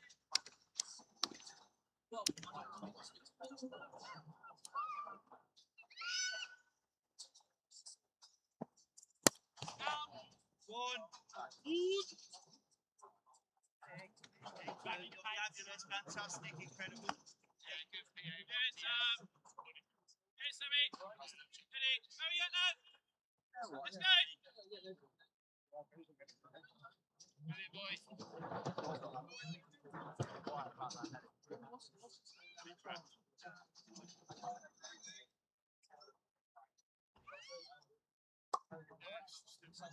Come on in, JB.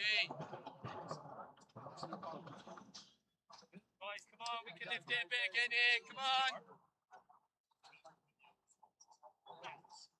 Come on, Jimmy.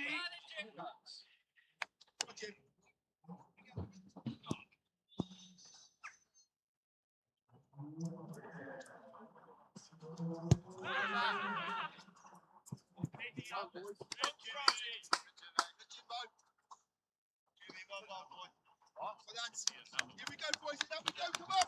Let's go, lads. Come on. Come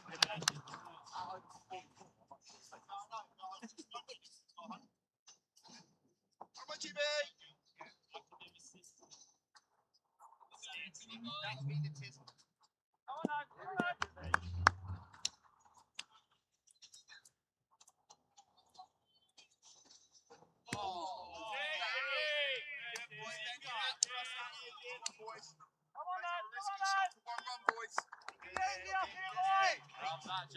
I've done that to you about 5 times. So well, JB. Come on, boys. Here we go.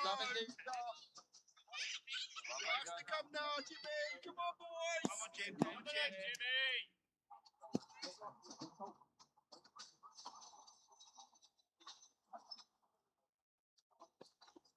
Oh, Jimbo. Really good. The sun is going well, it's done.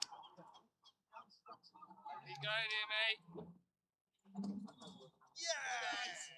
Good, JB. Love this That's from you, all boys. not good enough, boys. Come on. Great little spell from you, Jimbo. JB. Great little spell from you. Come on, boys.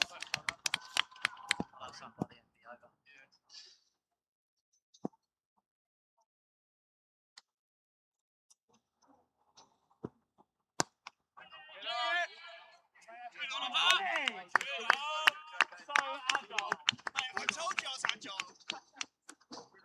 Sexy, man. That's agility. That's all you need. Come on, JB. Come on, Jim. Here we go, JB. Come on, here, JB. On the bounce now.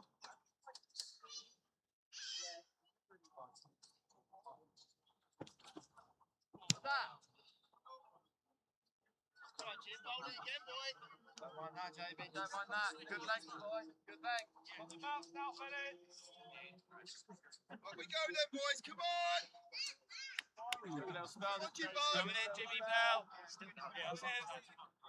Love this. Come on, JB. Keep running in. I'm on the Fresh Prince.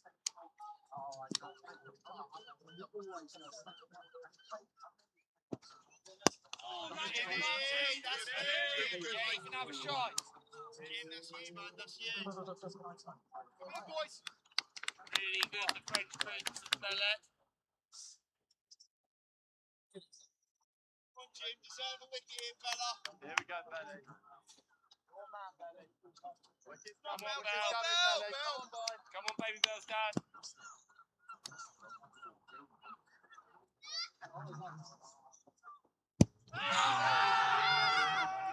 How was that one? Look good for a point. Jimmy, good.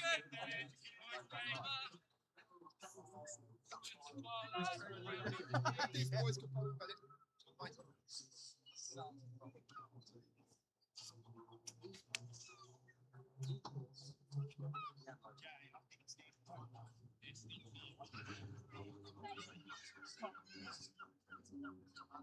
Guys, the youngest. Guys, the youngest.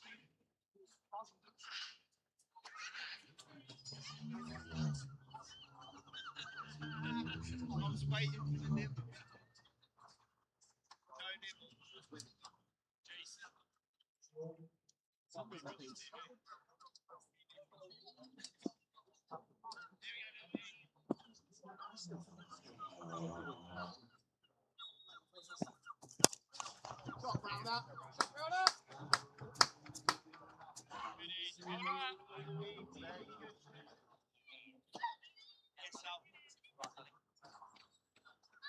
not allowed to touch it. Come on, boys. Here we go, boys. Next ball, give it to Bennett. He's going to piss it.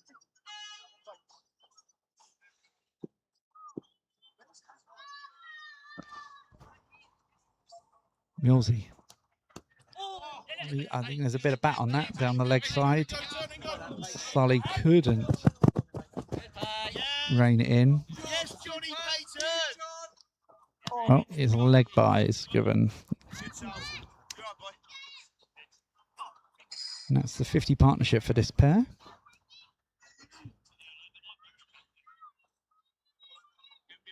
Coming to 47 deliveries in 40 minutes. Contributions 24 for Browning and 11 for Smead.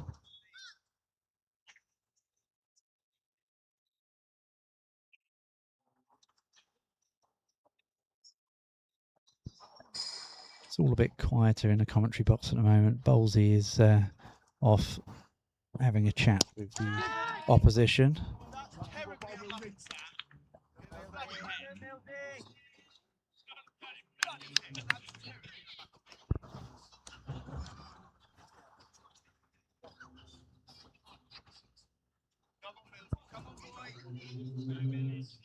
Come on, Sham, let's hear you, Jack. The third loudest in the team, apparently.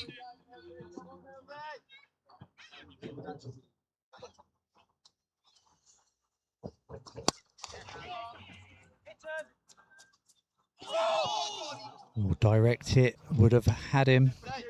A clean pickup from Tibbs, quick release. Unfortunately, the accuracy just off.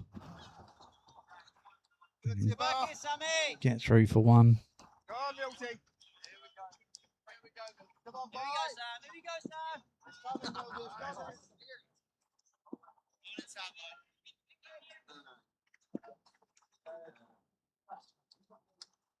Two balls to come. That's nice. Just steered it. Timed it well. It's gone all the way. 4 runs. Go on, Milsey. Go on, Milsey. Come on, boys. The run rate required isn't getting out of hand for Rye. They are still a bit behind where they would want to be. But it hasn't got out of hand. They need 7.76 and over. Last ball of the over for Sammy Mills. Was that a genuine edge, but it evades keeper and slip. I think Payton in the slips is a bit wide, more of a second, and it's gone through that first slip gap. unlucky for Mills.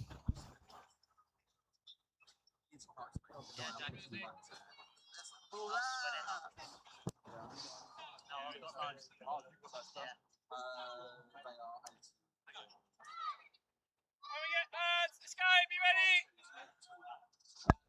Bellett's going to carry on from the pavilion end. Come on, lads, come on, lads. Skipper Tibble trying to just G up his team.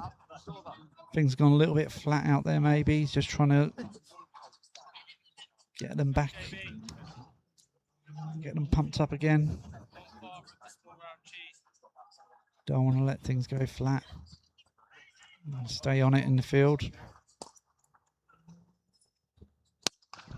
And he rocks back. That's great building. Jack Coughlin. It's hit hard. Jack Coughlin moving round.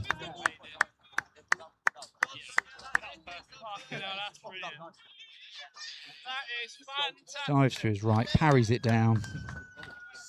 Definitely saved 3 runs there. They only come through for a single.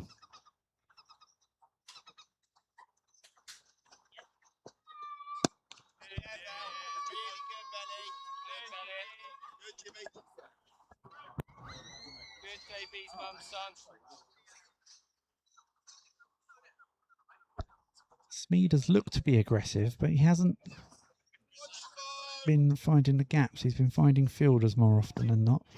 So he hasn't really accelerated on. He's 13 from 34 deliveries. Browning has cashed in with a decent strike rate, 47 from 30. Find another gear, boys. Let's go, James Bennett.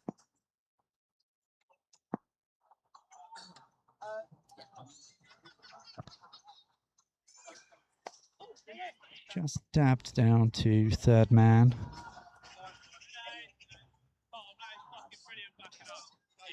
For 1. Here we go, JB. Here we go, JB.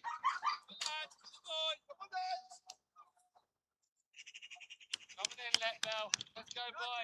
Here we go, Bennett.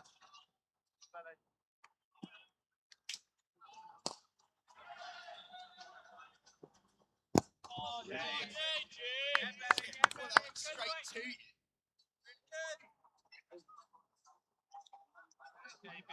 2 balls remaining in the over for Bellett. Come on, Nestle.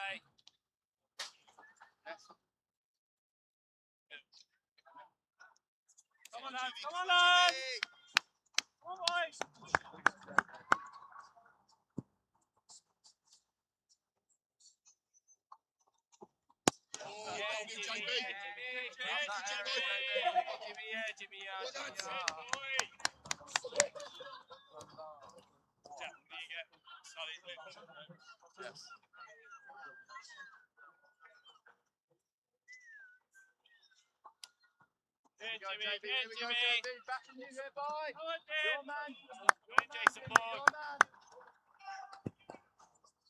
Bellett to complete his 4th over. Yeah, Smeed has gone over the top that time. He hasn't quite got all of that, so it may well get reined in. Oh, Jack! You've been brilliant. Yes, It will be 2. Brings up the 100 for Rye. Coming after 20 overs. 94 minutes. 101 for 3 off 20. I assume there is going to be a change in the bowling. Sully is coming to grab the lid, so he'll be moving to stand up. Looks like Skipper Tibble bringing himself on from the Tommy Walder end.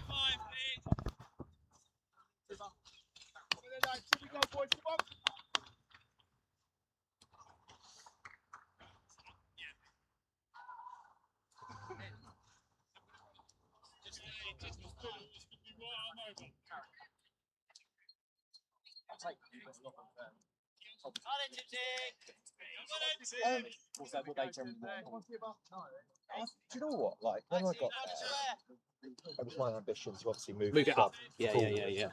To try and look, it's always going to be a village club, but if we can get it to a good level. I ended up raising when it was covered.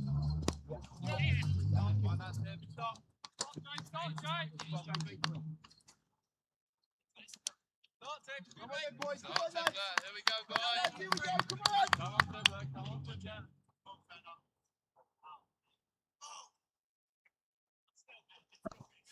So Sam Mills been removed from the attack after 3 overs. He went 3 overs at none for 23.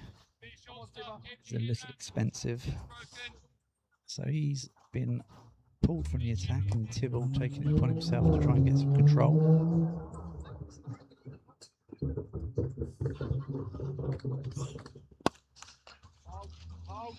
Good game. Come on, lads. Then. Stop it, boys. Come on.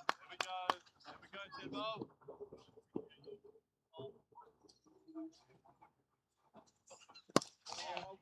Hold it easy. And escort it to Sammy.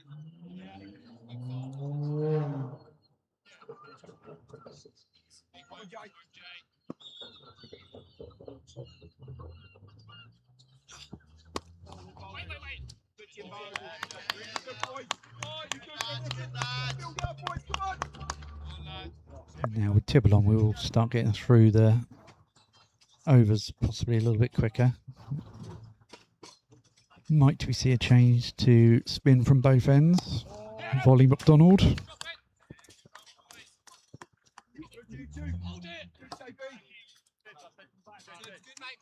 That's Browning's 50. Coming off 34 balls. 8 fours, 1 6. 50 runs for Browning.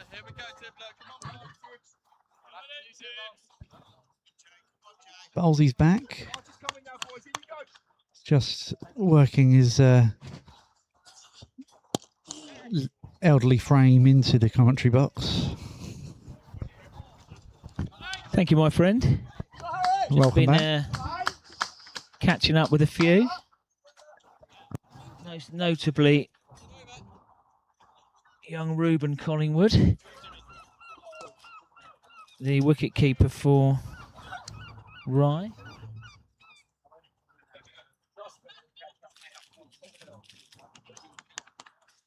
He feels that this Come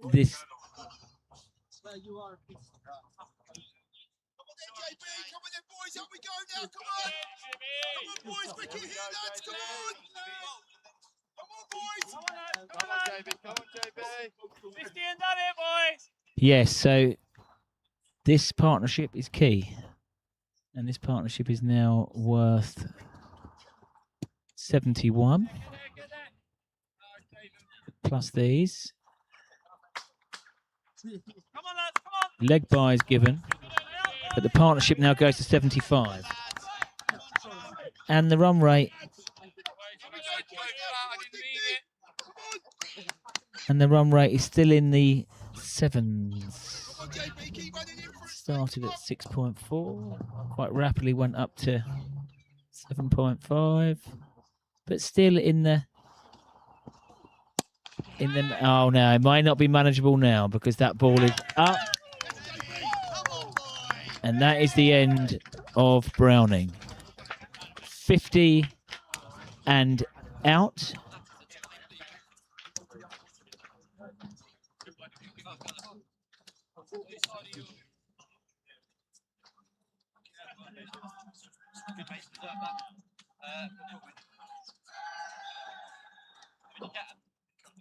That is Bellett's first wicket of the day. Bowled an economical spell. We think it was Sam Mills who settled underneath it. Took it, fingers up. Browning was enjoying himself out there, but he has to depart. He's in at 3 today. 50 off 36 balls. 8 fours and a 6. There might be a tiny bit. Not much. But he has to depart. Sorry, Jimmy. And the new batsman is Ellis Hatter. In at 6 today. The only thing I was worried about was the hand. Smead has been timing the ball well. Picked a few fielders. But that run rate now, they'll have to keep under control with only 6 Come on in, lads. Come on in, lads. wickets left. Centre. Actually, I don't need to because I kept my Jim. Deserve that, Jim. Really good, lad. Really good, that, Jay.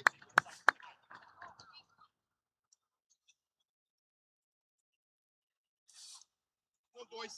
Drill down now, lads. Here we go, JB. Here we go, JB. 2 more now, lads.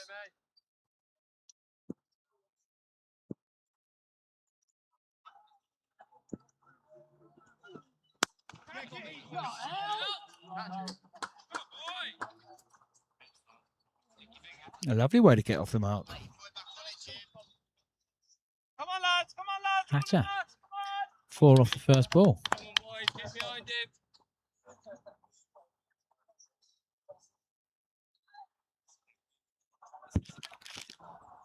Jimmy, come on, Jimmy.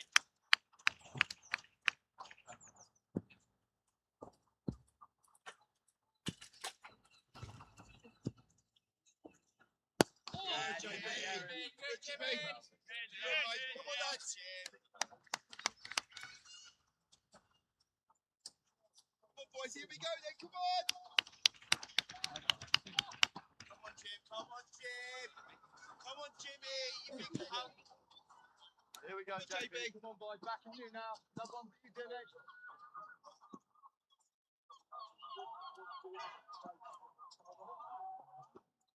Oh, get it, boys. Get it. Harry's got it. Good, Jim. I can just tell. This is Now, going to be an for us, absolute... Jay. Come on, mate. Jason. Here we go, JB. Here we go, JB. Sorry, Catches it. Dropping the ball up with me and you. Yeah, I love it. I love it.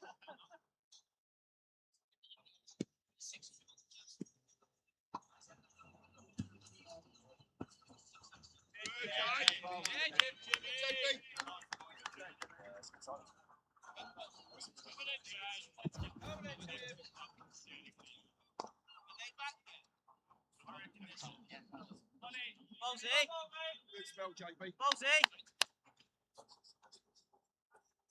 Good spell, JB. Good spell, JB.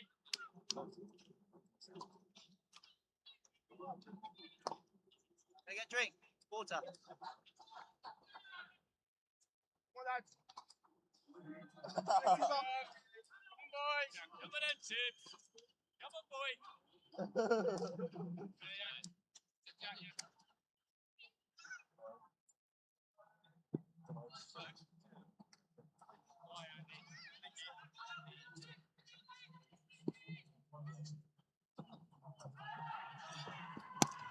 Well, Jay. Good, Jay. Good kids.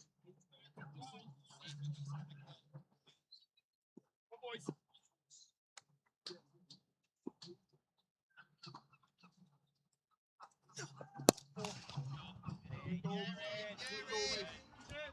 Good, Good tip, that. Good hit, Tip.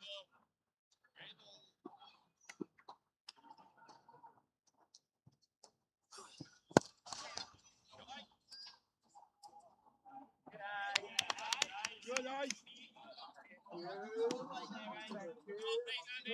Good, Ace.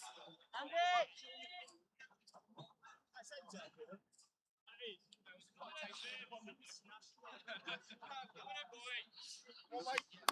Come on, Timber. Come on, Jay.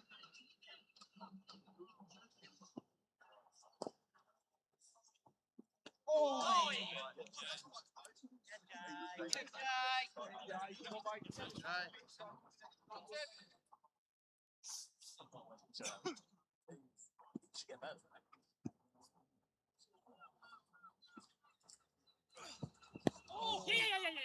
Well, Jay. Good tip. Good, Timber. Come on, boys, here we go, lads. Come on. Here we go, boys. Come on. Tibble from the Tommy Walder end. Hailsham now strangling with the loss of wickets. Rye finding it ever more challenging to score these runs. They're drying up. As the run rate for the first time goes over 8.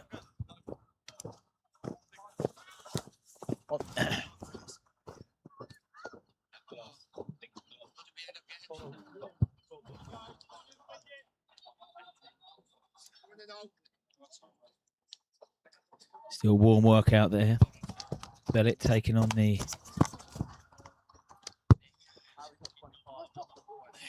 fluids needed.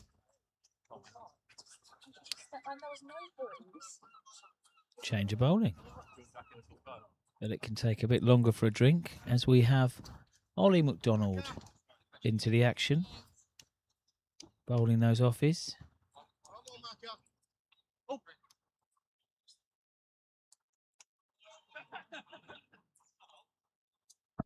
All action cricketer. Of course, in his youth, he used to bowl leg spin. He did used to bowl leggies. Not anymore. At the moment, this game feels like it's only going one way. That's a home victory. And that is what the stats are showing. Hailsham good here at home, won their last 3.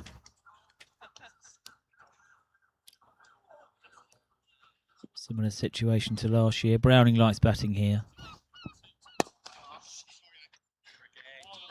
Runs last year, runs today. As yet.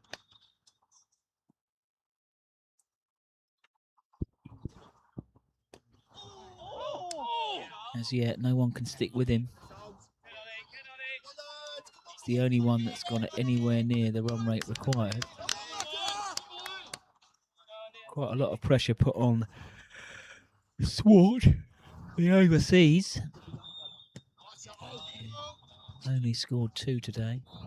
Wide there from McDonald, trying to lure Hatter, the new batsman, doing something quite violent to that wide ball.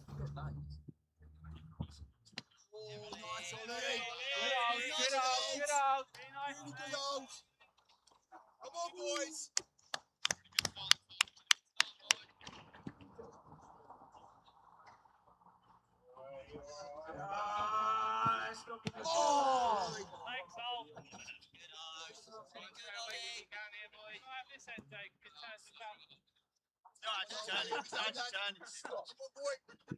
Only the wide so far off the over. Extra ball now. Hatter got off to the mark with a nice 4. Hailsham squeezing. More Hailsham legends in and out.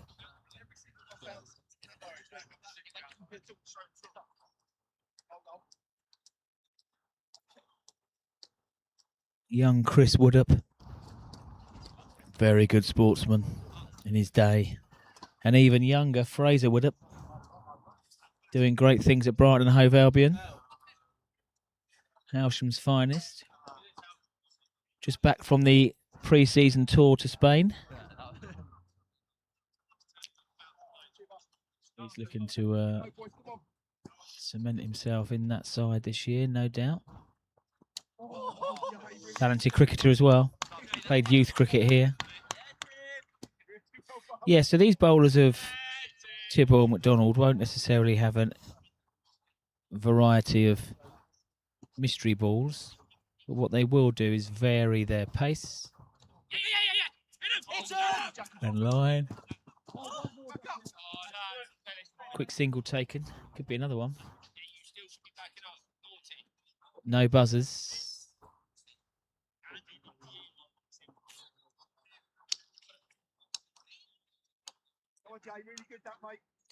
We're going to have a little look around the grounds, actually, in Div 3. Plenty going on, I hear.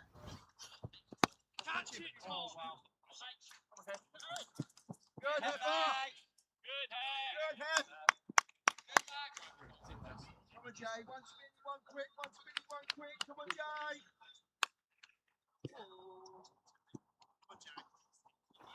Jay. Okay, top of the table blind. Will they be top of the table for much longer? 104 for 4 away at Buxted. Go on, Jay. Come on, Tibber. Come on, boys. Here we go, Tibber. Chasing 236. Tom Sylvester. 42 not out. And we know that his brother Charlie scored a brilliant swashbuckling ton 2 weeks ago here. St Peter's are looking at their 6th victory on the bounce. Cookfield 2's 134 for 3. They are in that relegation zone, 9th position. I think they are struggling here. They've lost their last 5.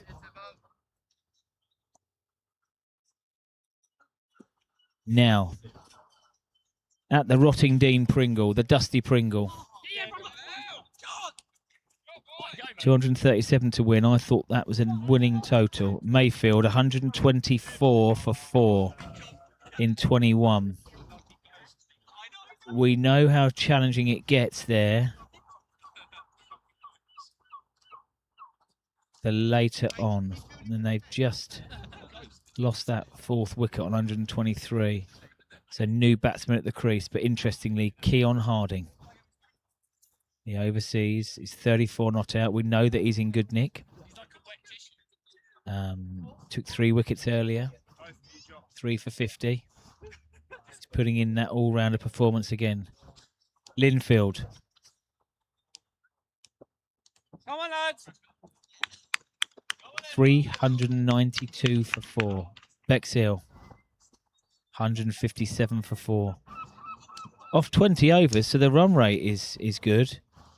However, Dasanaika, 69 of 38, but out. And that's crucial, I'd say. He has the ability to win any game on his own, but not now he's back in the hutch. So Linfield putting even more pressure on blind, it seems. 4 runs here. A lovely shot from Smead. Rocks onto the back foot. The ball was pretty short and wide. Come on, all. And he's middled that off to the boundary. Yeah, Maxie. Go on, Oz. Go on, Oz.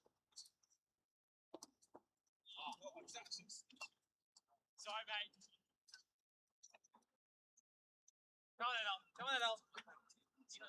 Come on, lads. Come on, lads. We can have it, please. Come on. Yeah, no smoking.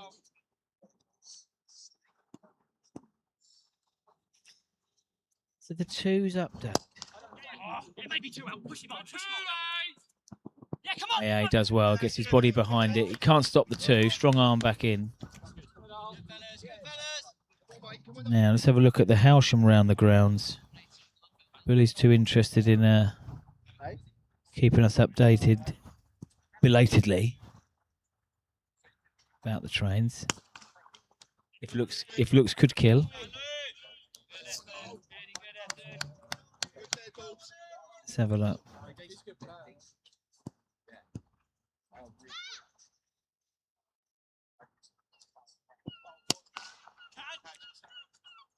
$60 seconds. Come on, Macca. Come on, boys.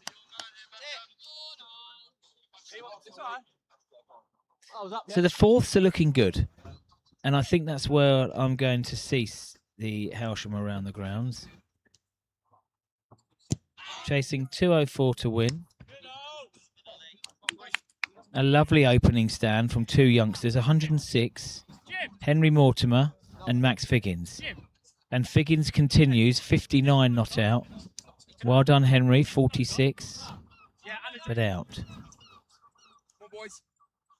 So away at Mayfield 3's, The fours are on their way to victory.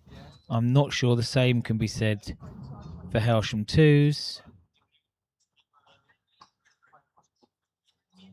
And the fives are 74 for 6.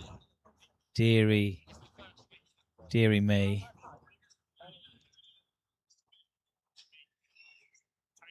Timmy Mullins out for 16. Here we go. Come on, lads.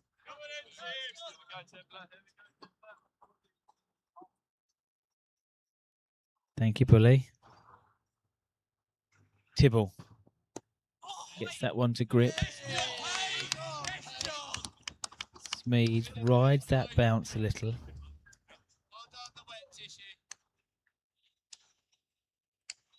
Plays it down into the ground.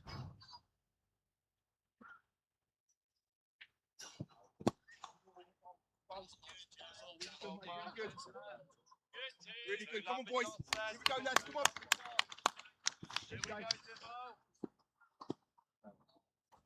Stop it, Billy. Tibble to Smeed. Nice flick through. They'll push for 2, but Heffernan is a decent outfielder.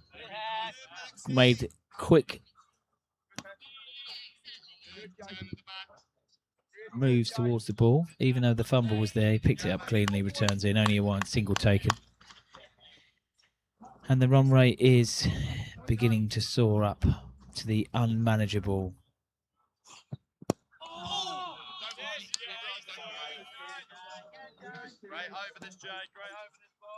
value of over 8.5. Hatter has come in, 14 off 19. Hit some fielders.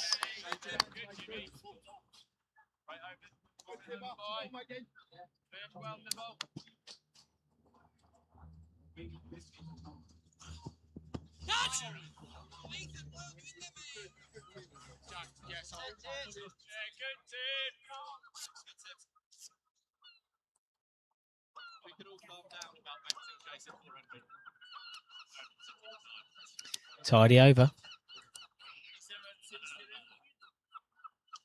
So an all-spin attack for Hailsham now, at the moment,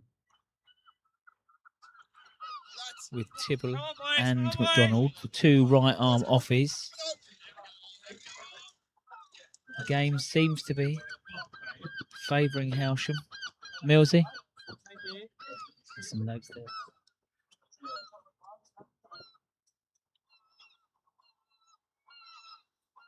Come on, boys.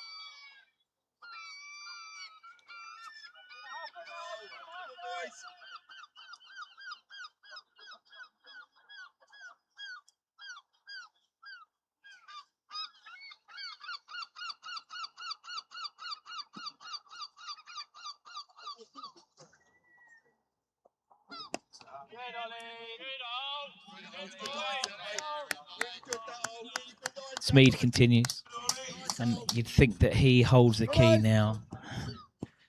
As we saw from Sylvester 2 weeks ago, it can 4 runs.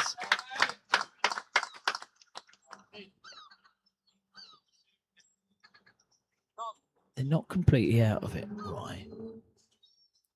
Their run rate scored at the moment is just over 5. It will take a couple of partnerships. Collingwood come back.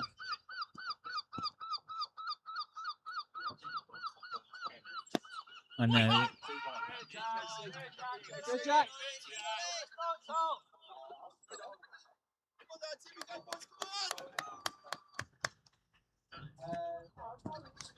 McDonald to Smeed. Shorter one. Punch through. There's runs there, certainly 2. And that's 4. They do need a couple of big overs to get themselves back in the chase, shift some momentum. Partnership up to 35 now. Come on, buddy.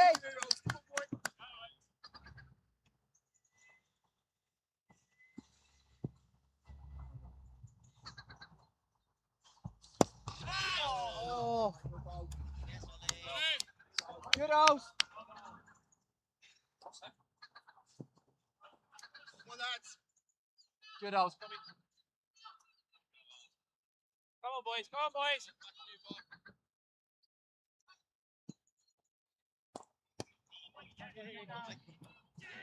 Yeah, Jack, excellent hand. Yeah, go on. Oh. Yes, Jack.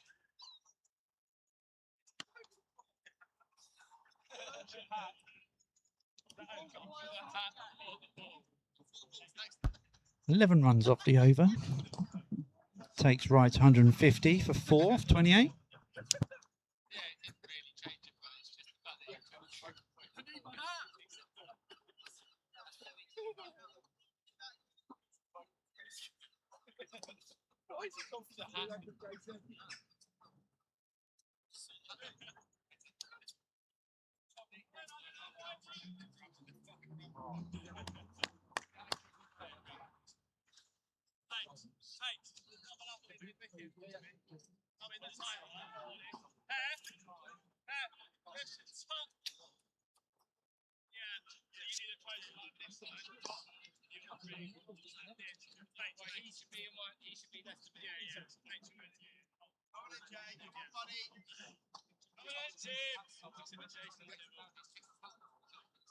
Come on, boys.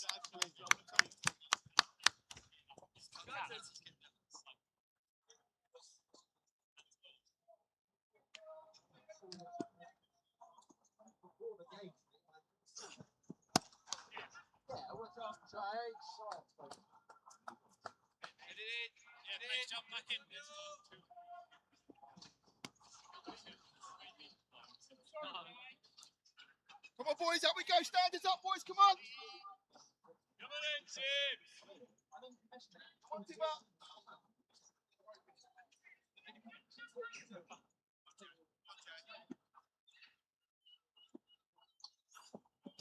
Oh, catch it!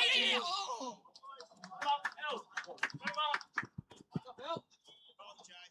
I think there's a bit of a difference. Hailsham were turning ones into twos.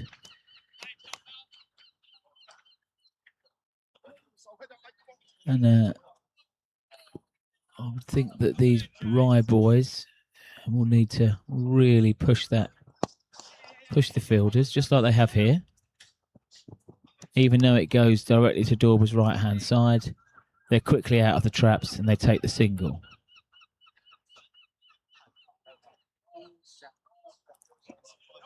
So building, building, building again.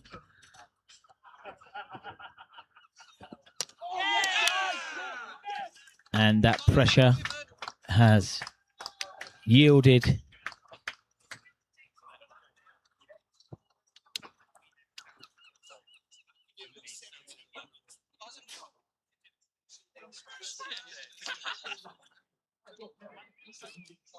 Hatter trying to shift that scoring rate along onto the back foot. In the end, is a bit of a wish across the line. Undone by Tibble, and Tibble bowling very well this year. That's his 14th wicket.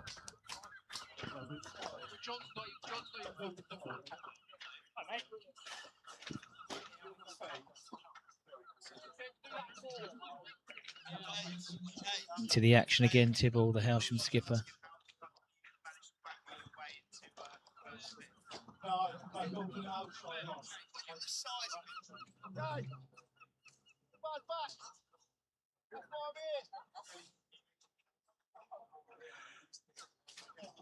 And as Hatter said as he came back in, that ball is doing a bit out there.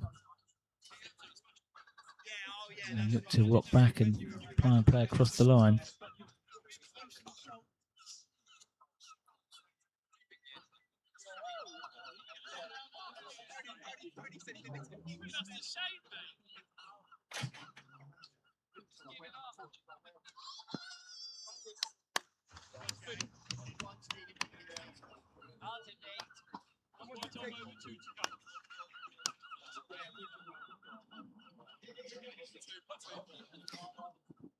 New batsman, Ruben Collingwood. Wicket-keeper bat. Got down very low there. Certainly runs in at 7 today. This has the feel of the same game last year. It was the last game of the season, early September. Hailsham won by 104 runs. A sizable total then of 265 for 8. And Rye could only muster 161 for 10.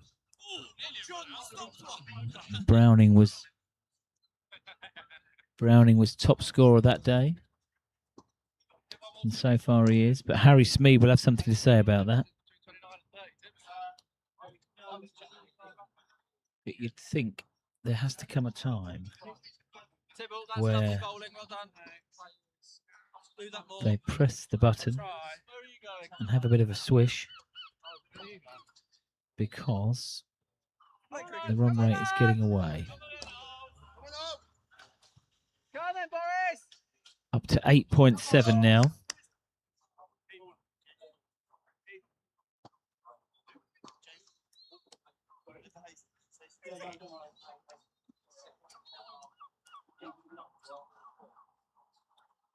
McDonald continues. Wide a ball. Collingwood has gone for an expansive drive. And we thought that was out, nicked. I'm not sure whether they thought that was boot or pad. Tibble took it at first slip cleanly.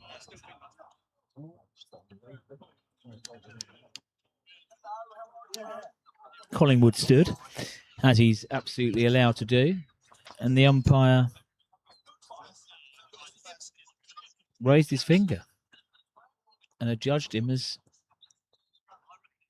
caught in the slips cordon. So 3 off 3, and Collingwood has to depart. 156 for 6.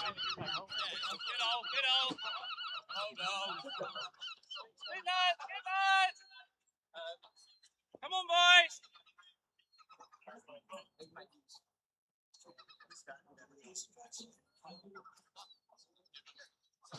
New man at the crease, McCarthy. Riley McCarthy.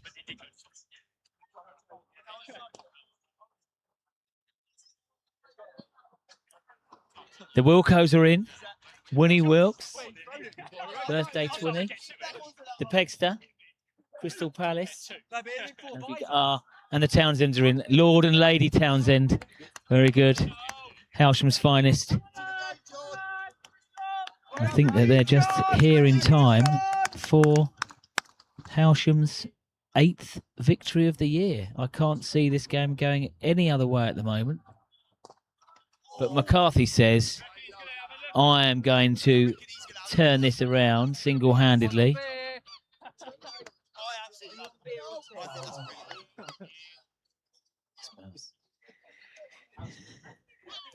Lady Wilkinson is in.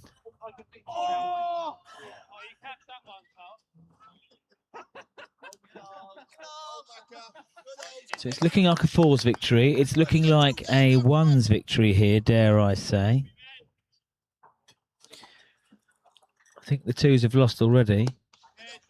We don't know about the 3rds. They're chasing 2-6-4 to win. And the 5th looked a little bit in trouble. Big game for the Roses tomorrow. Home to Hailsham. 1st versus 2nd in the Prem. We're unsure whether this will be live streamed. We'll let you know this evening if it's going to be.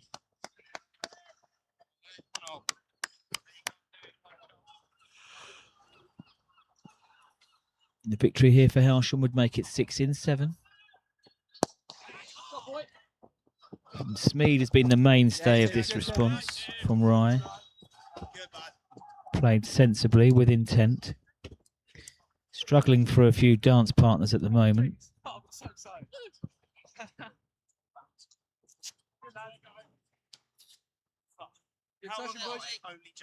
And the Rom is in, one of the finest drivers in the county. I'm now leading.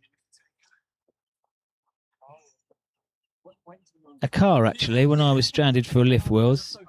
I'd still rather play the ones. Here, Ron gave me a lift. Absolutely fantastic. Anyway, back here, and Hailsham in a very strong position.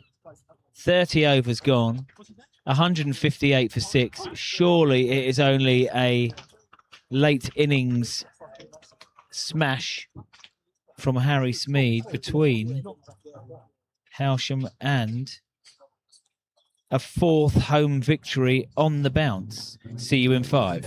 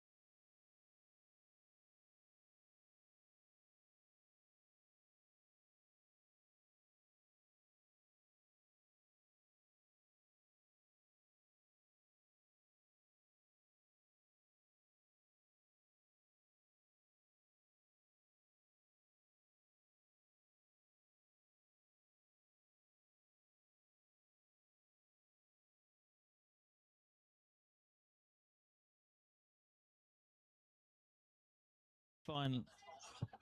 We return for this final third. First misfield of the day from Dorber. Sam Mills does the tidying up on the boundary. Now, fortunately, oh dear, forgiven. Now, my old mate, Darren Mortimer. Behind every strong man, there's a Mortimer. Couple of vital bits of information. Firstly, I got it wrong. I am human. It wasn't Tibbs that slipped. It was the muscle man, Dan Payton, contributing to the game. Sharp slip catch. But secondly, he has inside information from Hailsham third 11's chase. We know that they were chasing a hefty 264 to win away at Lewis St Michael's. Big game, 5th versus 4th in Div 8. The threes require 73 runs off 10 overs, 6 wickets in hand. Honours even, I'd say. Run rate of 7.3. Let's hope that the threes can get home. Ones are looking good here. And the fours were looking well placed. Now, Riley McCarthy here is not going to die wondering. He is playing some big strokes, and I like the cut of his jib. The run rate now is 9.25 required. And McCarthy is giving it the long handle. Smeed continues. Accumulating. It's going to need something special now.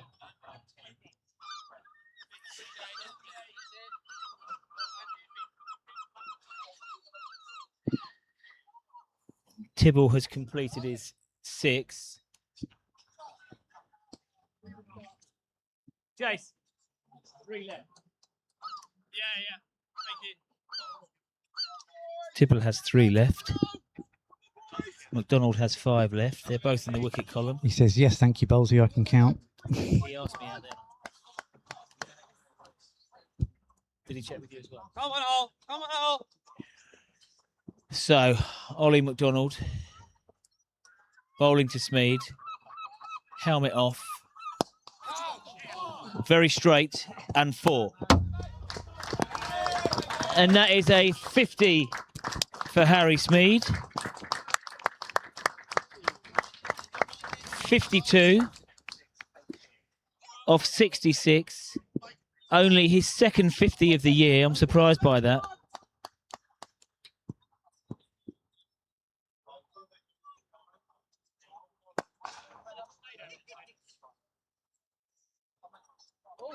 Stewie's on the feed.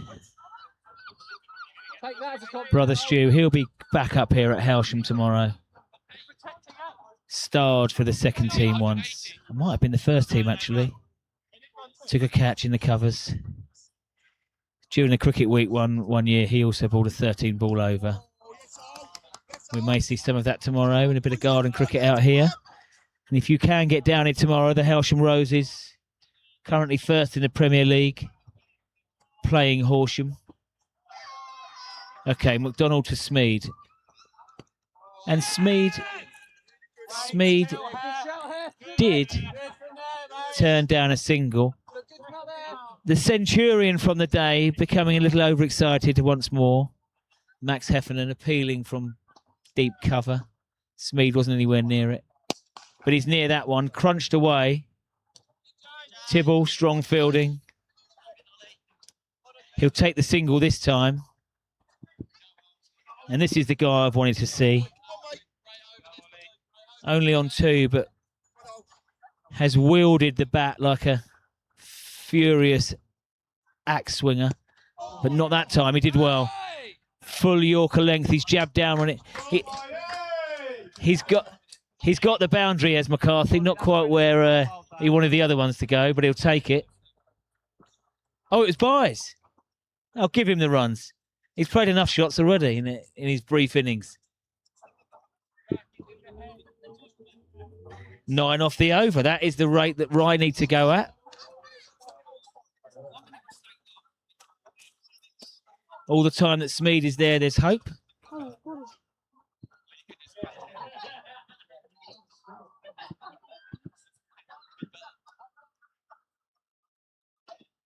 what is People like to watch that play it straight down the line. Hey guys, all right?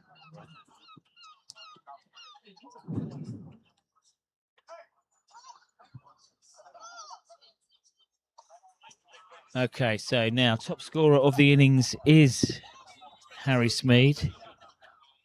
Goes in front of Browning, who thrilled the crowd here with his 50 earlier. The only Rye player to go at the required rate.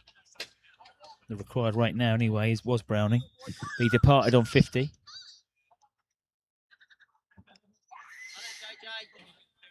So Smeed on strike. Hailsham only allowed 4 fielders out at this stage. And they will imply all out. Tibble is into his 7th over. Blind are building now, still 4 down against Bexhill. Okay, Tibble to Smeed. McCarthy wants to strike. Turned away from Smeed. Says, get back out the other end. Leave this to me. Now, he could have 2 here. But Smeed's not interested. He wants to strike. He's going to do something brutal and violent here. Couple of big overs. And you are always in the chase here at Hailsham. Adjustment of field. Heffernan slightly straighter now. A genuine cow corner. Where will Smeed go? Tibble keeps him true.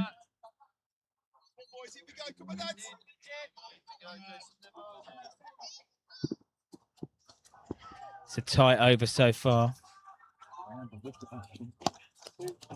That's gone. 4 runs. Smeed is now pressing the accelerator, upping his own personal run rate to 78. 57 off 73.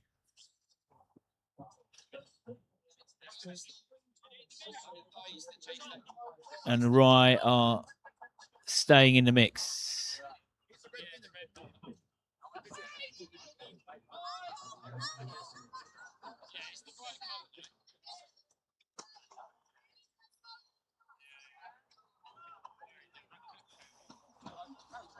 $178 for 6.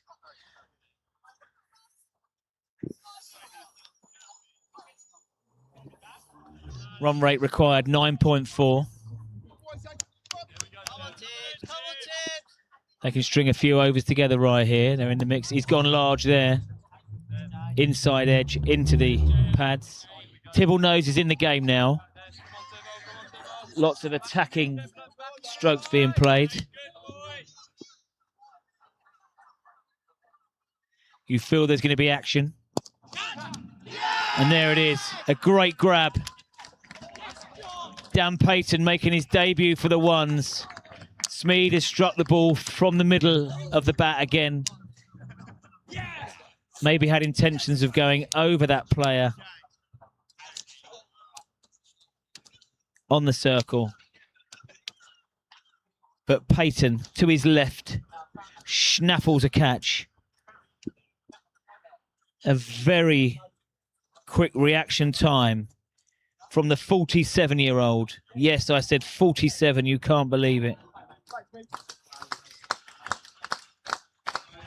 A top knock there from Harry Smeed. 57. From 75. 9 fours. He was just looking to accelerate, but unfortunately he picked out the Hailsham fielder in the ring there.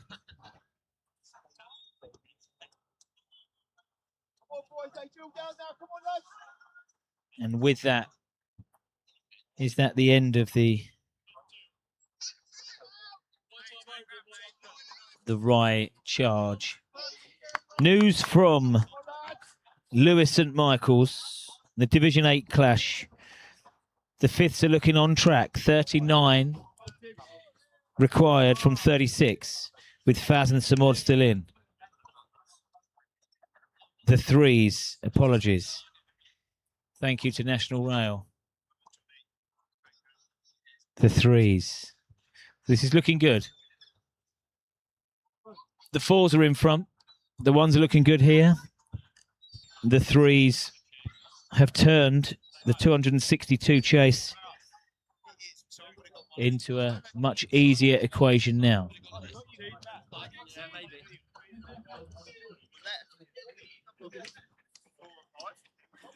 And Tibble again is proving his worth. 2 for 37 off 7. Sometimes the Hailsham attack will have the spin option coming in quicker or earlier in the innings. Today, it was seam attack, first up and first change. And now they're finishing off with spin. McDonald. Good lads. Strongly in behind that. Riley McCarthy has been joined by Craig Pearce. I think McCarthy is going to do something impressive. Yes, there it is. I had that feeling. It's coming this way. That is 6 runs. A license to thrill. Riley McCarthy. He's not going to hang around here. Hicks is back.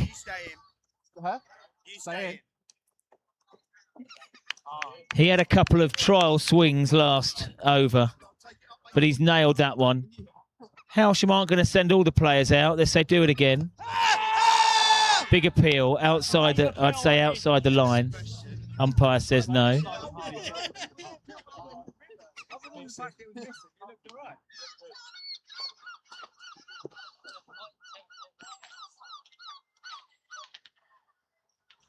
MacArthur on strike.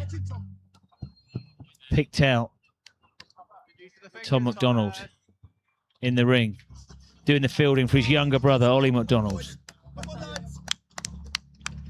Now, will MacArthur go again? 2 fielders out in the deep on the leg side. Well bowled and well dug out. Successful over. Even though no wicket taken, that pushes the required rates to 10s. Rye in 7th position before today started. 17 points behind Hailsham. They won 6 games. How you doing, mate?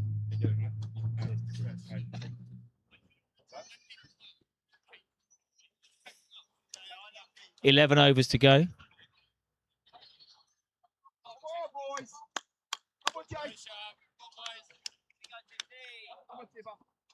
111 off 66. Craig Pearce, new batsman. And he's in and out. The off spin of Tibble to pretty standard delivery.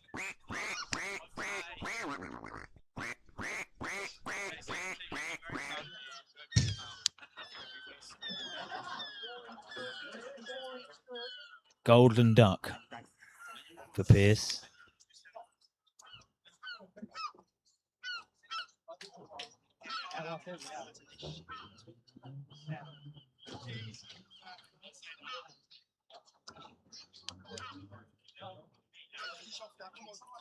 So that one gripped and turned. Have to get forward there. Off spin delivery from Tibble. And this feels like a little bit like the home game last year. Hailsham won by 104 runs. Did the double last year over Rye. Rye got their own back. 49 all out Hailsham early this year. A low point of the season. TC's back in. All right, boy. Cliff still going. Shirt even louder, if that could be possible.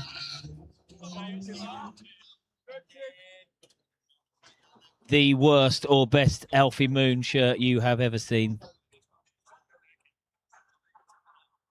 Now, new batsman in at 10. Fred McKenzie. In watchful mode at the moment, McKenzie. The corona slipping down Warwicksy. Second crate. McKenzie looks like he can hit a long ball. But at the moment, he's showing a... Oh, Mr. Hannon. What a beautiful glass of rosé there. Go on, my son. Everything, all drinks available here at the Boundary Bar. Quicker one. Quicker one from Tibbs.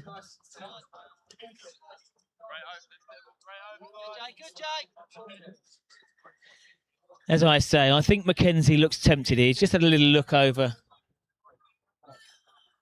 deep mid-wicket, straight deep mid-wicket. Is he going to go for it? Not yet. Control shown from the big fella. And that's the end of the over. Another successful over for Tibble and Hailsham. A wicket maiden. 1 for 30. 3 for 37 for Tibble. It's going to take something special now with 10 overs to go. I can see Anthony going through a few warm-ups. Club Tropicana drinks are free. That's me, Al. Got dressed in the dark this morning, Cliff. How many miles this morning, Millsy? 9 K. I don't work in Ks, mate. 6 miles, yeah. Yeah. 5 3/4, to be honest. Marathon man, Pete Mills. Completed the London Marathon 2 years ago. And his son will complete the Loch Ness Marathon next month. Young Sam. Right, here we go. Let's see some Calypso cricket now to finish off. No fielders in the sky. Fred McKenzie on strike. Fielders are up straight. And he was tempted into that.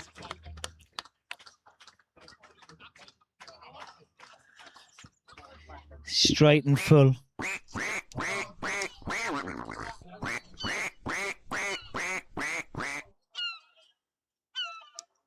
And this batting effort has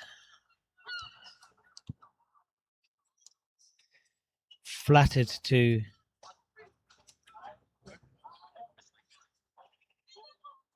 move on, really. Disappointing. I thought that Rye were very much in the mixer. Could have dismissed Hailsham for 250 or less when they took 3 wickets for 8 runs. My Holly's in. Nice. Go on, Pegs. Mateta is in. Right, let's have a little look at these Division 3 games now, getting late on.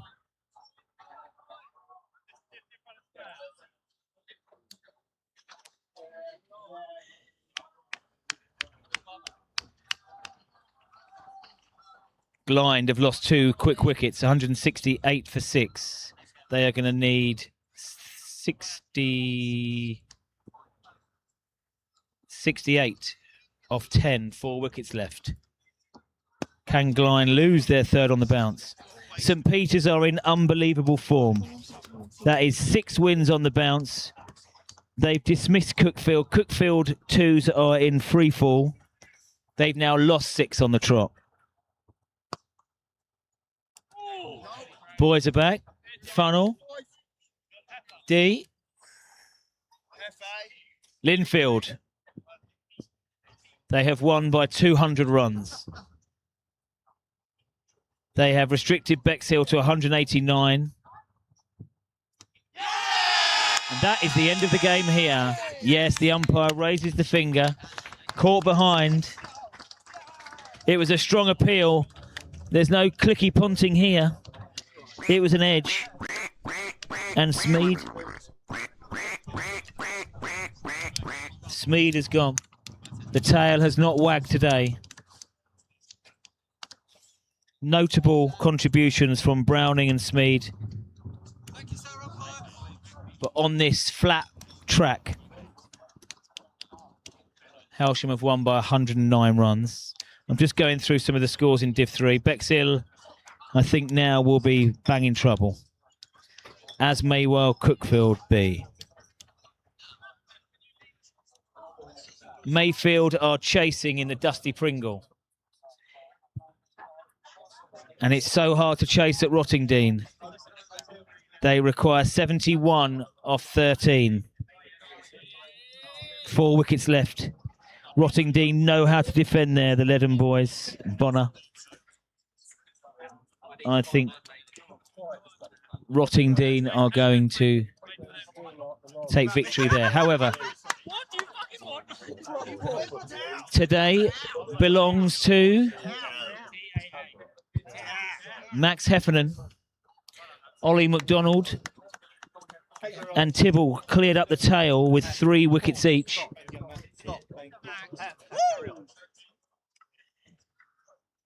And I believe Hailsham will be led off by Max Heffernan. And they will. The Australian, a big ton today. Meant a lot to him and all the supporters. But Hailsham come out on top today. They got absolutely walloped at Rye earlier this season, and they knew they wanted to respond. Today belongs to Max Heffernan, an unbeaten 100 as Hailsham amassed 294. All players contributed. A comprehensive victory. Tibble happy. Umpires come off now. Rye, I think, will remain in 7th position. Wilco's back. All the Wilcos are in. So it's looking like a potential 3 victories for the club today. We will check in soon on the 3s and the 5s.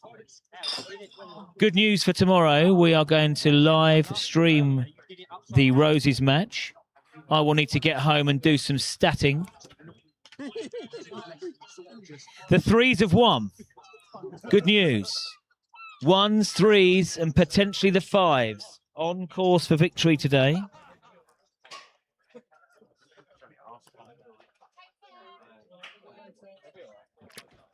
Hailsham continue their home form. They have now won the last 4 at home. The last time they experienced victory here at the Rec was the 20th of June.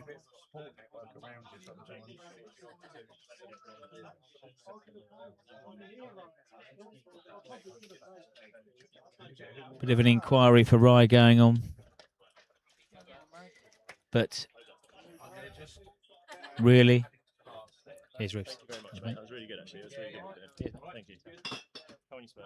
Yeah.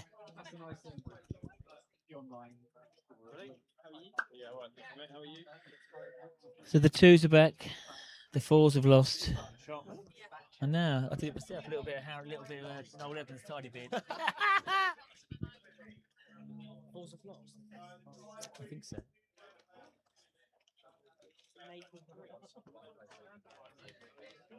Maybe I'm not. I think it's the 5s that are losing. Yeah, the 5s have lost. Apologies. 4s are on course. The 3s have won. The 1s have won. It looks like the 5s and the 2s come out second today.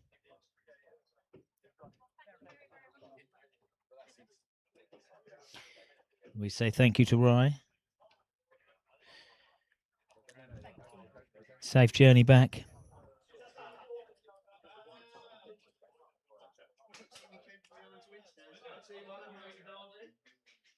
Bit of an inquest happening out in the middle.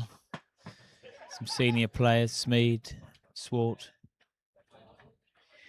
I don't think Rye are in any danger of dropping down. They'd have picked up some valuable points today. And I say that because I believe that Cookfield 2s and Bexhill are in a tricky spot, especially Cookfield 2s. That is their 6th loss on the bounce. They have been in free fall. And moving in the other direction is St Peter's, who have won 6 on the trot. So, thank you to everybody. Great news. Will and I are going to be back on the live feed tomorrow for the Roses game. Starts at 1 o'clock. We'd love for you to come down. First v second versus Hailsham. Captain Crosby. Sophie Beck. And all the other Roses stars will be here tomorrow in action. If you can't get down here, then please tune in as the music comes on. No doubt Heffernan will be involved in a bit of drinking the horn later. And quite right too. It's a stunning knock, accelerated so well. And a match-winning knock. So from Wills and myself, we will see you tomorrow, Wills. Yep, we'll be back tomorrow. See you guys. Hopefully another victory. See you tomorrow. See you tomorrow. Bye.